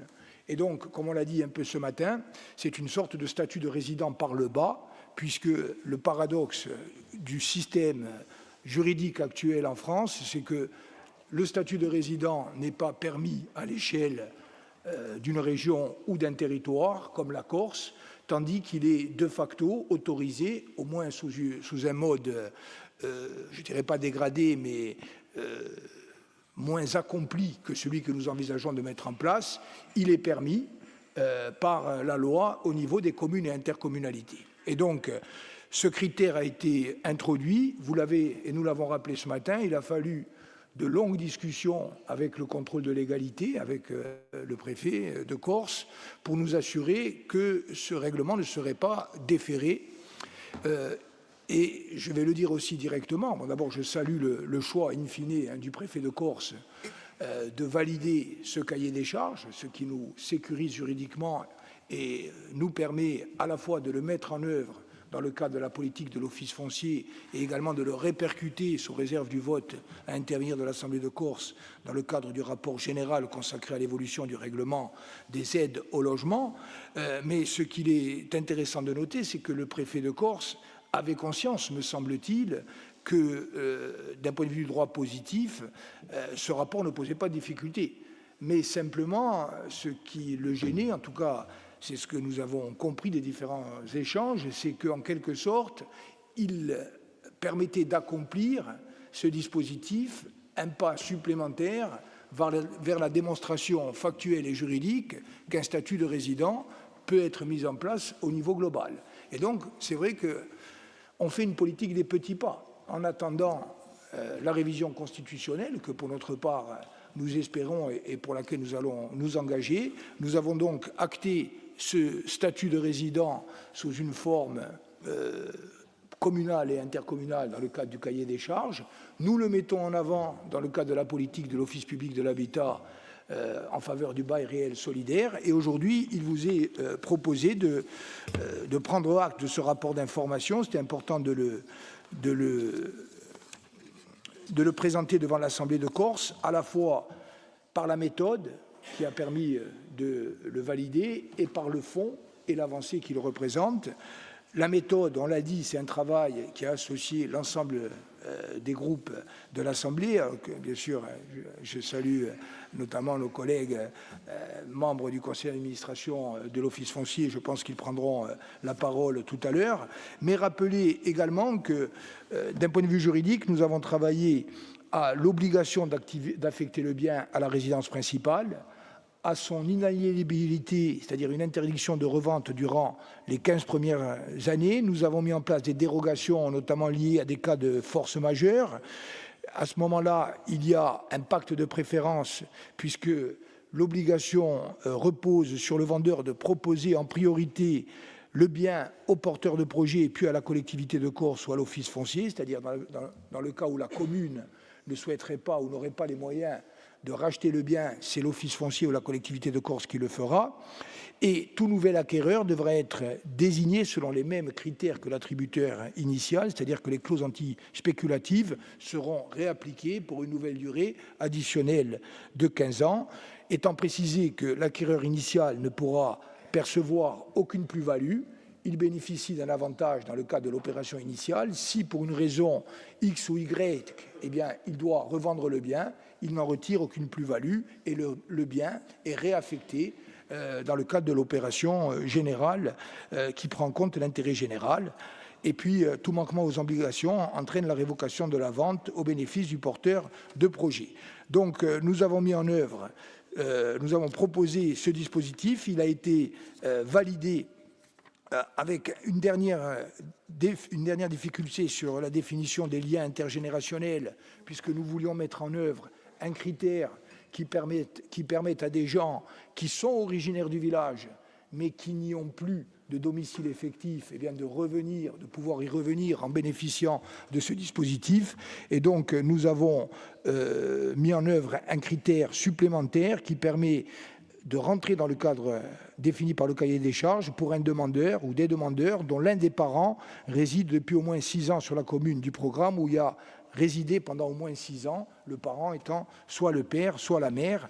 Donc, dans le cadre de ce cahier des charges, nous avons validé ensemble un dispositif juridique innovant qui sécurise ce type d'opération et qui permet d'être, je termine, dans le recentrage de nos politiques publiques par rapport à nos objectifs prioritaires, accompagner les communes sans se substituer à elles dans leur volonté de mettre en place des programmes immobiliers, leur permettre de les réserver aux résidents de la commune, entendu de façon large, et sécuriser pour qu'il n'y ait pas la place derrière pour des dérives spéculatives. Je crois qu'à travers l'adoption à l'unanimité par le conseil d'administration de l'Office foncier de ce cahier des charges désormais sécurisé juridiquement, nous avons à la fois renforcé notre dispositif global et également fait un pas vers un statut de résident plus global à l'échelon de la Corse. Merci, Monsieur le Président. Est-ce qu'il y a des interventions de ce rapport d'information, pardon? Oui, Mme Pierre. Merci, Monsieur le Président. Alors, Monsieur le Président, moi, je vais refaire un peu la chronologie des faits, et plutôt la mémoire des faits. Concernant, je parlerai seulement des clauses antispéculatives, pas du cahier des charges, qui a été rédigé, je dirais, en 2023. Mais les clauses antispéculatives. Je vous en avais parlé à l'occasion du conseil d'administration de juillet 2020. Je vous avais dit, Monsieur le Président, dans le cadre justement du conseil d'administration, il serait judicieux que pour les portages faits par l'Office foncier, qu'on prévoit un cadrage pour éviter justement des effets d'aubaine, éviter qu'il y ait une spéculation sur des biens qui ont fait l'objet d'un portage par l'Office foncier. Bon, à l'époque, je n'ai pas eu, je dois dire, trop de retours de votre part. Donc, moi, j'ai pris mes responsabilités. J'ai rédigé des clauses antispéculatives et je les ai mis à disposition de tous les élus de Corse, Monsieur le Président. Je l'ai fait. Donc, à force de prêcher, de demander, on a eu enfin une commission en 2023, commission qui a été composée de tous les groupes de cette Assemblée. Et je me réjouis du travail qui a été fait. C'est un travail sérieux qu'on remet aujourd'hui. Marie-Claude Branc en fait partie, Vanina Lebaumin, qui n'est pas là aujourd'hui, en faisait partie également, Yuan Santou-Le-Mao. Il y a eu vraiment un travail très très important qui a été fait, qui est à saluer. Mais je tiens également à saluer la disponibilité de Madame la directrice, Madame D'Acosta, qui est là, de Monsieur Leonetti et de l'ensemble du personnel dans le cadre de ce travail. On a fait même des réunions qui ne se passaient pas sur Ajaccio. Ils sont venus à notre rencontre. On a fait une réunion à Aléria pour travailler. Donc, on ne peut que se féliciter aujourd'hui de ce travail. Mais je dirais, pour donner une image, ça a été pratiquement le temps d'un portage pour rédiger ce cahier des charges et ces clauses antispéculatives.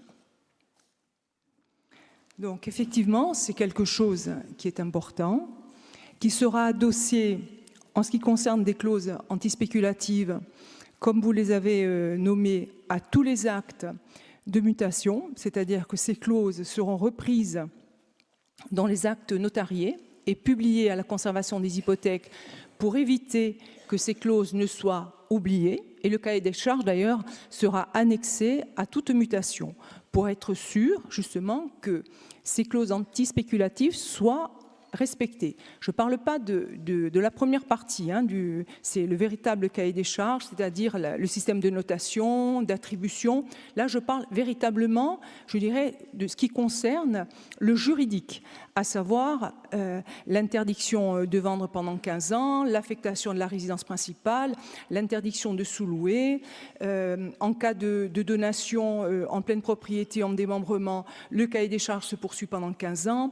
S'il y a un accident de la vie, effectivement, il y a le pacte de préférence qui peut jouer. S'il y a une plus-value éventuelle, il y a une clause express qui est intégrée et qui permet à la collectivité de récupérer 20% de la plus-value. Donc on voit que véritablement, c'est des clauses fortes et qui vont permettre effectivement d'éviter toute spéculation ou tout effet d'aubaine, comme on a pu le rencontrer au préalable. Donc oui, c'est un beau travail. Et moi, je salue cette commission. J'aurais souhaité que sur d'autres dossiers, on ait pu constituer ce même principe de travail en commun, parce qu'on voit que quand on travaille ensemble, on réussit, et on réussit bien. Alors, moi, je remercie ce groupe de travail et je remercie les membres de l'Office foncier, sa directrice et M. Leonetti. Merci. Merci. Est-ce qu'il y a d'autres interventions?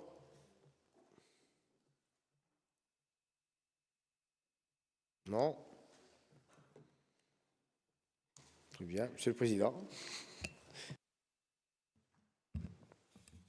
La mémoire, il faut toujours croiser la mémoire. Donc, simplement vous rappeler que, de mémoire, justement, j'ai été président de l'Office foncier qu'à partir de juin 2022, donc 2021, pardon, donc période 2020-2021.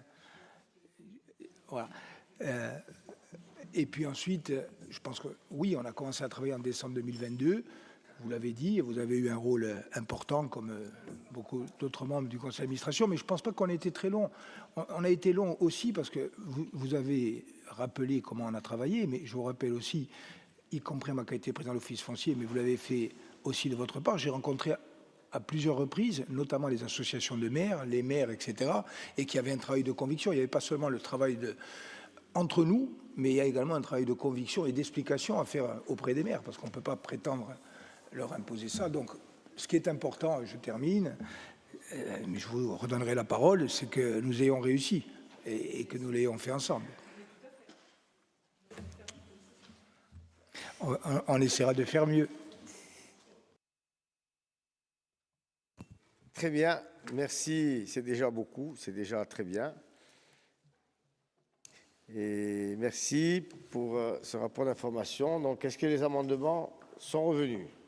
Écoute, Julien Pauline a disparu.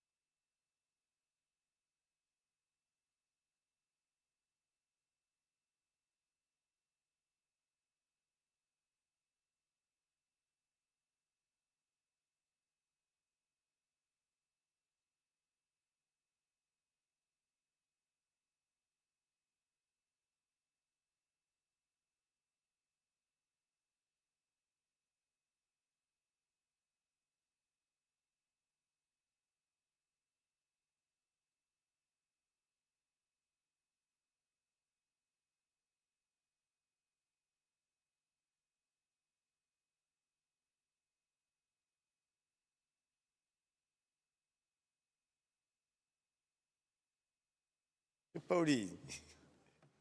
Donc, si vous en êtes d'accord, on peut commencer par l'examen des amendements.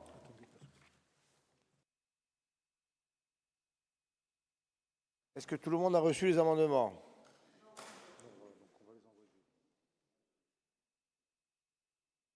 C'est un peu long. Mais...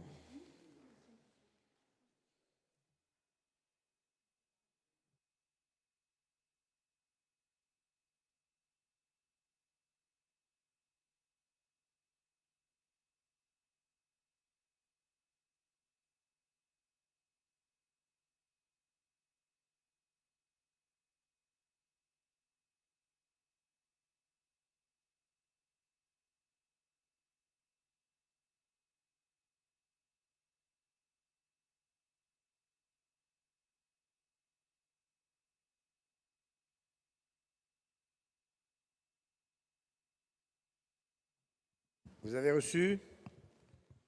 Tout le monde a reçu les amendements?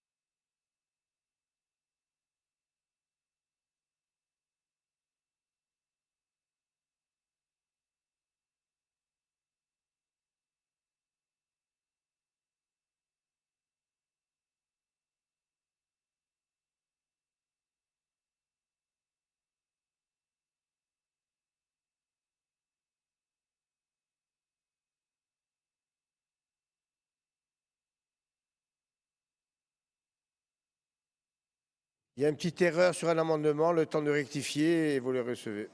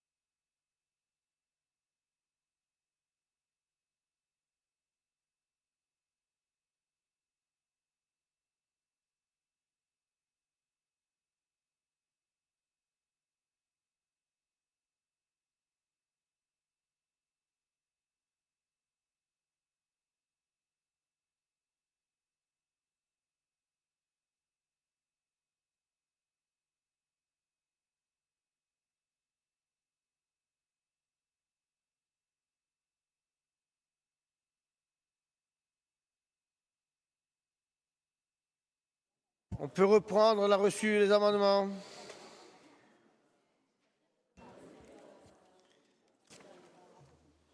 Alors, l'amendement numéro 1 du groupe Corifront, présenté.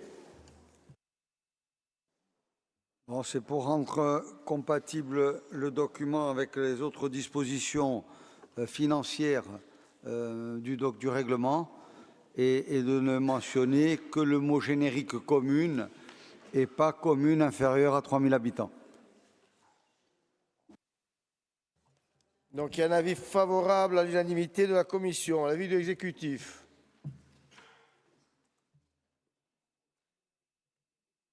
Favorable, pardon, excusez-moi. Très bien. Donc, je vais le mettre aux voix. Qui est contre? Qui s'abstient? Qui ne participe pas? On ne participe pas. Qui est pour? Amendement adopté. Amendement numéro 2. Corinne Front. C'est pour rendre éligible au dispositif d'aide les communes supérieures à 3 000 habitants. Il y a eu des sous-amendements et il a été défini 2 autres catégories, une qui va jusqu'à 5 000 et une autre au-delà. Très bien, vous avez le tableau. Donc, l'amendement a été sous-amendé avec un avis favorable à l'unanimité de la commission. Avis de l'exécutif. Donc, je mets aux voix l'amendement sous-amendé. Qui est contre? Qui s'abstient? Qui ne participe pas? Qui est pour? Amendement numéro 3, Corinne Front. C'est pareil, c'est pour que le dispositif d'aide puisse être élargi avec, pareil, une tranche qui va jusqu'à 5 000 et une tranche complémentaire suite à un sous-amendement. Donc, il a été sous-amendé. Avis favorable à l'unanimité de la commission exécutive. Donc, je le mets aux voix. Qui est contre? Qui s'abstient? Qui ne participe pas? Qui est pour? L'amendement numéro 4, avec une petite modification qui a été envoyée. C'est pareil, c'est pour permettre aux communes supérieures à 3 000 habitants de pouvoir bénéficier d'aides pour la création de lotissements communaux. Là aussi, il a été sous-amendé avec une tranche qui va jusqu'à 5 000 et une autre au-delà avec des taux différenciés suite à des sous-amendements. Très bien, donc l'amendement sous-amendé, avis de l'exécutif. Donc je mets aux voix. Qui est contre? Qui s'abstient? Qui ne participe pas? Sauf qui est pour. Donc l'amendement numéro 5 du groupe Fapo Issam. Monsieur le Président. Merci. Oui, dans le contexte d'extrême spéculation que l'on a décrit depuis hier et face à ce qui vient d'être dit par le président de l'exécutif, notamment dans le cadre des clauses antispéculatives et du rapport d'information développé par l'Office foncier, nous semblait important d'introduire à un niveau complémentaire la notion de résidence pour l'obtention d'un certain nombre d'aides. On l'a attribué là au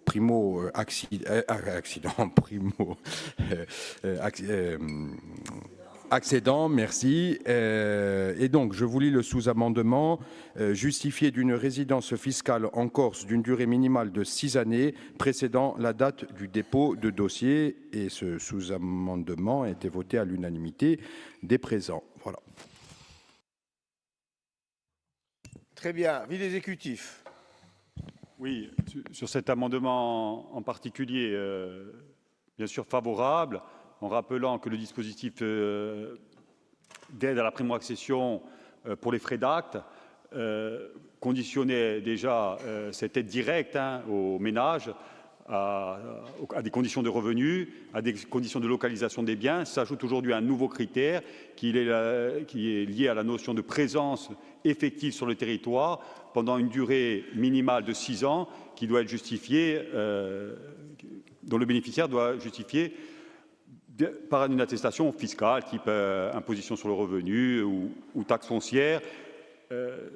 Dire aussi qu'on est bien conscient que ce dispositif-là peut présenter une certaine fragilité d'un point de vue juridique et qu'on pourrait être amené à le modifier ou à le réétudier en fonction des retours qu'on pourrait avoir du contrôle de légalité sur ce dispositif. Mais bien sûr que il me semble essentiel que, comme sur les autres dispositifs, c'est-à-dire par exemple l'accession à la propriété via les lotissements communaux, on puisse conditionner l'aide à la primo-accédant à cette notion également de résidence. Donc voilà, avis favorable de l'exécutif. Alors on n'a pas pu examiner l'amendement de Jean-Martin Mondologne qui envisageait de construire un mur, si j'ai bien compris, tout autour du littoral corse pour, je dirais, atténuer le flux migratoire. Ça nécessite a priori et une modification du PADUC, voire une modification de la loi littorale et donc probablement un statut d'autonomie. Voilà, ça c'était pour la petite boutade. Et merci à tous pour le travail très fructueux qu'on a eu en commission. Merci. Donc je mets aux voix l'amendement sous-amendé. Qui est contre? Qui s'abstient? Qui ne participe pas? Qui est pour? L'amendement est adopté. L'amendement sous-amendé est adopté. Donc l'amendement numéro 6, présenté par le groupe FAPO-INSAM. Monsieur le Président.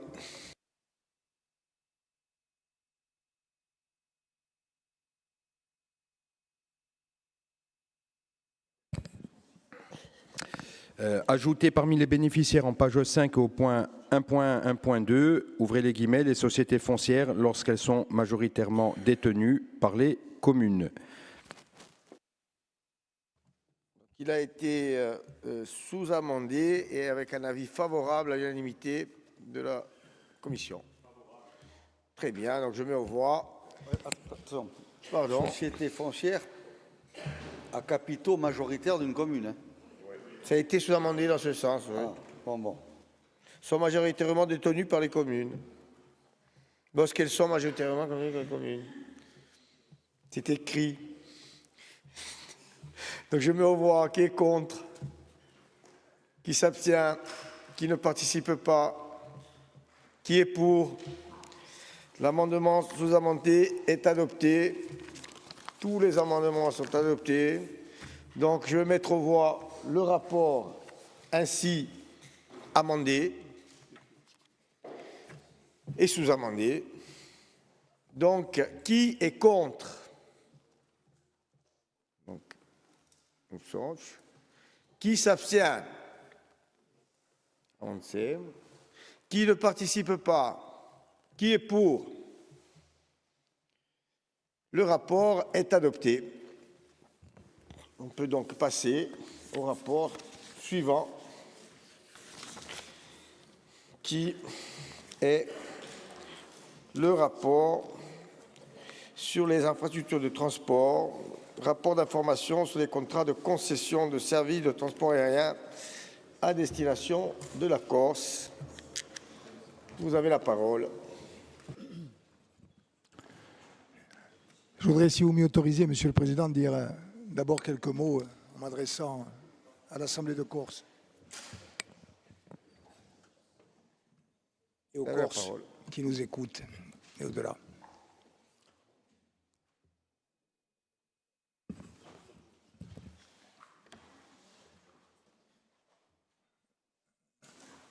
Donc, Monsieur le Président de l'Assemblée de Corse, Mesdames et Messieurs les conseillers et conseillers exécutifs, Mesdames et Messieurs les membres de l'Assemblée de Corse,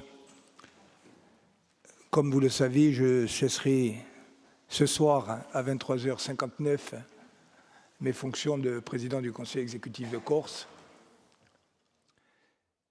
Cette décision est la traduction d'un engagement que j'ai pris devant les électrices et les électeurs bastiais et plus globalement devant les Corses.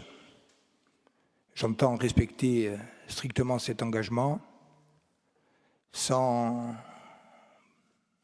user de la faculté qui me serait accordée par l'introduction d'un recours électoral dans le cadre de l'élection municipale bastiaise, de rester dans une situation de cumul de fonctions que je ne souhaite pas pour des raisons éthiques et politiques.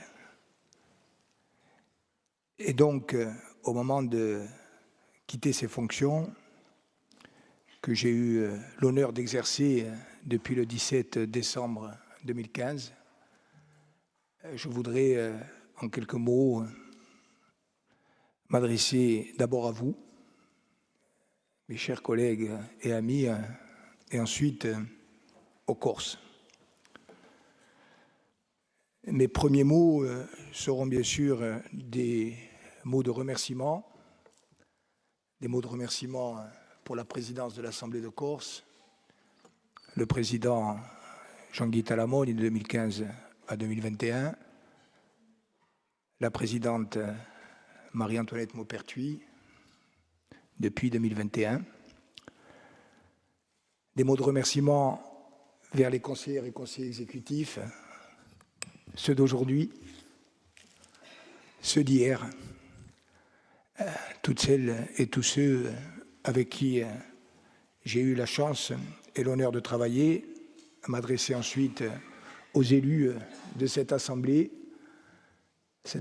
qui est le cœur battant de la démocratie corse, et vous dire, à vous qui êtes élus aujourd'hui, et à celles et ceux qui ont siégé hier et avant-hier, là encore, l'immense privilège qu'a été le fait de pouvoir siéger à vos côtés, échanger avec vous, nous écouter, quelquefois nous convaincre, souvent nous opposer, toujours, je crois, nous respecter et nous estimer.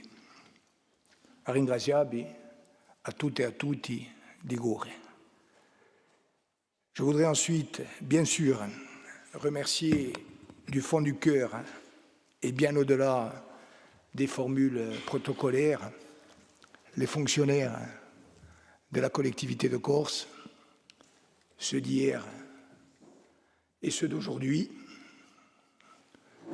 me tournant d'abord vers Serge Tomi, le secrétaire général de l'Assemblée de Corse, qui fait partie de celles et ceux qui incarnent la mémoire vivante de cette institution, mais m'adressant à vous, m'adressant également à l'ensemble du secrétariat général de l'Assemblée de Corse, à celles et ceux qui nous écoutent et qui retranscrivent nos propos, à celles et ceux qui sont là, à celles qui vont partir bientôt. Elles m'ont fait promettre de ne pas dire qui elles sont, mais elles se reconnaîtront, et nous les avons reconnues. Vous dire, là encore, que ça a été un honneur de travailler avec vous. Et je me retourne, bien sûr, vers le DGS, vers les DGA, directrices et directeurs, toutes celles et tous ceux qui sont et qui font cette institution.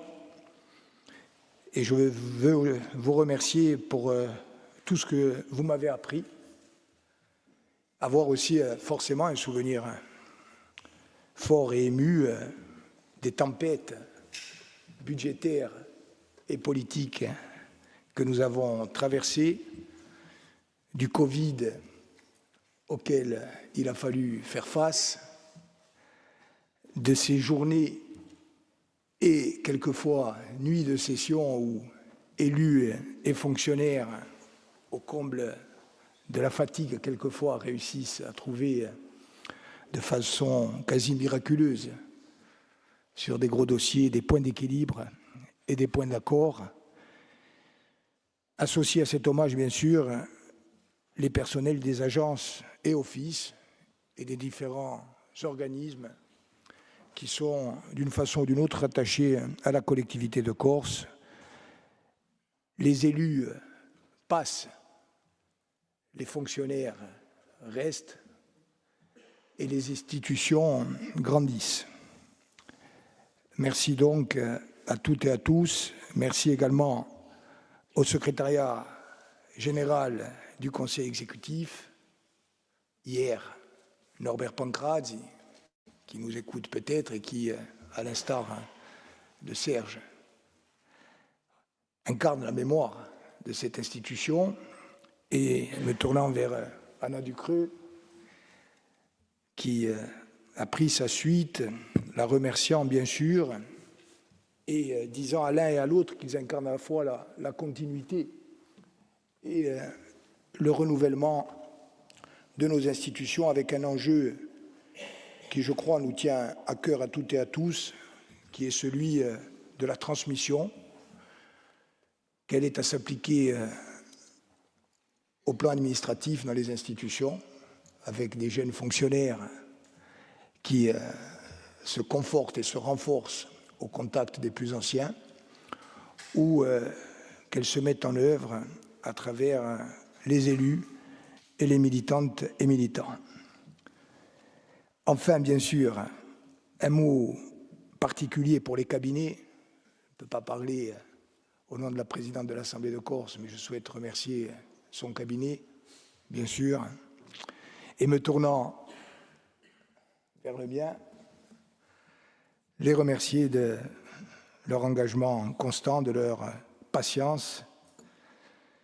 Jean-Baptiste Calendini, hier mon directeur de cabinet, aujourd'hui mon directeur général des services, avant-hier, comme d'autres ici, mon compagnon de jour et de nuit en Corse et ailleurs.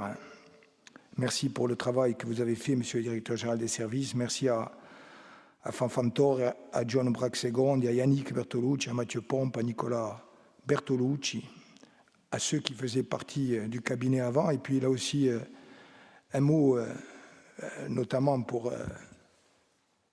j'ai cité Anna Ducreux, qui était membre du cabinet. Pensez à Lesia Sargentini, qui est partie du cabinet de la présidente de l'Assemblée de Corse. À Maria Domenica Cesari, qui a intégré désormais l'administration de l'Assemblée de Corse, ou à Alexia Villanov, qui est aux côtés du DGS, des jeunes femmes, des jeunes Corses, qui ont fait le choix de travailler au service des institutions de la Corse. Et je crois qu'elles sont aussi un exemple de cette politique que nous avons souhaité mettre en œuvre au niveau des ressources humaines, qui est à la fois, je le dis, le respect des engagements que nous avions pris en 2015, y compris en ce qui concerne la maison de cristal. Oui, nous avons essayé de faire au mieux, oui. Comme je le dis systématiquement à celles et ceux, quel que soit le niveau de l'administration dans lequel ils sont recrutés, ils ne doivent leur recrutement qu'à leur qualité, à leur volonté, au fait qu'ils ont démontré qu'ils méritaient d'être membres de cette collectivité de Corse. Ils ne le doivent à personne, qu'à eux-mêmes.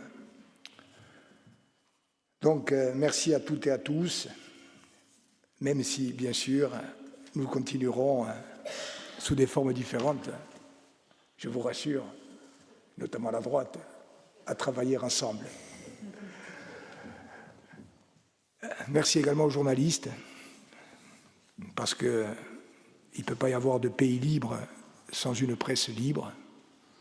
Et donc, vous êtes des serviteurs précieux de cette liberté fondamentale qu'est la liberté de la presse.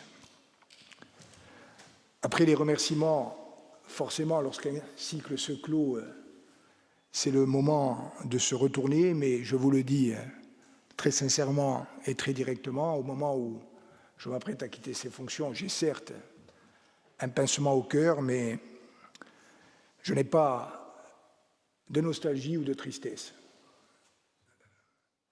Tout simplement parce que l'immense honneur que m'ont fait les Corses en me témoignant leur confiance à 3 reprises m'a permis d'exercer ces fonctions. Je reste un militant, animé, comme beaucoup d'autres ici, d'un idéal, et j'essaye de servir cet idéal, quelle que soit la fonction que j'occupe ou quelle que soit la place qui est la mienne à tel ou tel moment de ma vie. Donc ni tristesse, ni nostalgie, quand même bien sûr, car le doute est toujours salutaire, une interrogation. Est-ce que j'aurais voulu faire mieux? Oui. Est-ce que j'aurais voulu faire plus vite? Oui. Est-ce que je suis satisfait de ce que j'ai fait et de ce que nous avons fait? Non, pas totalement. E come dico sempre, la prima volta che ho parlato di questa piazza all'epoca c'era una gente che erano venuti e che certo non ci sono più, ho detto stiamo in strada e quando ho parlato pensavo alla strada che era stata fatta, ma forse era meglio fatto di pensare alla strada che fermava da fare. E stiamo in strada da giugno fino al 2015, stiamo in strada tra 2015 e oggi e stiamo in strada che ci resta a fare. Allora, di sicuro ci vorrebbe aver fatto meglio et di più et più in furia. Mais lorsque je dis ça, je le tempère aussi et je veux m'ouvrir devant vous d'une autre remarque. À chaque fois que je m'interroge en essayant de me replacer dans les conditions qui étaient celles de la décision et que je me dis, en tout cas sur les décisions importantes ou essentielles, est-ce que je ferais différemment? Je vous dis très sincèrement, je pense avoir essayé de faire au mieux. Et donc, le regret que je ressens de ne pas être allé pour l'instant avec vous, collectivement, jusqu'où je souhaiterais que nous allions, est tempéré par la conviction d'avoir toujours essayé de faire au mieux autour de 4 volets qui sont pour moi complémentaires.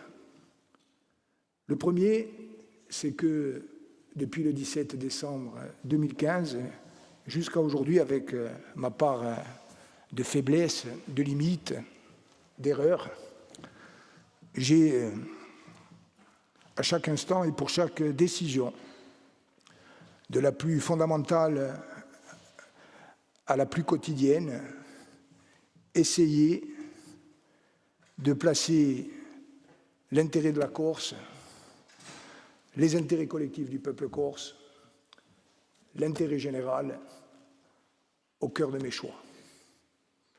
Je me suis peut-être trompé, mais si je me suis trompé de bonne foi. Et en essayant toujours de défendre ses intérêts. Intérêt de la Corse, intérêt collectif du peuple corse, intérêt général. Le deuxième volet de cette action que nous avons menée ensemble a été d'essayer de renforcer le souffle démocratique de cette société insulaire. La démocratie est un bien précieux dont nous avons été historiquement trop longtemps privés. Nous avons essayé de renforcer cette démocratie, là aussi certainement avec notre part d'erreur, mais y compris depuis là où nous venons les uns et les autres, de cette société corse divisée, fragmentée, traversée par des conflits terribles. Je crois que nous avons réussi à construire, certes de façon encore imparfaite, mais à construire la paix. C'est essentiel, à nous permettre les uns et les autres de continuer à nous opposer et quelquefois à nous disputer, mais dans le périmètre d'un respect démocratique réciproque qui est, à mon sens, quelque chose de précieux et d'intangible. Premièrement, l'intérêt de la Corse, deuxièmement, la démocratie, troisièmement, j'ai essayé, et particulièrement à la place qui est la mienne, celle de président du Conseil exécutif de Corse, avec vous, de défendre et de faire grandir nos institutions. Je l'ai dit tout à l'heure, me tournant vers les fonctionnaires, me tournant vers les élus, me tournant vers les Corses. Les femmes et les hommes passent, les institutions demeurent, et la Corse a besoin d'institutions fortes, capables de défendre cette terre, capables de défendre les Corses, capables de susciter en eux la confiance et la fierté. Quatrième et dernier volet de cette action, expliquer, faire respecter, faire comprendre et faire aimer la Corse. Nous le savons comme citoyens, nous le savons comme élus. Souvent, à l'extérieur de la Corse, les gens ne savent pas qui nous sommes, ne savent pas ce que nous sommes, ne savent pas ce qu'a été notre histoire, ne savent pas ce qu'est notre pays. Et pendant ces 10 années, nous avons essayé, je dis bien nous avons essayé, d'expliquer, de mieux faire comprendre, de dissiper les malentendus. C'est vrai avec l'État, même si la relation a été éminemment difficile. Je rappelle quand même que depuis le 17 décembre 2015, nous avons porté avec constance cette revendication, cette quête de reconnaissance, de justice, de dignité, devant 2 présidents de la République et 9 premiers ministres. 2 présidents de la République et 9 premiers ministres devant lesquels, dans des configurations différentes, nous sommes allés avec nos dossiers, nos délibérations, nos livres, nos prisonniers, nos morts, notre histoire, pour expliquer ce à quoi nous aspirons dans la paix et dans la démocratie. Et nous sommes allés aussi vers nos voisins, nos cousins et amis de Méditerranée et d'Europe. Et je suis fier, me tournant vers celles et ceux avec lesquels nous avons commencé et qui l'ont en mémoire autant que moi, qu'en janvier 2016, le premier voyage que nous ayons fait ait été celui pour se rendre en Sardaigne, cette ville, cette île sœur et ce peuple frère auquel, pendant si longtemps, parce que la géographie est aussi de la politique, nous avons tourné le dos, ne regardant que vers le nord et vers Paris. Voilà donc ce que j'ai essayé de faire. Le moment n'est pas celui du bilan. Le bilan a commencé à être dressé quelquefois avec sévérité, d'autres fois avec bienveillance. Il nous manque certainement le recul.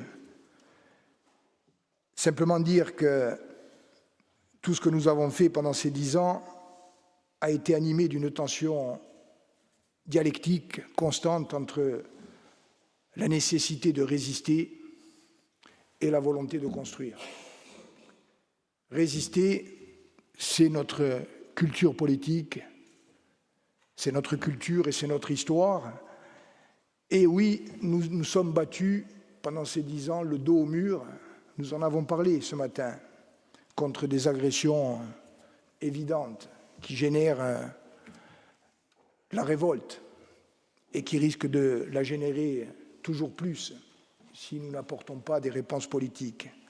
La violence de la spéculation immobilière, la violence de la dépossession foncière, la violence de nos villages qui meurent, la violence de notre langue qui disparaît, la violence d'un système économique dominé par une croissance appauvrissante, un système économique qui, mêlé à certains traits ataviques, culturels et sociologiques, donne aussi les logiques mafieuses contre lesquelles nous nous sommes élevés. Enfin, la violence d'un monde qui est brutal, bien plus encore en ce XXIe siècle qu'il ne l'a été lors des décennies précédentes. Et nous avons parlé, par exemple, ce matin de ce choc démographique qui nous inquiète et auquel nous devons répondre sans démagogie et sans logique d'exclusion. Résister d'un côté, par la voie de la démocratie, construire de l'autre. Nous avons essayé de le faire avec des moyens budgétaires limités, avec des moyens juridiques contraints, mais avec, je crois, une volonté politique constante. Et les conseillères et conseillers exécutifs qui sont ici ont porté le dossier d'une agriculture de production, le dossier d'un système de santé résilient, d'une logique de solidarité sociale, d'infrastructures énergétiques ou hydrauliques ou numériques capables d'inscrire la Corse dans le XXIe siècle, le réseau routier, l'éducation, le tourisme, l'environnement, la jeunesse, l'égalité entre les femmes et les hommes, la culture, le patrimoine. Avons-nous fait suffisamment? Certainement pas. Faut-il continuer à faire? Oui, et nous allons continuer. Et je termine. Que va-t-il se passer désormais? Troisième et dernière partie des quelques mots que je voulais vous adresser. D'abord, rappeler que nous avons œuvré avec le Conseil exécutif, avec l'administration, à garantir la continuité du fonctionnement des institutions de la Corse, dans un contexte institutionnel atypique et que nous n'avions pas connu jusqu'alors. Continuité politique, d'abord. Mes fonctions prendront fin donc ce soir à 23h59. À partir de minuit, Bianca Fazzi sera présidente du Conseil exécutif de Corse. Je lui exprime publiquement ma confiance, ma gratitude, mon émotion aussi. Je ne peux pas ne pas penser à nos pères et au-delà de nos pères, à toutes celles et tous ceux qui, depuis des générations, se sont battus pour que les rêves fous, hier encore, deviennent au moins en partie et toujours plus réalité. Je suis fier aussi, chère Bianca, que vous deveniez ainsi la première femme du président du Conseil exécutif de Corse. C'est un signe aussi de ce que notre société évolue. Et nous avons en tête, mesdames et messieurs, les photographies de l'Assemblée de Corse exposées à l'occasion du 40e anniversaire. Je me tourne vers celles et ceux qui, y compris dans l'administration, ont connu une partie de cette période. Une Assemblée de Corse où, je crois, il n'y avait qu'une seule femme et quelquefois même aucune. Et donc, oui, la loi sur la parité a précipité des évolutions nécessaires, mais se dire, il y a une part de chance, mais il y a aussi une part de décision politique, que ce mandat de nationaliste sera celui où, pour la première fois, une femme a été présidente de l'Assemblée de Corse. Pour la première fois, une femme a été présidente du Conseil économique, social, environnemental et culturel de la Corse. Et pour la première fois, une femme va être présidente du Conseil exécutif de Corse. Je suis bien sûr fier, comme vous l'êtes certainement, que nous puissions contribuer à ce moment. Continuité politique également, puisque, vous le savez, le Conseil exécutif de Corse, après une large consultation, d'abord, bien sûr, de la présidente de l'Assemblée de Corse et du groupe majoritaire FAPO, Boulou Insem, mais une consultation que, pour ma part, j'ai élargie à d'autres élus et à d'autres sensibilités politiques. Vous le savez, c'est donc Gilles Giovanangeli qui sera présenté par le Conseil exécutif de Corse et par le groupe majoritaire pour conduire la liste du nouveau Conseil exécutif à l'occasion de la session extraordinaire qui sera convoquée par la présidente de l'Assemblée de Corse dès après que ma cessation de fonction sera devenue effective à la date du 4 mai. C'est la règle de nos institutions, une liste conduite par une femme ou par un homme qui se présente devant l'Assemblée de Corse, une liste ou plusieurs. Un vote de l'Assemblée de Corse, et donc votre Assemblée de Corse aura à définir et à voter pour désigner un nouveau président du Conseil exécutif et un nouveau Conseil exécutif de Corse. Nous vous proposons que ce nouveau président du Conseil exécutif de Corse soit Gilles Giovanna Angeli. Comme je l'ai fait pour Bianca Fazzi, je lui exprime en mon nom et au nom du Conseil exécutif notre confiance, notre certitude qu'il est et qu'il sera à la hauteur des fonctions qu'il sollicite.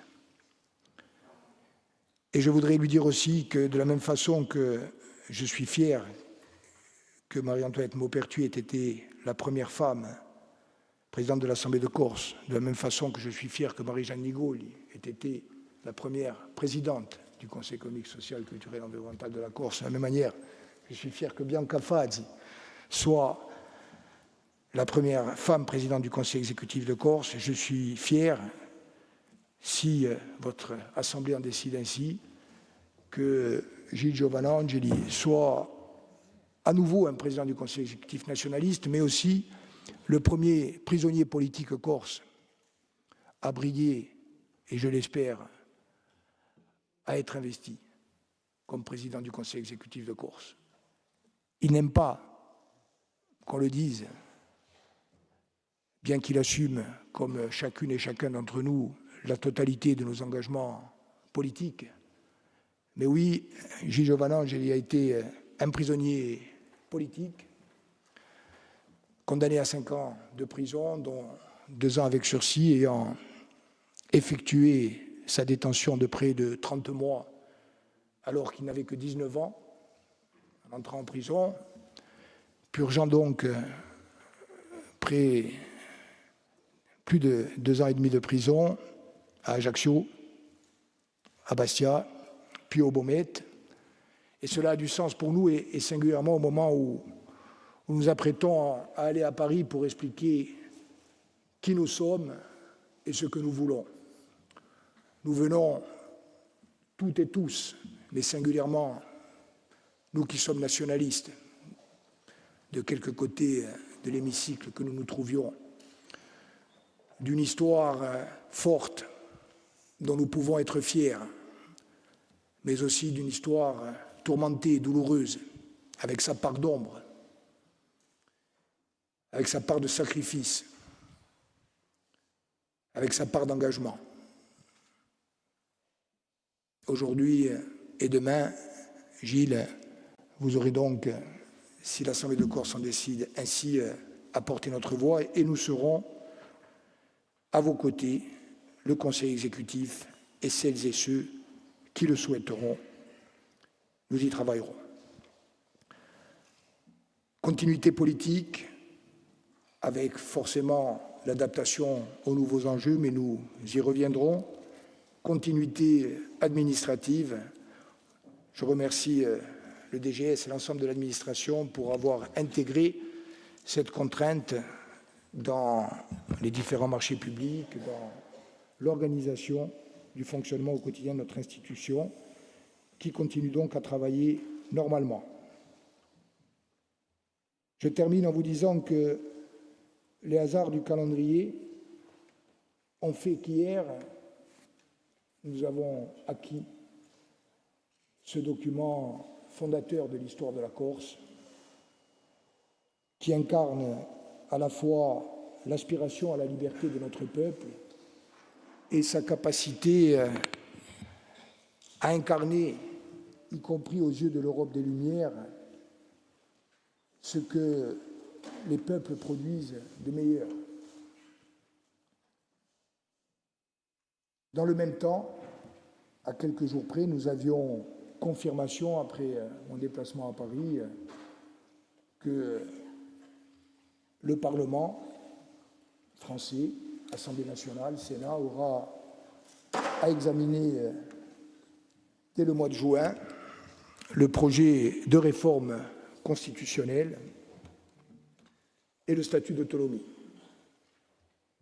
En ce qui nous concerne, nous serons dans la continuité des engagements qui ont été les nôtres et qui ont permis de valider à une très large majorité un projet d'écriture, désormais projet de loi constitutionnelle, qui doit poser les bases juridiques à la fois d'une solution politique globale et d'un statut d'autonomie qui aura ensuite à être précisé par une loi organique. Cet enjeu est fondamental.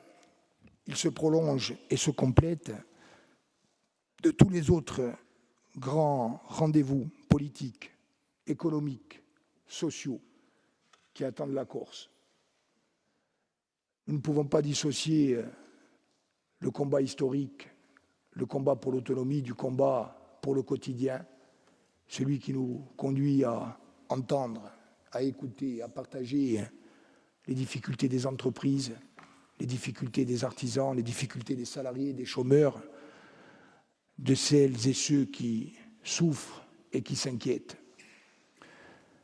Le combat va continuer. En ce qui me concerne,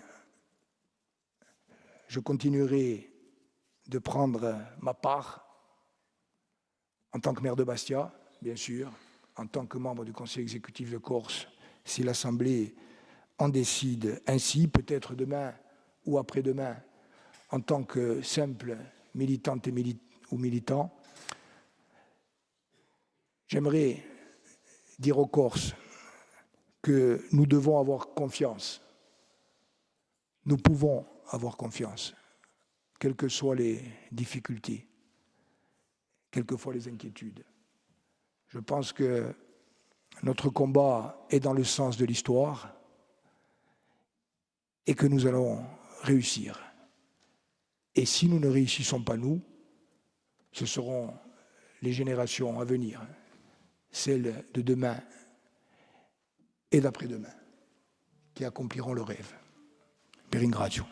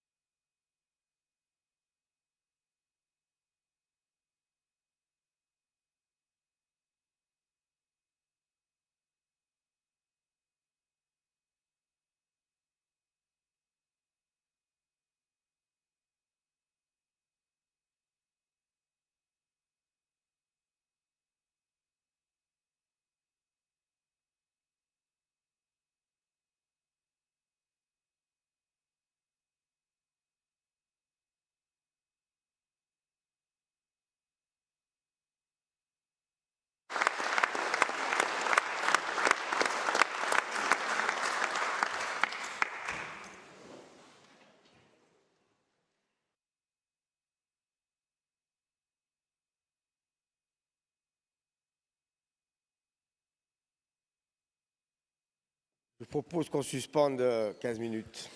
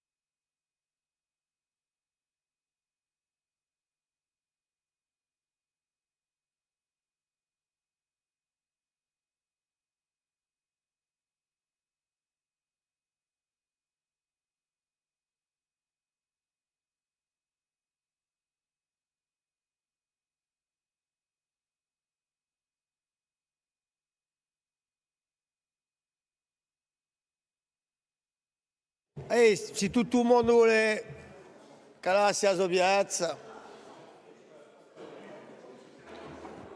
Marine.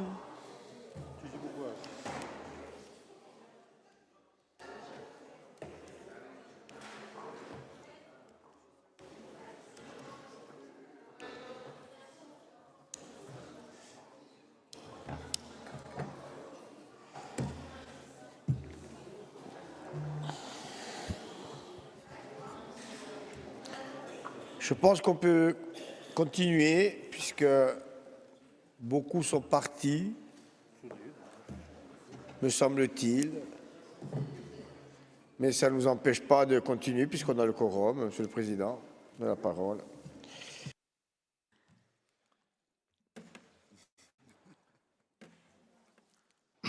C'est un rapport d'information, un rapport d'information non ai contratti di concessione di servizi di trasporto aereo. Je croyais que c'était toi qui s'est passionné.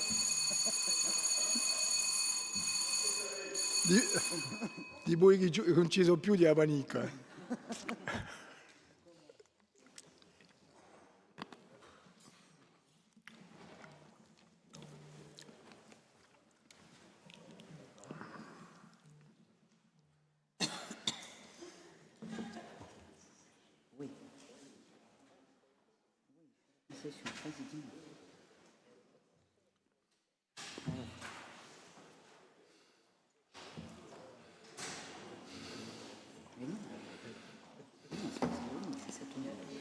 Comincio?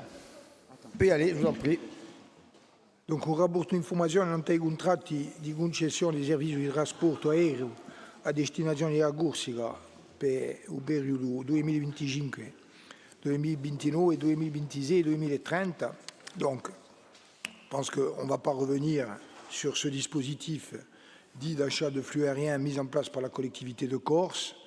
C'est un dispositif innovant. Nous avons travaillé donc à l'époque notamment avec la CCI, devenue depuis établissement public de l'industrie et du commerce de Corse, avec également les professionnels du tourisme, la collectivité de Corse, l'ATC bien sûr, l'ensemble des partenaires concernés, avec une sécurisation juridique importante et notamment l'intervention précieuse de plusieurs cabinets d'avocats spécialisés avec bien sûr un gros travail en interne des services de la collectivité de Corse.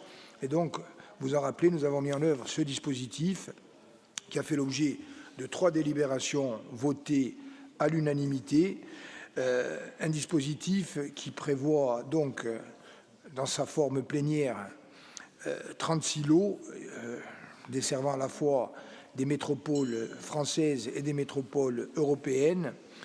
Je rappelle que c'est un dispositif innovant qui repose sur une logique de marché public et non pas d'aide d'État, que nous avons commencé à mettre en œuvre de façon partielle et comme le rappelle le rapport, avec une phase de mise en œuvre, certes partielle, mais extrêmement encourageante, puisque le dispositif a d'ores et déjà produit des effets significatifs et mesurables, puisque les données consolidées sur la période allant de novembre 2025 jusqu'à début janvier 2026 font apparaître une génération de plus de 15 000 visiteurs supplémentaires, autrement dit 83 000 nuitées sur le territoire insulaire. Je rappelle, c'est un rapport à peu près de 1 à 100 entre l'investissement à travers ce que nous coûte le marché public et les retombées pour la Corse. Je rappelle que là, nous sommes d'ores et déjà pour 400 000 euros à environ 40 millions d'euros de retombées et que le dispositif dans sa totalité, lorsqu'il sera activé, nous permettra de compter pour une mise d'environ 7 à 8 millions d'euros sur environ 260 à 270 millions d'euros de retombées directes pour le territoire, sans même compter les recettes fiscales générées. Le problème, vous le savez, on nous avait dit à l'époque qu'il y avait une discussion avec les services de l'État, que nous étions sûrs de ce que le dispositif est conforme non seulement au droit interne, mais également au droit européen. La difficulté, c'est que c'est un dispositif qui, pour l'instant, n'a pas d'équivalent, que manifestement, il heurte aussi non seulement certains tenants de l'orthodoxie juridique, mais également certaines logiques économiques puissantes, et que donc les mois qui ont passé ne nous ont pas permis de convaincre l'État. Pourtant, il y avait eu en amont des discussions approfondies. Il y en a eu également dans le cadre d'échanges qui ont été mis en œuvre, y compris après les votes de l'Assemblée de Corse. Et je pense que la durée entre le moment où la délibération a été votée, le moment où elle est entrée en vigueur et le moment où le recours contentieux est intervenu montre bien que l'État n'est pas tout à fait certain du bien fondé de sa position. Je pense, sans ne rien cacher, qu'il y a eu également des discussions internes sans qu'on puisse savoir exactement quelle est la part du lobbying, y compris extérieur. Mais le fait est que le préfet a introduit un recours qui, certes, n'est pas suspensif.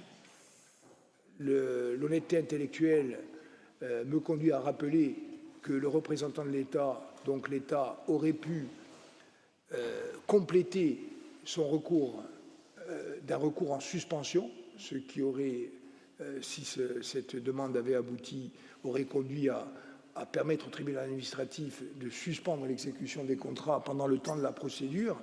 Mais cette petite concession qui nous est faite ne permet pas de sécuriser le dispositif dans la mesure où l'existence d'un contentieux fait peser objectivement un risque, même si nous considérons que ce risque est mesuré, d'annulation. Et donc, ce qui va se passer, c'est que, bien sûr, comme nous l'avions d'ailleurs permis dans le contrat, c'était un élément de sécurisation également, on va faire jouer, en accord avec les compagnies aériennes, la clause de suspension du contrat pendant la durée du contentieux. Bon. Donc c'est extrêmement dommageable, surtout dans le contexte actuel, vous l'avez vu, où il y a une crise géostratégique mondiale qui se répercute sur l'activité économique et touristique. Vous avez certainement vu que beaucoup de destinations touristiques sont aujourd'hui en berne, que ce phénomène qui est généré notamment par le conflit en Iran est également aggravé par le coût du carburant et la fiscalité environnementale, les fameux ETS, qui ne prennent pas en compte la spécificité des territoires insulaires comme le nôtre. Donc, la décision de faire un recours est déjà dommageable par elle-même, mais elle vient en plus aujourd'hui aggraver un contexte économique et touristique qui est extrêmement difficile, alors même que le dispositif a fait la démonstration qu'il était non seulement une bouffée d'oxygène, mais même un véritable levier de développement. Et je reviens un instant, le problème, c'est qu'à considérer par impossible ou par hypothèse que les textes actuels ne permettent pas la mise en œuvre de ce dispositif. Il faut impérativement faire évoluer les textes, parce que la taille de la Corse, la structure de son marché, ne nous permettra pas d'avoir des effets de seuil générant de l'activité de flux aérien sans avoir des dispositifs qui permettent de l'accompagner. Et les dispositifs actuellement validés sont totalement insuffisants, y compris lorsqu'on se place dans une situation de concurrence avec des destinations touristiques qui sont sur le même secteur et sur le même segment que le nôtre. Donc, aujourd'hui, toute notre construction économique qui était en train de se développer, de se fortifier, c'est-à-dire une annualisation de l'activité touristique, sortir de la logique de saisonnalité, mieux répartir la fréquentation touristique, aller chercher une clientèle touristique qui a un fort pouvoir d'achat à partir de bassins de population identifiés en amont, notamment à travers le travail de l'ATC, qui également développe un soutien en termes de promotion, de marketing territorial aux listes qui sont mises en œuvre. Tout cela ne va pas se faire.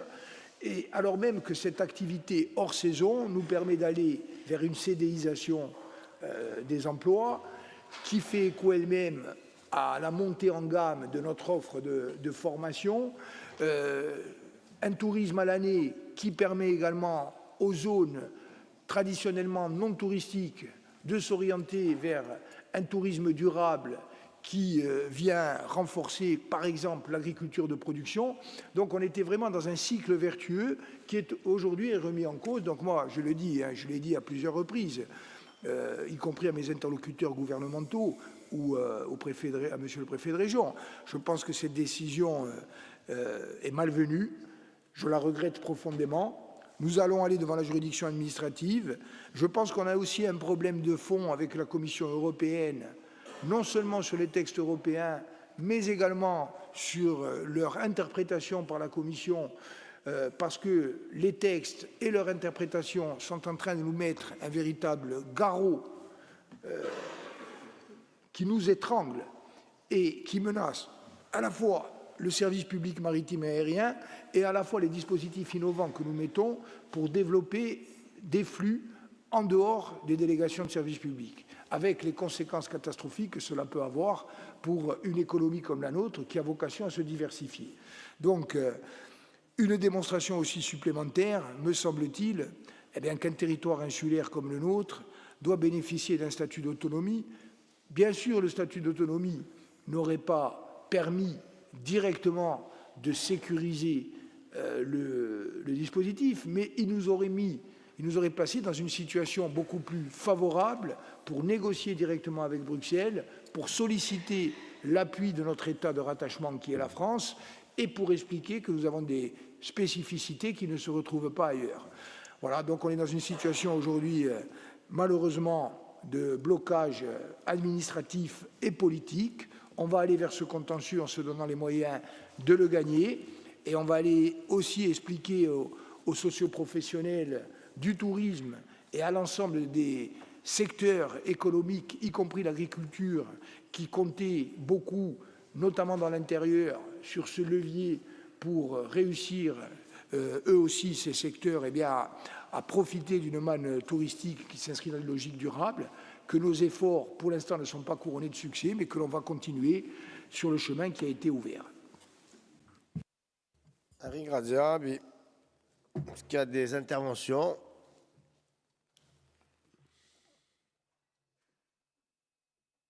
Non.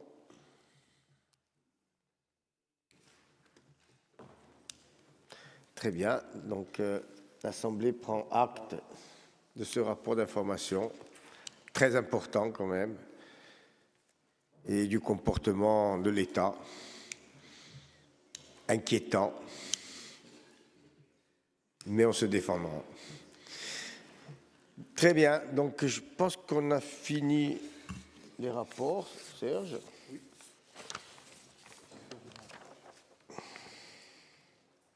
Donc, il y a bien entendu une proposition de dérogation au régime du temps de travail. Donc, qui est pour? Tout le monde, Harry Razia. Et on peut passer aux motions. Donc, avec...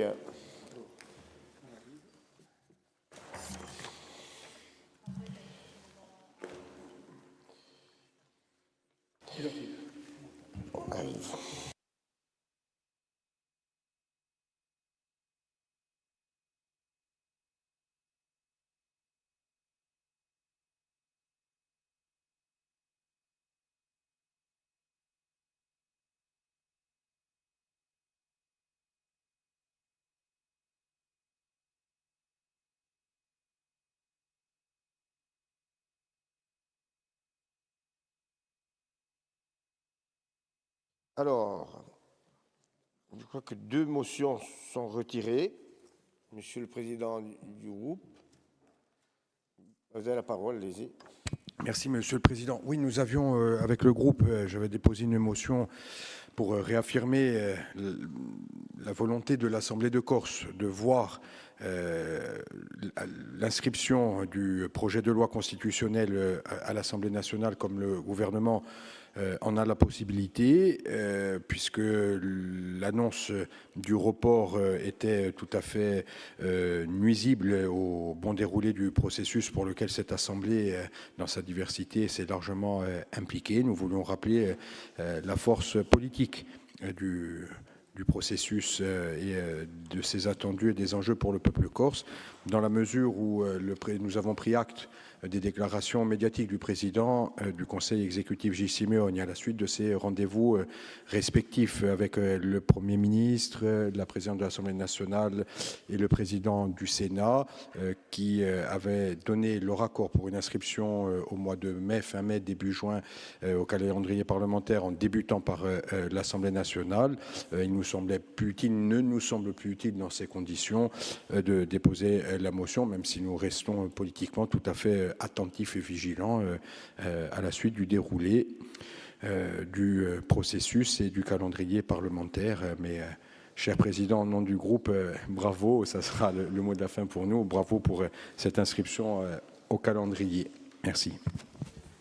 Très bien, merci. Donc, il y a une autre motion d'avancement qui est retirée. Donc, il y a deux nouvelles motions.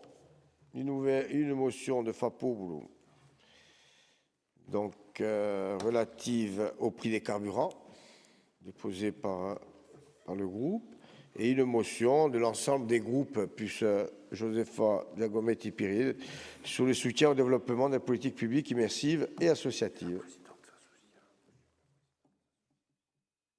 Et la présidente s'associe à la motion des groupes, mais elle est aussi dans un groupe. Et s'associe.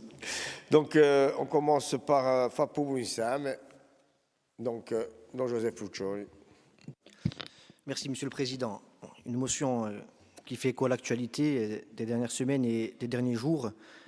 Vous savez que deux décrets ont été publiés au journal officiel en date du 9 avril 2026, chargeant respectivement le député de la première circonscription du Cismont et le député de la deuxième circonscription du Poumont de mission relative à la cherté de la vie en Corse et au prix des carburants. On sait que ce sont des questions économiques et sociales au cœur de nos préoccupations et des préoccupations de notre peuple au quotidien. Ce sont des questions qui nécessitent bien sûr des réponses durables, des réponses structurelles, des réponses pérennes et de fond. Mais il y a aussi une situation d'urgence aggravée par le contexte notamment géopolitique international. Et dans ce cadre-là, compte tenu du fait que l'Assemblée de Corse et le Conseil exécutif de Corse, conformément au règlement intérieur de notre Assemblée, sont les garants des intérêts matériels et moraux du peuple corse, il nous paraissait important, du côté de FAPO.ICM, que la collectivité de Corse, dans son ensemble, soit associée, dans le respect des prérogatives de chacun, à ces missions parlementaires, notamment, et au visa du projet de motion, un certain nombre de textes et de travaux sont rappelés, notamment au regard des propositions qui ont été faites par la collectivité de Corse, qu'il s'agisse du Conseil exécutif ou de l'Assemblée de Corse ou même de la conférence sociale depuis plusieurs décennies, et notamment depuis 2018 pour la période la plus récente, de manière à ce que les travaux et les conclusions des missions parlementaires prennent en compte effectivement les spécificités de notre pays en matière de prix des carburants et en matière de cherté de la vie. C'est une question essentielle. Donc, nous vous proposons, à travers cette motion, que l'Assemblée de Corse affirme la nécessité absolue d'apporter des réponses structurelles et durables à la question des prix du carburant et plus largement à celle de la cherté de la vie en Corse. Nous demandons que la collectivité de Corse soit pleinement associée aux travaux des missions confiées aux deux députés, Castellani et Colombagne, sur la cherté de la vie et sur les prix des carburants. Nous souhaitons bien évidemment que cette association, dans le respect des prérogatives des missionnaires, permette de garantir la prise en compte des spécificités de notre île et des propositions déjà formulées par l'Assemblée de Corse. Et nous mandatons le président du Conseil exécutif pour engager toute démarche utile auprès du gouvernement et des parlementaires à cette fin. Ringraziavi. Ringraziavi. Intervention contre. Il n'y en a pas. Avis d'exécutif. Avis favorable. Simplement une information à l'Assemblée de Corse. J'ai écrit au député Colombagne et au député Castellani pour leur proposer, pour leur dire que le conseil exécutif et la collectivité de Corse se tenaient à leur disposition pour que nous puissions travailler ensemble. Je n'ai pas encore eu le député Colombagne, j'ai envoyé un texto, il m'a dit qu'il était absent pendant quelques jours. Donc nous allons essayer de nous voir pour, comme vous l'avez dit, dans le respect des prérogatives des parlementaires qui sont missionnés, essayer d'être le plus efficace possible. Merci. Donc je mets la motion aux voix. Qui est contre? Qui s'abstient? Qui ne participe pas? Qui est pour? Unanimité, irrégraziable. Donc la motion de l'ensemble des groupes de Josepha Giacometti-Pired, de la présidente de l'Assemblée de Corse, qui la présente? Nadine.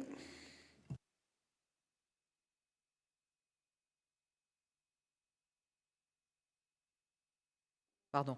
De façon synthétique, juste pour rappeler, pour reposer le cadre brièvement.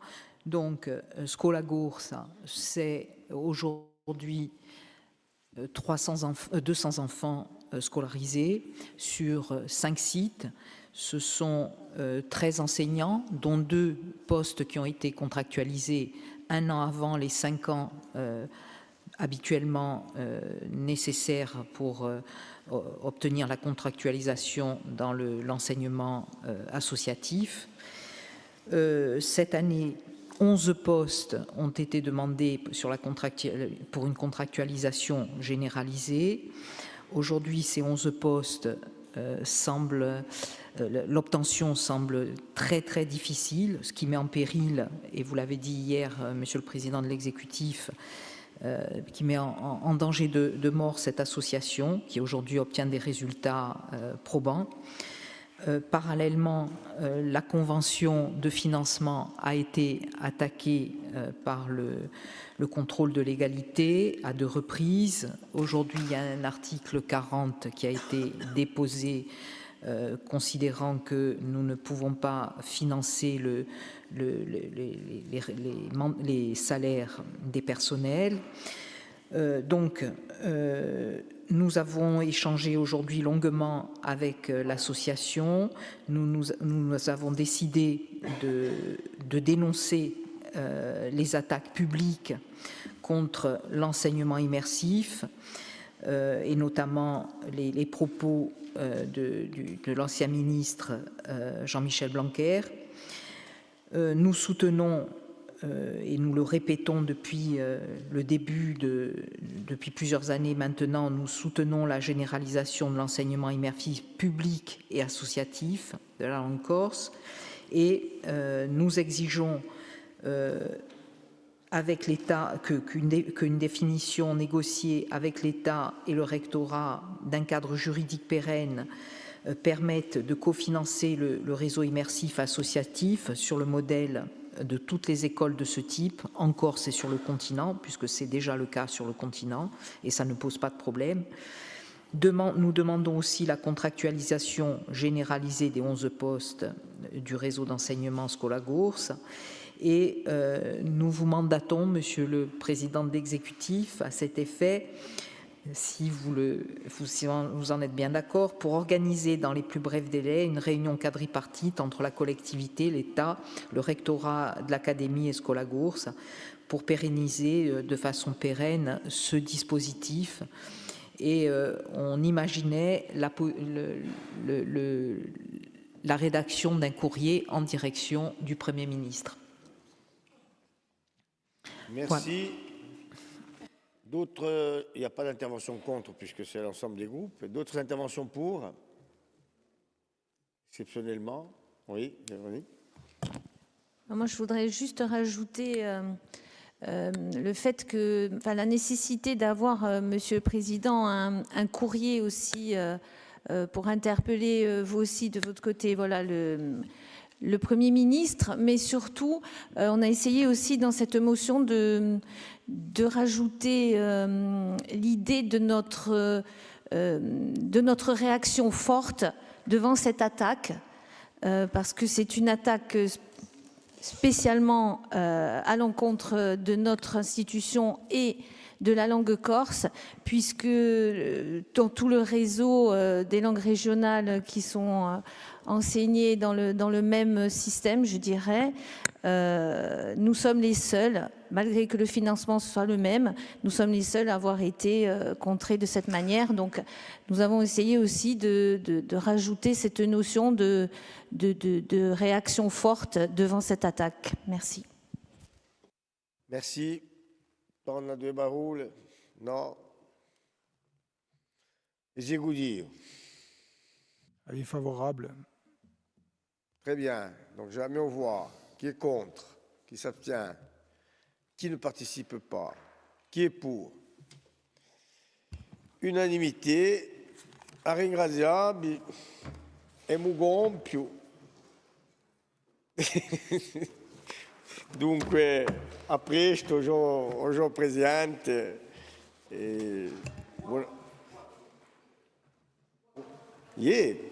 A presto. E buon lavoro.